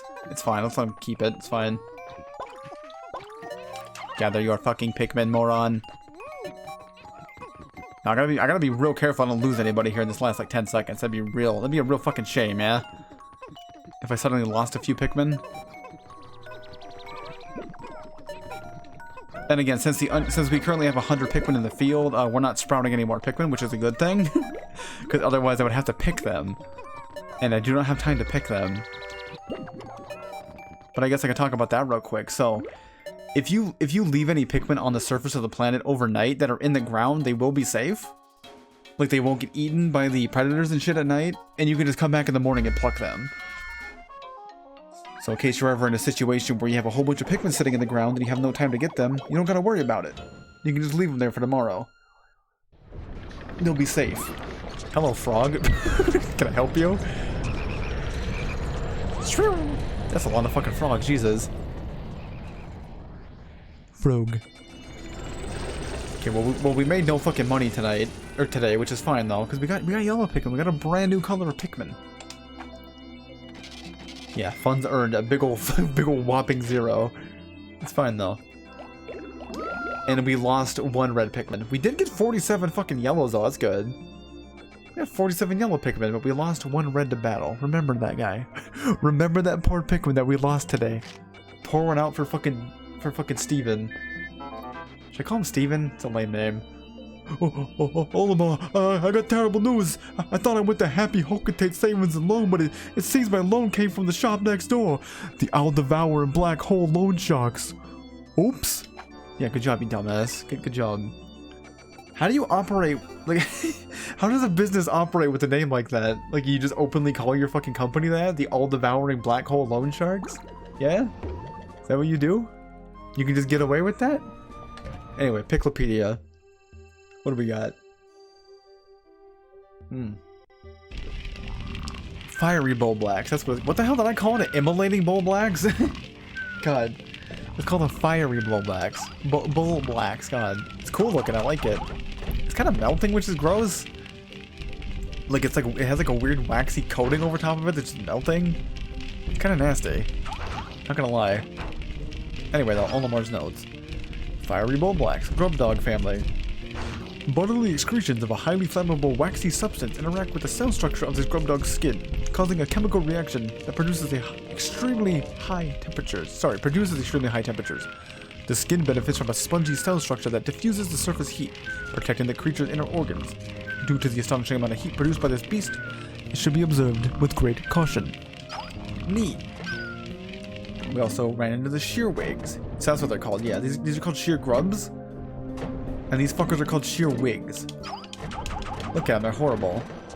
I was terrified of these in Pikmin 1. Like, they're very scary in Pikmin 1. Shearwig. Mandiblard family. Unusual for their genus, flying mandiblards have retained their wings. However, only the adult males of the species can fly. Females of the species spend most of their lifespan underground. They do emerge for a period after maturation to spawn, but never metamorphose. God, I can't speak. Cool. Swooping Snitchbug. Look at that bitch. Look at that ugly asshole. It fucking... it rubs its hands together like a little shit. And it also flies using its antenna, which is weird. Like, it's like antenna? How the fuck... how are those big enough to make it fly? Whatever. Swooping Snitchbug. Scarpinid family. The Scarpinids originally lived on the ground, sporting poorly developed vestigial wings. This species developed enlarged antennae that can be used as makeshift wings. Scarpinids are attracted to the sight of large groups of Pikmin in cavalry formation and will swoop down to seize them.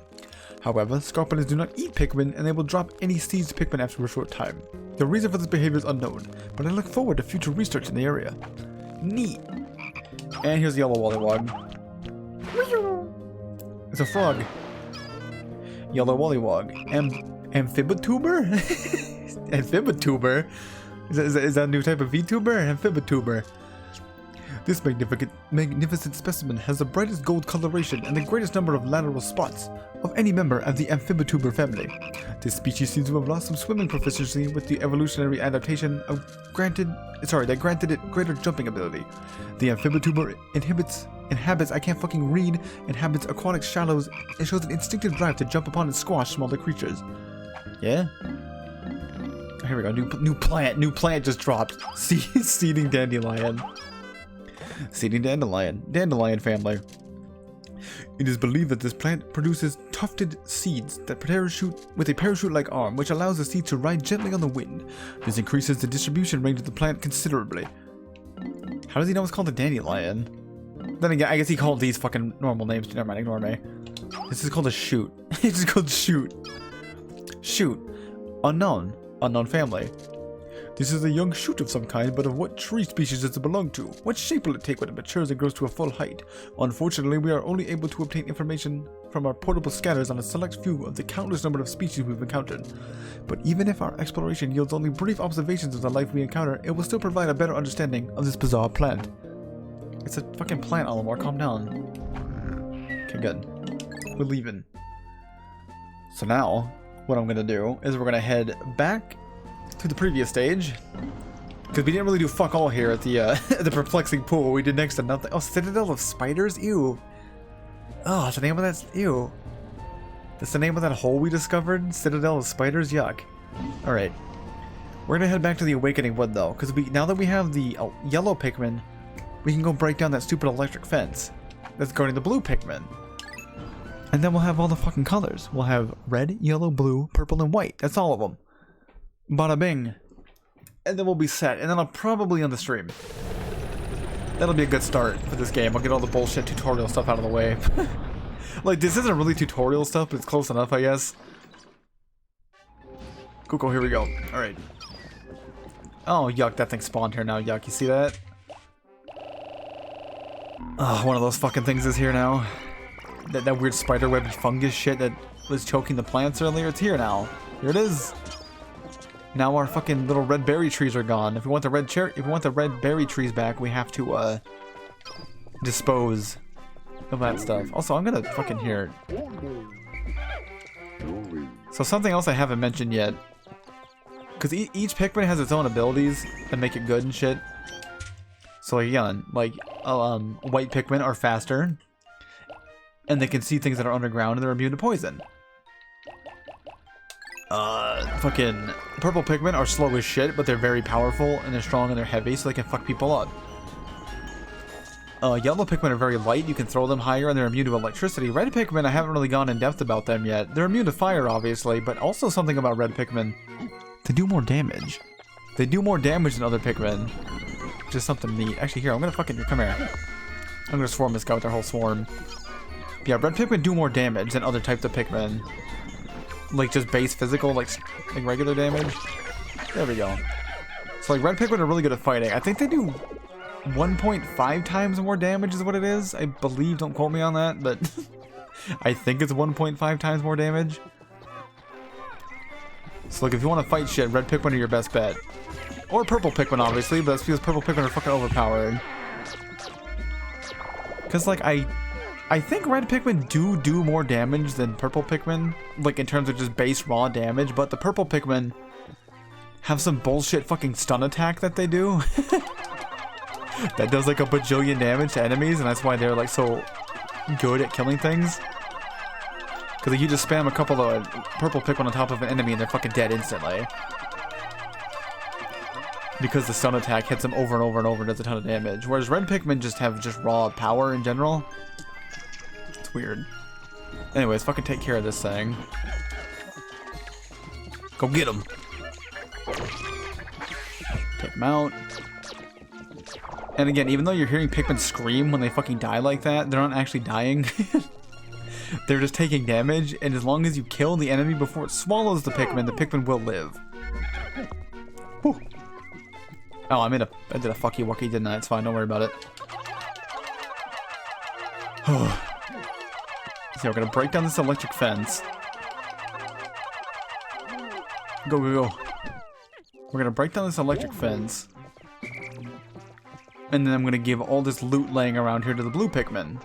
Because I want to get our blue Pikmin numbers up. Okay, cool. I'm gonna use my spray.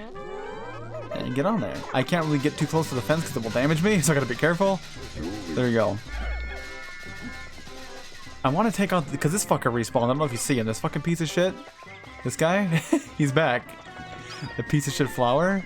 I kind of want to take him out, but I want more red Pikmin to do that. So I'm gonna go back and get some more real quick.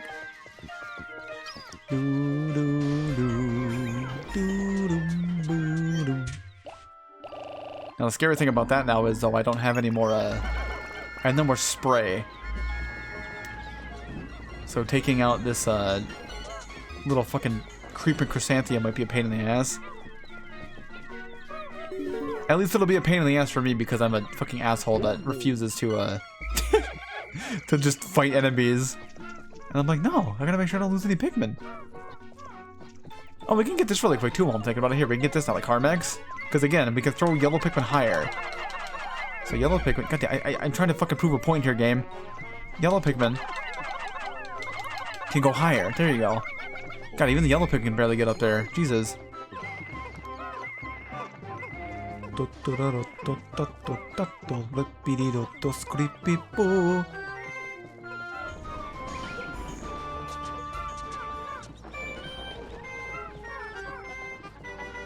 Yeah, pluck that grass and get some more nectar real quick. Do I want to fight this guy? Sure, why not? Here, come here, bitch. Come on, pop out of the ground. What? Uh-oh. Oh, I'm afraid. What happened? We got the Carmex, which is cool and neat, but like, what the fuck's happening to my Pikmin? Healing cask. Also, it's only worth 60 Pokos? Really? Sad. Oh, we fucked him up. Good. Get him. Get his ass. And an A1. How the fuck did he manage to eat one? How did you manage to eat one of my Pikmin, you penis?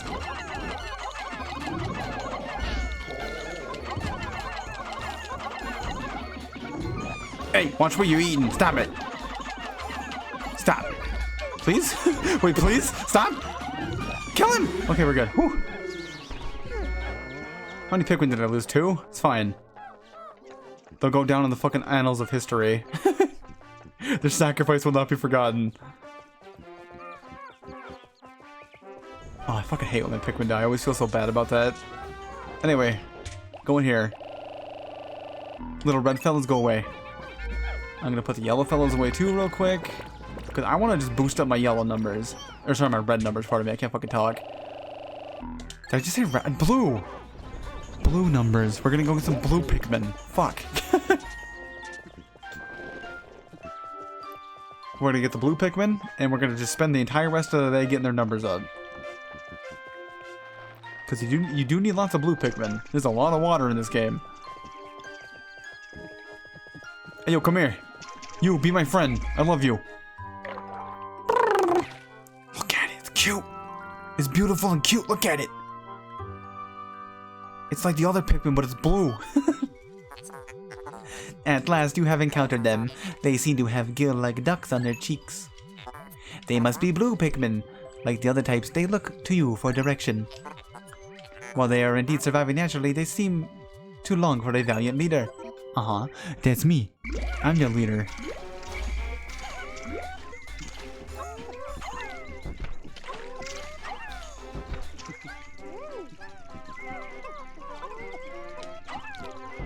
Why the fuck does it say I have 10 Pikmin? Wait, what? Oh. I forgot I left those Pikmin over there. Whoopsies. I forgot I left those Pikmin over there. They're fine though. They'll be safe. Don't gotta worry about them. What a cute game. This game is adorable. I love Pikmin. It's like one of my favorite video games. It is very cute.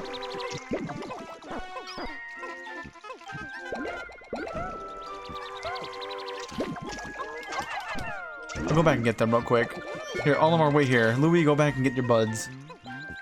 I just left those guys there. They were digging up nectar. I completely forgot about them. My bad. I'll go get them. Boom.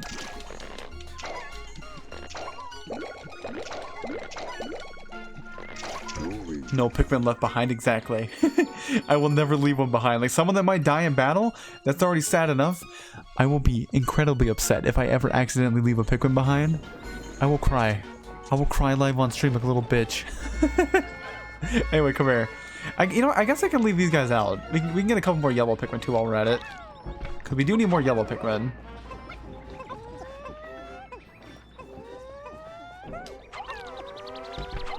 Oh, I accidentally got a blue pellet. So these pellets, by the way, see how it's changing color like that? These things just cycle through the 3 main colors of Pikmin.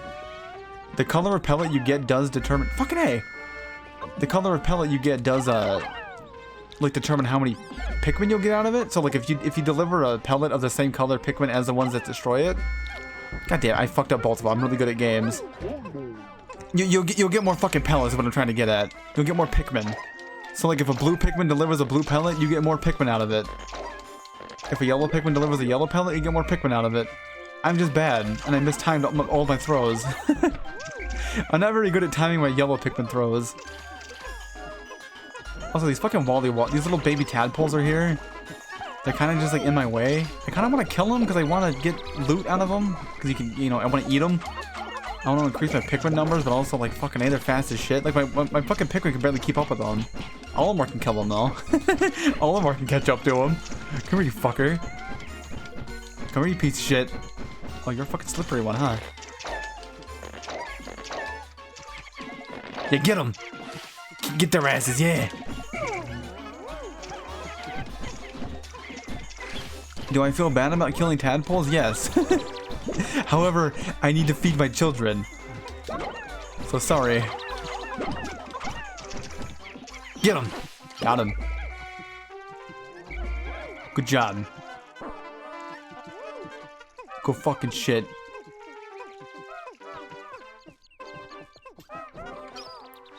Let me pick up these rotting corpses really fast.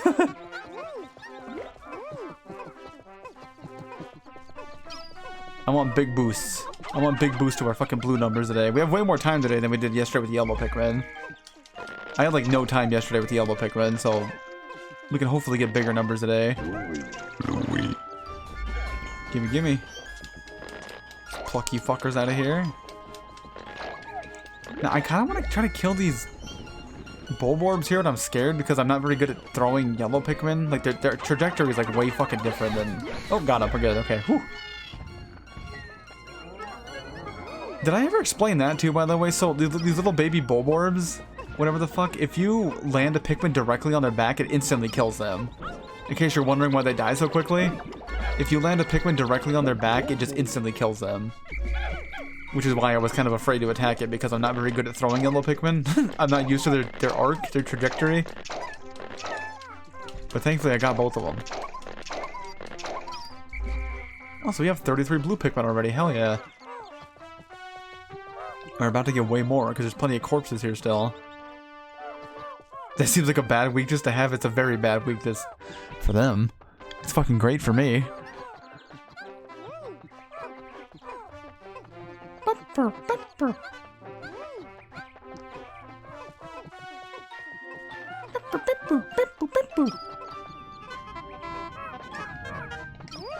Cool. These guys should be safe, right? Yeah, they're okay. They're going the right way. Just making sure. Sometimes Pikmin are real dumb and they just like don't take the correct paths to get back to their onions. Louis.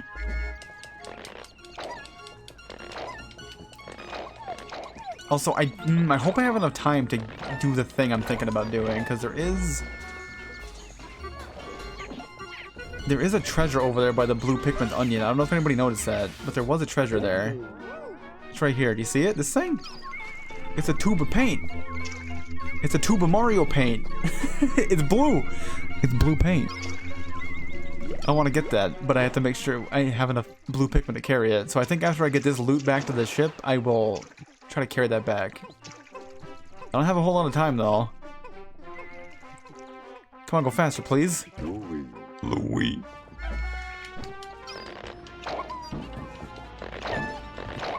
Gimme, gimme. Thank you.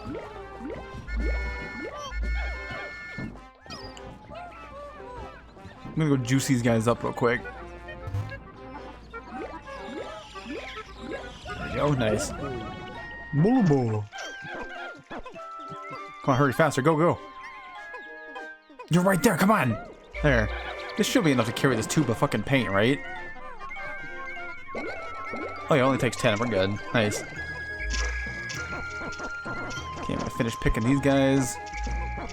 I do gotta be careful that I watch that, because, like, if time runs out while they're carrying that, they will just die. They'll get left behind because they're carrying that thing back to the ship.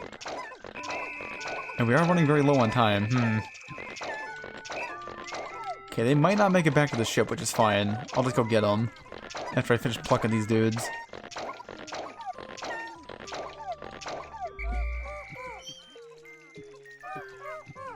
Am I missing anybody? I think we're all good. Put these yellow fellows away. And then we'll just slowly follow these guys. Yeah, I got 40 with me and there's 20 on there, so we're good, yeah. So yeah, I'll just get this back to the ship as close as I can. And then I'll call them back when there's like a couple seconds left. So treasure will stay wherever you leave it, by the way. Like if I drag it like halfway across the map and I drop it like right here, it will still be here tomorrow. So I am still making some progress. Okay, I'm gonna call them just to make sure they don't get left behind. Okay, cool. We're good. And now we'll wait here. It was a decent day, yeah? I got some new Pikmin. I got one new treasure. I got one treasure slightly closer to the ship. The only issue is that all my blue Pikmin are fucking flowers. None of them, or they're all leaves rather. None of my blue Pikmin became flowers, which kind of sucks, but whatever, it's fine.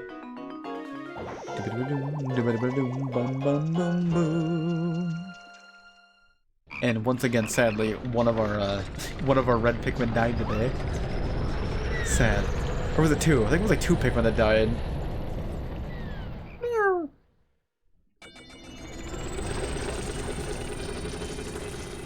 What day was that? Day number 8? What day are we on? 6, 7, 8? I don't remember. Today's report. We made 60 bucks. We made 60 bucks. Oh, we lost 2 more reds. Shit, it's fine though. Because we got a bunch more yellows and a fucking shitload more blues. Look at that. Good.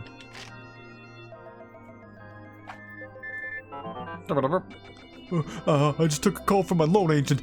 He has the scariest voice he ever heard. While you two are dawdling about, my life hangs by a thread. Get back to work, slackers. Fuck you. We're literally on a different planet right now. What are you gonna do? What are you gonna fucking do? We're literally on a different planet currently. And you have loan sharks trying to murder you. What are you gonna do?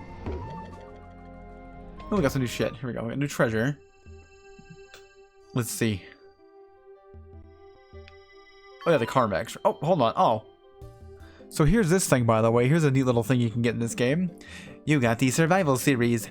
These will sell like Hocotate cakes to scientists and entrepreneurs. So yeah, there are certain things that are grouped together. I don't know if you noticed that on this menu. How like certain items are like different colors. Like their background is different colors. Some of them are blue, some are yellow, some are green. It's because they're in sets. And when you complete a set, you unlock a different journal you can look at. Like not only can you look at Olimar's journal, but you can now look at the sales pitch for the item. So we'll read Olimar's journal first on this fucking Carmex. This stupid fucking Carmex that we found. God, I love the product placement in this game. Anyway. I'm shocked. I can't believe this is the only stock of medical supplies we got. If one of us were to get ill or injured, we'd be in serious trouble.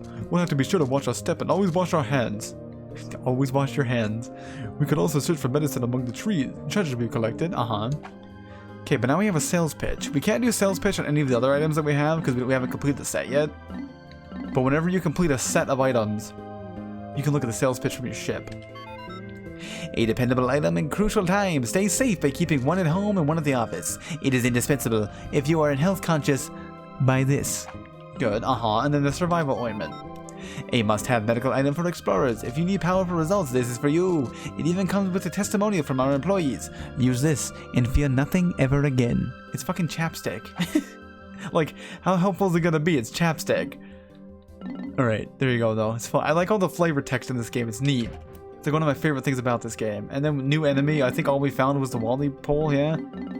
The only new creature we encountered today was the Wog pole. Get it. Look at this dumbass thing. Look at it. It's cute.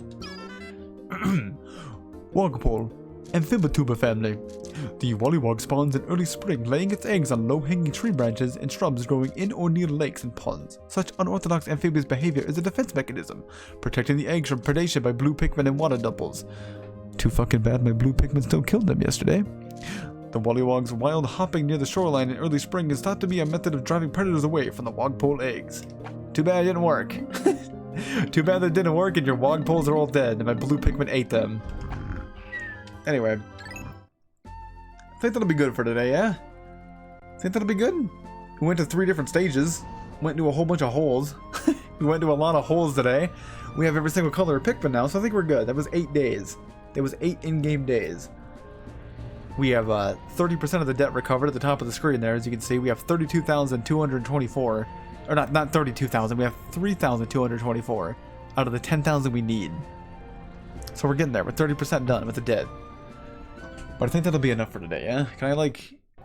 Is there like a... Yeah, return to the title screen, yeah? Here we go. Boom. Lovely. And that's Pikmin 2 for tonight. It was good. It was a good first stream. We made a lot of progress. It was good. It was fun. I'm looking forward to playing the rest of this game. I fucking love Pikmin 2. This game's cute. It's real cute. I love it. There's a... Oh, hold on. This fucking thing. You can control this guy. I don't know what just spawned him, but you can control him. You can control this beetle in the main menu with the C-stick. It's fun. It's neat. I don't know what the point of it is, but you can control this dumb little beetle with the C-stick. I'm glad that happened. Anyway, that'll be it for tonight. Yeah? It was good. It's a fun one. Go away. So... Anyway, I hope you enjoyed. I had a lot of fucking fun. I love this game. I'm glad I'm playing it. I can't wait to fucking stream more of it. If you enjoyed though, or if you missed the stream or you're looking for something else to watch, you can check out the YouTube channel. It's the same as the Twitch name, which is Ojaxer. I use the same username pretty much everywhere. Twitter, Twitch, YouTube, Discord, etc., etc. All those places. Ojaxer. If you're watching on Twitch right now, there are links to the YouTube. If you're watching on YouTube right now, there are links to the Twitch. If you're watching on either of those, there are links to the Discord. You can join that, get notified whenever I go live. You can give me suggestions for games you want to see me stream or for mods of games you want to see me stream. And yeah, it was good. Tomorrow's Tuesday, so I won't be live. I'll be back again on Wednesday with some more Fallout 3, which I gotta talk about Fallout 3 when we stream that next time, because the previous Fallout 3 stream was kind of a shit show. I did some stuff off stream though, don't worry. I'll talk about it more when we stream it next time. But anyway, yeah, so I'll be back again with Fallout on Wednesday, and then I'll be back with this game on Friday. So yeah, sounds good. I'm having fun. I'm fucking looking forward to this game. I love Pikmin. Pikmin 2 is like one of my favorite games. I really, really like this game. Anyway though, as always, thank you for watching. Have a good day. Have a good night. Have a good whatever time of day it might be for you when you are watching this. And I will see you next time. Bye-bye.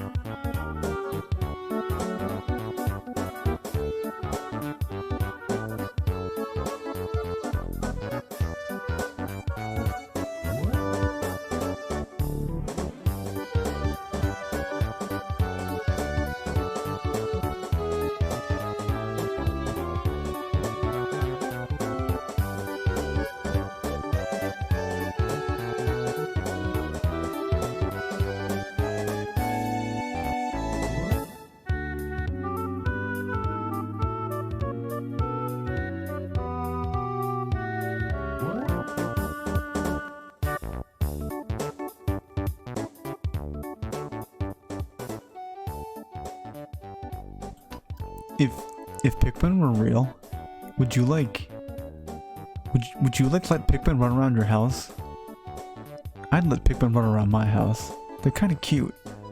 Just don't touch my fucking food, I'll kill you. Don't touch my fucking food, you pieces of shit, I'll fucking destroy you. Don't ever touch my goddamn food. You might be cute, but I will literally grind you up into juice and I will drink you. You cute little stupid carrot bastards.